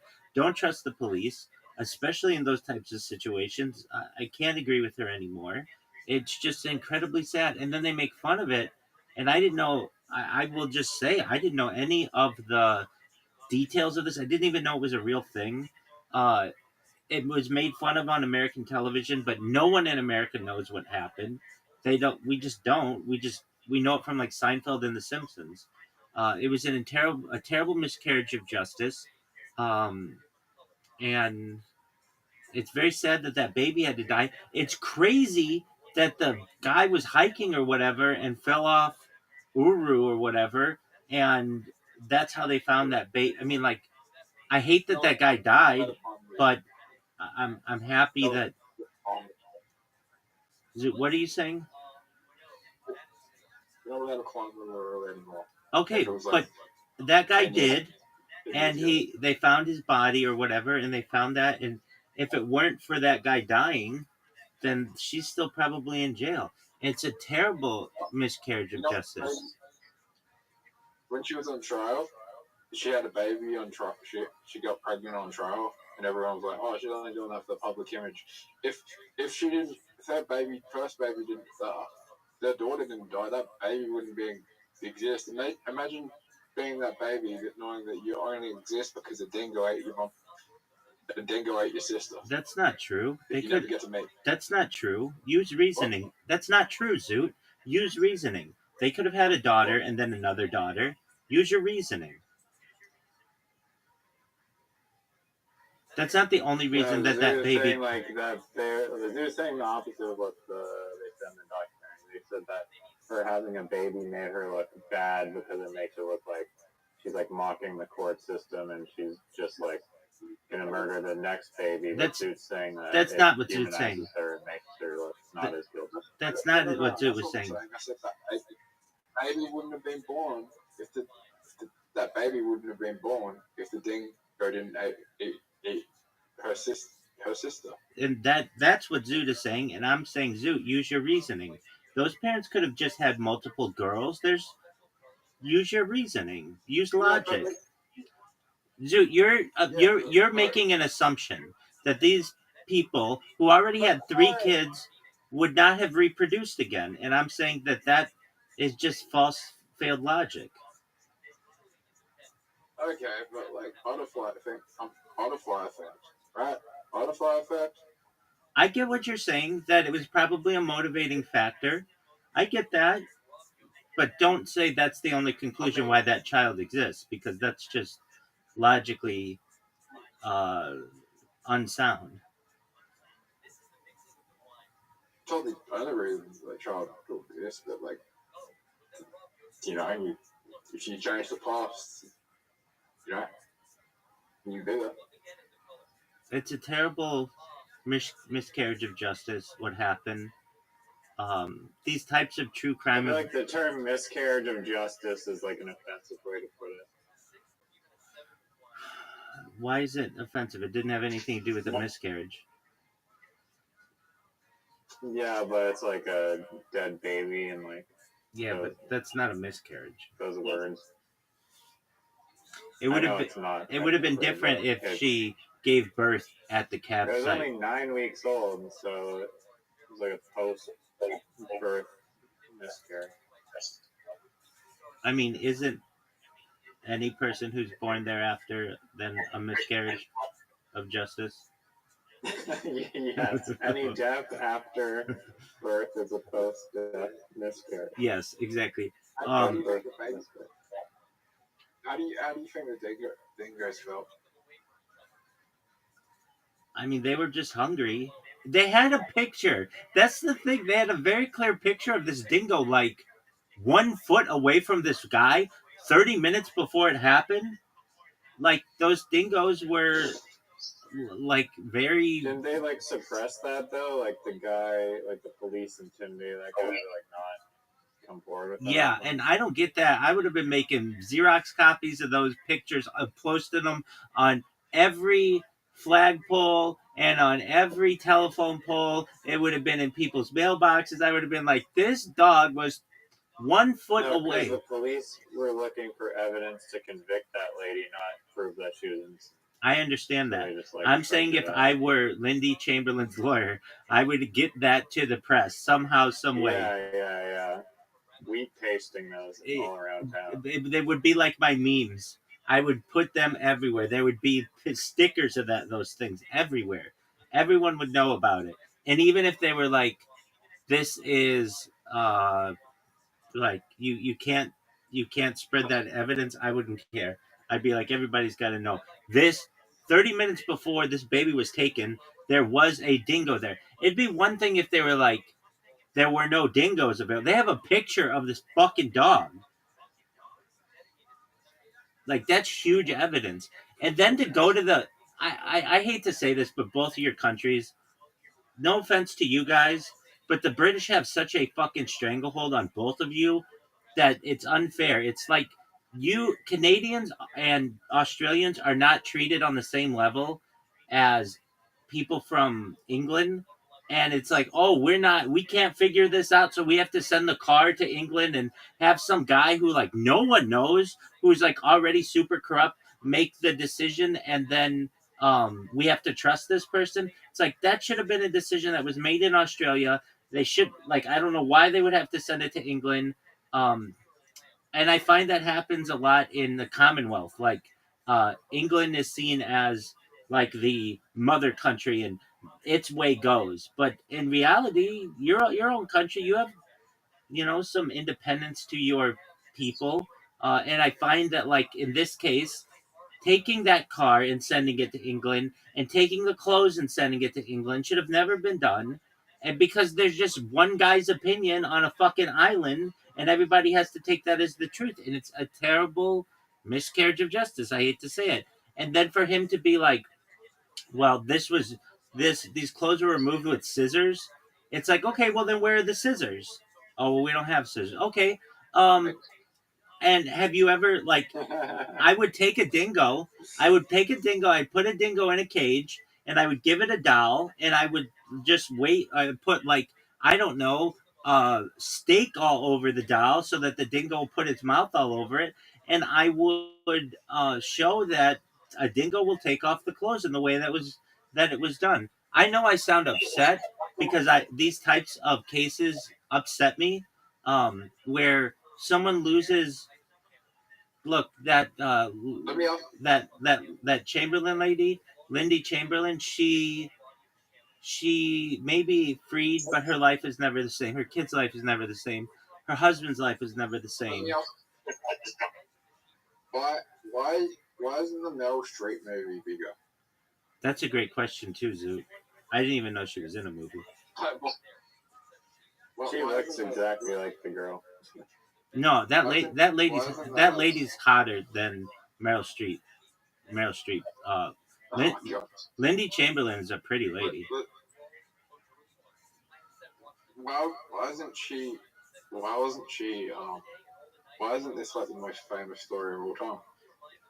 Maybe it was just like a made-for-TV movie or something. I don't know. I don't even know what the name of the movie is. Meryl Streep, Lindy Chamberlain.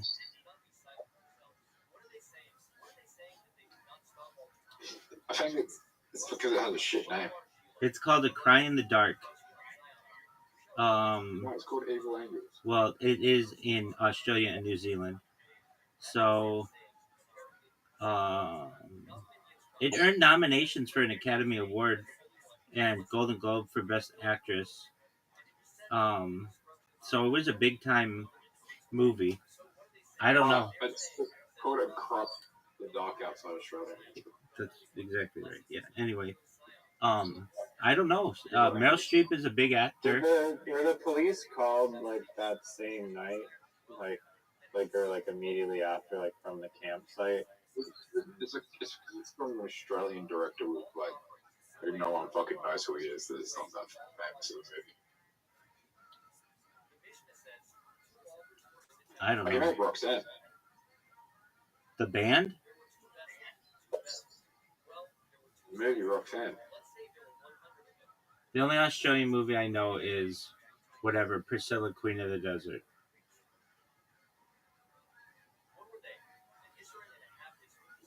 What's the name of that movie, Zoo? The Cry in the Dark? No, Priscilla, Queen of the Desert. That's what you said. It's exactly how you said it. Oh, that's the name of it? I thought it had a different name. Anyway, that's the only one. Think it has. Isn't the name different? Isn't it not Priscilla, Queen of the Desert? I think. It is Priscilla, Queen of the Desert. Queen of the Desert. And then I think there's like an extra part to it. No, The Adventures of Priscilla, Queen of the Desert. Exactly. You're right. It's The Adventures. You're right. That's correct. Anyway, Lindy Chamberlain, if you ever see this, we're really sorry what happened to you and to the government of Northern Territory, Australia. You guys blew it. To the jury, I understand. I've been on a jury. I know it's not easy. And to the kids, very sad what happened to your mother, and to the man that died, the Priscilla, the kid's Azaria's dad. Hopefully one day mind uploading technology is a thing and revivification technology is a thing, and we can reunite you guys in some kind of future world if you want. If she did decapitate the baby with scissors, Get there'd out of probably here. be like a shit ton of blood. Do you know how much exactly? There'd be like, so much blood. everywhere. There'd be blood all over her. There'd be a baby that's screaming. Yeah, like 5 feet from all those people. Exactly. That's why I was like, when they show the campsite and everything, it's like, I can't believe this even went to trial. Like, they have a picture of the dog. They have Aboriginal people who say dogs do these things, or these dingoes do these things. They have tracks. They have like it wasn't just like a few families. That was a big campsite, and everything was really close quarters. And immediately the mother screams out, "A dingo took my baby," or whatever. It's that fact though, that phrase, "A dingo ate my baby," or "A dingo took my baby," or whatever, is so ridiculous that that's why it went to trial. Because it's like, even the word dingo is like a bizarre word. It's a funny word. And so it's like, oh, you really think a dingo took your baby? Yeah, I do. I think a dingo did take that baby. I was looking at it. It was a really small baby, 9 weeks old or whatever. And dingoes are pretty big, and they're smart, and they're very agile, and they could take a baby and run it away to the dingo hideout or whatever and eat it, and then you're never gonna know anything about it. It's Yeah, amazing. they're aggressive. It's amazing to me that guy died on Uluru or Ayers Rock or whatever, and they found that. Like, what freakish odds! Absolutely freakish. Divine intervention. It's wild. It's like one of those things. One death like freed someone else's life.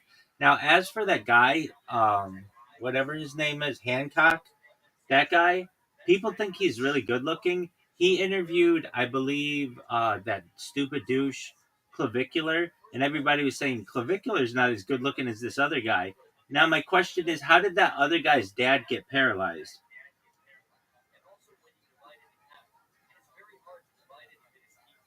Zoo, do you know this? Hey, How did the Hitchcock guy get paralyzed?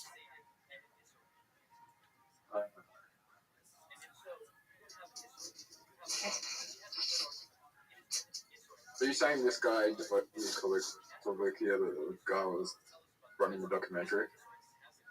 Hold on. He.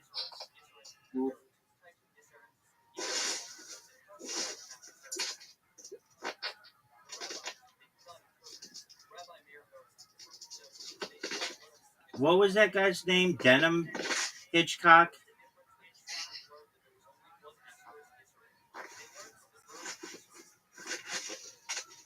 Kevin Hitchcock. Oh, Channel 10. Okay, so how did Kevin Hitchcock get paralyzed?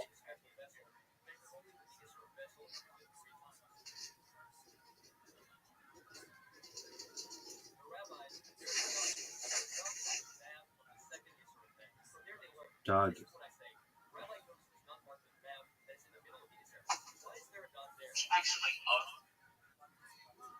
Dog, that's still not it. Okay, so maybe. But 2018 was.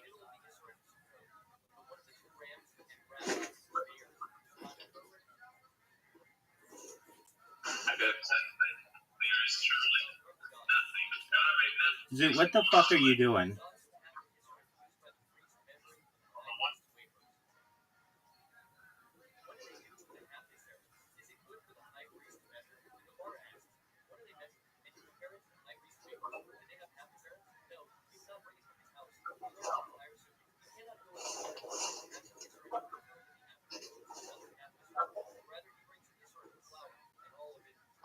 Dying.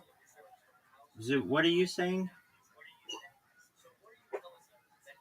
I am just watching something on. No, that's not what you said. What did you say? Just dying. Okay, why would you say something like that?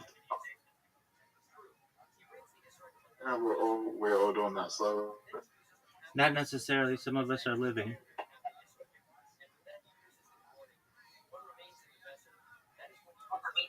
So that guy, Kevin Hitchcock, he broke his neck in a driving accident in 1991. dog, that makes me think like, I hate to say it, Joe Rogan has that guy on for the Innocence Project all the time, and it's like 10% of all people in jail are innocent. That's an incredibly high rate. Especially, I can't believe that they would like test that car and it's just like full of quote unquote blood, but there's like no red stains really. It's just like it's, oh, because we swabbed it, it's got to be blood. It's like your swab test could suck. That's, I'm gonna write on that subject that like the police need better, like to need to test their shit better, because if not, you get false positives like this that put this lady in jail. Also, like the fucking hair, like they're in the trial, the guy in England was like, "Oh, it's all cat hair," and the tent hair is also cat hair. It's like, what? And then like the guy who's like an expert in hair and dingo hair and dog hair is like, no, it's actually dingo hair. But Right. apparently that didn't matter either. Again, it's that British superiority. It's like you have someone who is the foremost. He wrote the book on mammal hair, and they didn't listen to him because some assholes on an island colonized 200 years ago. It's ridiculous.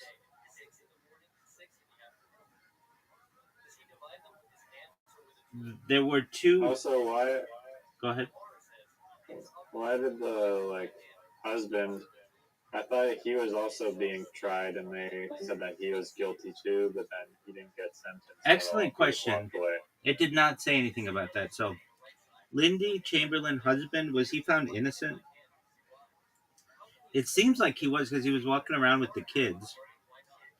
Yes, Michael Chamberlain, husband of Lindy Chamberlain Creighton, was found innocent. He was initially convicted in 1982 of being an accessory after the fact to the murder of his daughter, Azaria. However, the conviction alongside Lindy's murder... Oh, no, he was definitely found guilty.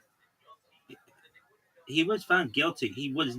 I don't know why it says he was found innocent. It should say he was initially found guilty, but then it was quashed after Northern Territory Court of Criminal Appeals. You know what? You know what another thing is? It's another thing with the British, and it turns into your country and fucking Zeus country. You gotta quit with this territory shit. And you know what? I'll say the same thing for America. Guam and Puerto Rico and all the territory, they just should become states.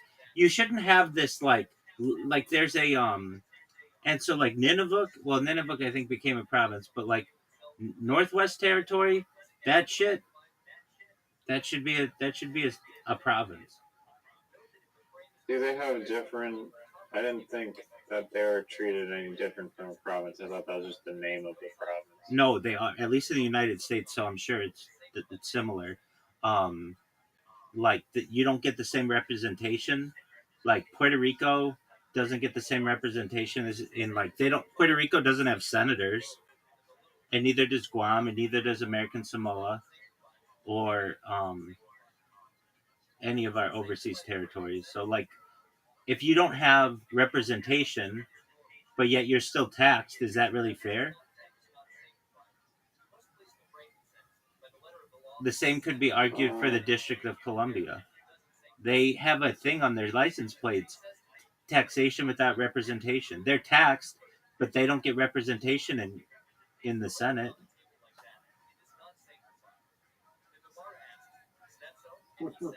Or maybe they don't get a vote. They don't get a vote. I think they have some kind of like person who like sits in for them, but they don't get a vote, and that's unfair. And the Northern Territory, same shit, and Northwest Territory, same shit. It's like it's been long enough that these places. I'm gonna write on that too. It's been long enough that these places deserve representation for their countries, because if not, if they don't get that, then you basically have second class citizens, and that's not fair to those people.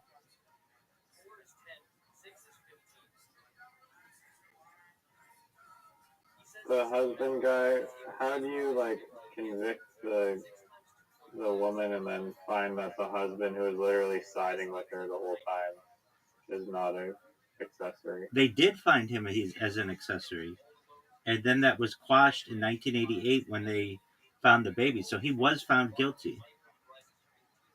So he went to prison? Uh, I thought he was raising the kids. well, it seemed like he was, but he.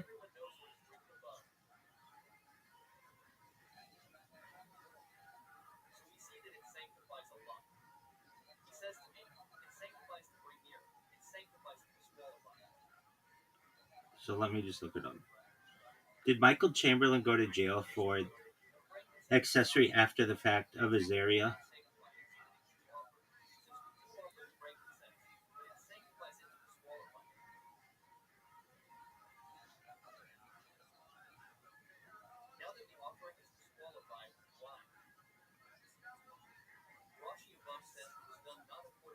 No, he did not serve time in jail for being convicted as an accessory after the fact of Azaria Chamberlain's murder. In October 1982, he was sentenced to 18 months in prison, but the judge suspended the sentence, meaning he was not required to go to prison at the time. Although his conviction was initially upheld by the Federal Court and High Court of Australia, both he and his wife Lindy were eventually exonerated. In September 1988, the Northern Territory Court of Criminal Appeal unanimously quashed the convictions against both parents. Michael Chamberlain remained free throughout the legal process and later died in 2017, having never served a custodial sentence for the case. I feel like there should be some kind of like, I'm glad that Lindy and Michael got $1.3 million. That's great. But that's not, they would happily exchange that to not have had this go on in their life. And I feel like there should be some kind of equation, no matter where you are. If you're in jail and you're later found innocent, it should be like you should get like uh I don't know, like $1,000 a day for every day that you were in jail. So that means if you were in jail for like 3 years, like she was, you get like $1 million. I think that just makes sense. Like, we're taking away these people's uh, time with their family and their freedom, and adding all kinds of post-traumatic stress to their lives. And I'm sure that would be expensive on the state, but it's like, then don't fuck up, state. Then make sure you have your shit together. And then I also feel like prosecutors and uh, police and everybody, there should be more accountability for that.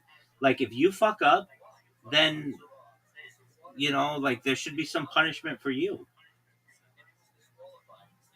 You have to serve the amount of time that you send some innocent person to jail for. I wish that I would make it that way, but then you'd never have anybody who'd be a prosecutor. So what I would say is that no, like if you're like colluding and being yeah. Like, if you plant evidence, like framing people, and absolutely. Shit, like in that case, it's like you're basically just framing someone. Absolutely. If you're that should be treated as a crime. I agree. It should be, if you plant evidence, then you should be done. I also here's a thing that was brought up today. It was like it's a little bit like framing, but it was like the series Top Gun. There's like an episode with like a early model Tesla, and Top Gun obviously has like millions of viewers and shit. And so they made it. Why do you keep saying Top Gun? It's Top Gear. Oh, my bad. You're right. But yeah, in Top Gear, thank you for the correction. You're good. They staged that the Tesla had like broken down on like the racetrack, and that was like basically this complete hoopty. When in reality, that was not the case, and so Elon Musk sued them, but he lost in court because the court said that, well, it's just like a TV show, and they have like creative freedom to like do what they want, but they're basically like they sabotage. Tesla probably lost a lot of customers because they manipulated it and framed Tesla saying that it was like a shit car when really that was just completely fake. And That's a good point. I agree with you. I'll be right back. I've got to go to the bathroom. Just one moment.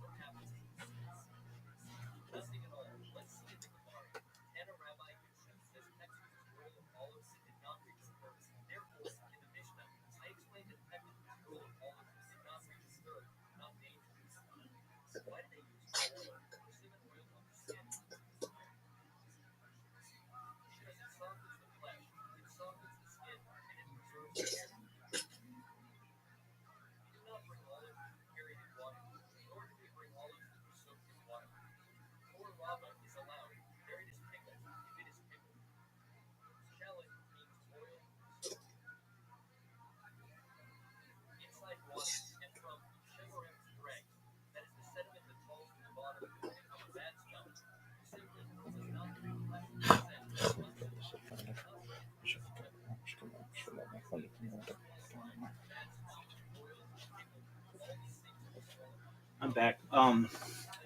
Yeah, I'm in agreement with you that that's basically sabotaging his car and or his well, Elon Musk, what you were saying. Um, and I get it, but then I don't know. I feel like there should be some kind of disclaimer that says we sabotage this car to look cool on television or whatever. yeah, no, you should have to like disclose. I mean, normally shows will do that at the front. Like you'll see, like this show contains like reenactments and dramatizations of like real events or something. It shouldn't be able to like I don't know deceive people to see people's perception of thing. I mean, and then but there's also an argument to be made that like you have free will and free speech and whatnot. Right. That's where the exercise that. Right. That's where the issue arises. But you know, it's like one of those things that where do you draw the line on freedom of speech and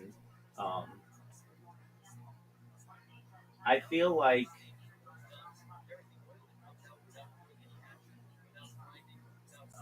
just a moment, I'm doing something. I feel like it's very important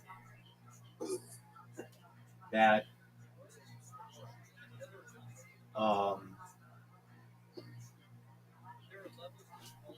don't know, like TV used to have like here it's another thing I'm gonna write on. Whenever I'm like another thing I'm gonna write on is softer golf balls. Like I'm gonna write an article on that, but hold on, what is it? Oh, the Soccer baseball, you mean? no, I already have something for baseball. No, softer golf balls. Remember we talked about the soccer golf ball. No, softer, SOFTER, softer golf balls, like rubber ones. So there used to be something called the equal time provision where you had to give both sides like an equal amount of time to have their discussion, and there just were all like people when they first started like media, they recognized its power and put all kinds of provisions in to make sure that it wasn't used for bad because they knew that it could be so powerful, and they got and like people got rid of that, and I feel like we should go back to it, or I'm at least an advocate for it. So in a case like the Tesla thing, you should like that's a deceptive practice, and if anything, Top Gear could like their network could be um, could like lose its license if it's on the public airwaves or whatever. That's what would happen in the United States. Oh yeah, maybe it doesn't like affect Tesla too much because they turned out to be like successful and whatever, but like you could just completely like destroy some like company if like Anthony Bourdain goes into some restaurant, is like, oh, they serve rats in my food here. This place sucks. That's exactly right, They and literally that's put rats in the food, and it's like they go out of business because he wanted to get some clicks, that's. some click farm. I mean, have you seen Kitchen Nightmares? Is that literally the show? That's literally what happens, but not Anthony Bourdain. It's Gordon Ramsay, and the show has been criticized for like planting of mice and like other issues to like gain viewership. So like you'll have a restaurant that maybe doesn't have mice, but they'll put mice in the restaurant, or they'll put like mouse droppings or something, and like basically make it seem like this is a really dirty restaurant when it isn't necessarily, or maybe it is really bad. And then Gordon Ramsay comes in and cleans it all up, and it makes for good television. Didn't they use? Wouldn't the restaurant like be signing up for that show? Like, why would they want to sign up if they're gonna like get horrible? Or the show that's cleaning it up or something, but still, it's like probably doesn't make your reputation too good. Well, when they first started doing the show, it was done. I'm a huge fan of Kitchen Nightmares. Like I've seen them all multiple times. I find it to be fascinating, heartwarming, just a really interesting show. Even though they're like fake half the time. Not half the time. It's just like people have just made accusations about it, but it's not. Many of the places are really dirty. The reason why the place signs up for it is they're desperate. They're gonna close their doors. Many of them are like weeks away from closing their doors and need the free business that the television show brings, because it becomes like a thing. Like, oh, they clean this place up. It's supposed to be really nice. The an interesting one that they did was in Scottsdale, Arizona. They went to this restaurant and it was pristine. Everything was super clean. It's the cleanest one that he'd ever been to. Gordon Ramsay. Their it's called Amy's Baking Company. Everything was like perfect, like uh, freakishly clean, and the food was amazing. The baked goods were amazing, but the owners were just kind of bonkers. Though I'm not.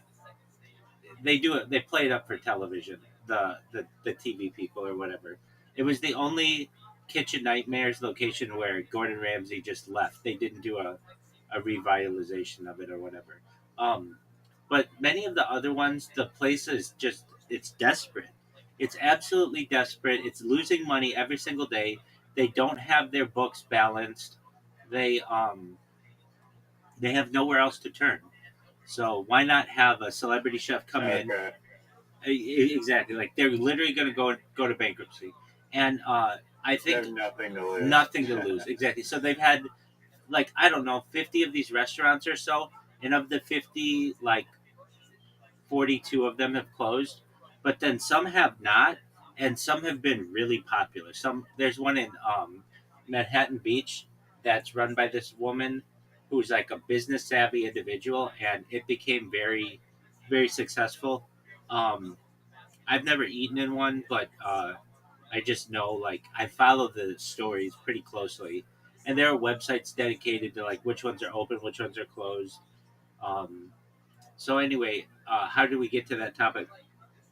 The idea that the television show may, plant um, plant some type of sabotaging evidence against someone, and at the beginning of all of them, they say like if you at least in the United States, I think it's in Canada too. I've seen that little like Canadian maple leaf or whatever in the corner that says like PG, and then it'll say like um, it has like S for sexuality, V for violence, um, D for dramatization, and there's like one other language I think, and I don't know if I think like in the United States, like the FCC still regulates like um the that those kinds of shows maybe are classified as dramatizations, but still it doesn't say like all the information that happened. So the average viewer could be just pretty naive and be like, oh well, maybe they really did have mice there, or whatever. Some of the restaurants are absolutely disgusting. It makes absolutely no sense to me. It does not make any sense to me that you know that you're going to have this celebrity chef coming in. Why wouldn't you have everybody clean and get rid of all your rotten food and everything? Like, you know this guy's coming. I don't understand that. Yeah, I was just thinking that too. It's like, why wouldn't they do that? But maybe they're told, don't do it, don't touch anything, or it's a surprise somehow. I don't know. I mean, they know that they know that they're coming, so um, it's just it makes sense to me. Have you seen? I don't know if Gordon Ramsay's on every episode of this, but I've seen him on a very similar concept show, except it was for hotels. Yeah, And Hotel he'd, Hell. Go around like these hotels, and then he'd Yeah, like, it's called. oh, these. It's called. This sucks. It's called Hotel Hell, and I've seen them all. I love. I hate to say it, but I'm a big fan of Gordon Ramsay's television shows. Now, do I love Gordon Ramsay as a person? No, because I think he cheats on his wife, and I don't really tolerate that. I don't like that kind of behavior. But I think they made up or something. But it was a pretty big scandal that he cheats on his wife. But anyway, yeah. Have you seen Hotel Hell? I've only seen like one or maybe two episodes of it, but I just know it's a Gordon Ramsay like flipping business flipping show almost. Yeah, and like all of those hotels, I think closed. Every single one of them. They had one that sticks out in my mind that was supposed to be like a. This guy had like a Ferrari in the hotel or something. Like he was just trying to impress people, dude. Which reminds me, I've got to mention Ferraris in skyscrapers. Don't let me forget that. Um, there was this hotel hell. Wait, or was it? Oh, yeah, Kitchen Nightmares. Kitchen Nightmares started in England on like Channel 7 or something like that. Whatever channel, one of their channels. And when you watch the British one, it's so like serene. All the people are like really polite, and like the music's like really nice. And then you see the American version, and it's like daggers coming out and like knives all over the place. It's like, wow, you can really see the difference between what British people are shown and what Americans are shown. Like Americans need like quick cuts, and like you need to keep people's attention, and you need to play like the Shining music or whatever, that like all of this like really scary stuff. But like in the British one is like really calm and everything. All right. With that being said, One thing just like that is if you know the show like the Bachelor, like the Bachelorette. Yes, I was watching that and with Mona Reiser, and we've seen like the American version of that show, and it's like very like raunchy, and like the first day the girl's making out with like 10 guys in like the pool, and it's just like really like, tacky. And then we watched the New Zealand version of The Bachelorette, and it's like super high classy. Everyone's like overly polite. There's no kissing. They're literally just trying to like get to know each other and like actually like see if they're a good match before doing anything physical. And like they're all like treating each other nicely. They're not being like dramatic for no reason. Like it was just like two completely different shows. 100%. Really wild to see. I agree. That's how America is. It's like, it's the land of excess. Speaking of which, so I saw this thing on Reddit, this like picture gallery, which is really fascinating. So, in the 1980s, it used to be a like the biggest flex you could have on anybody was not to only own like a Ferrari in like New York City, but you would get a Ferrari lifted up to your skyscraper corner office, and they would remove the glass and then put this Ferrari in your office and just have it there like an art piece. And there's this strange like series of pictures of guys who are just like high profile stockbrokers or whatever sitting in their office, a really nice office with just like a pristine Ferrari just sitting in the skyscraper. It's not on the wall. It's just no, it's on there? it's on the floor. Yeah, it's just parked there. Okay. But the thing is, it's like showing like I'm so rich that I drive one of these, and then when I'm not driving one downstairs, I can have one delivered into my office, and it becomes like an art piece. And I just find this to be absolute like the ultimate epitome of Wall Street excess. Like you got to see the pictures. I've seen a video of like a high-rise apartment being built, and they were like apparently like stopped the construction like at this dude's penthouse floor so that they're like using a crane and just like dropping the Ferrari inside of the building. Oh, no way. And I was like, okay. So it's very much I like mean, that. They're nice cars to look at, but I don't want my square footage being reduced by it. But right. If it was in an office, maybe, I guess. But I've not been in a Ferrari, but I've driven a Bentley Bentayga, the like SUV, and I found it to be extremely cheap. Like it was like a $500,000 car, and like if I'm paying $500,000 for a car, I want like the stuff that looks like metal to be metal. I don't want it to be cheap plastic. But everything was still really cheap and they do that for weight issues because of like fuel economy. But it was just surprising to me how cheap all that stuff was, and I've heard Ferraris have gotten that way too. Like they're no longer like what they were probably at least when I'm talking about on like Wall Street and perhaps what you're talking about as well. Um, that they're not impressive anymore. It's just like, oh, that's just plastic. It's like no big deal. Do you know Doug DeMuro? Name sounds familiar. He's like a famous car reviewer on YouTube.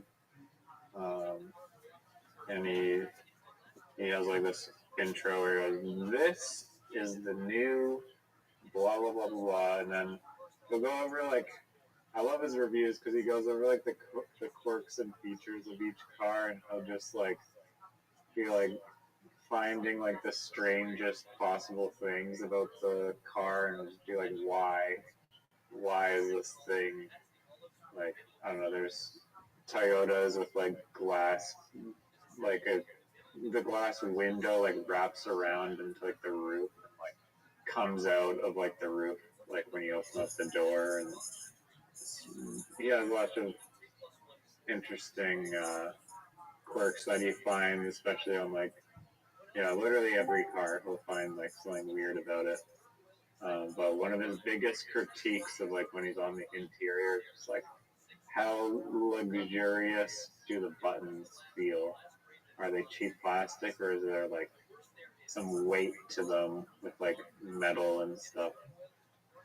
And those metal buttons, the feel of the buttons does make a difference. Oh, I agree.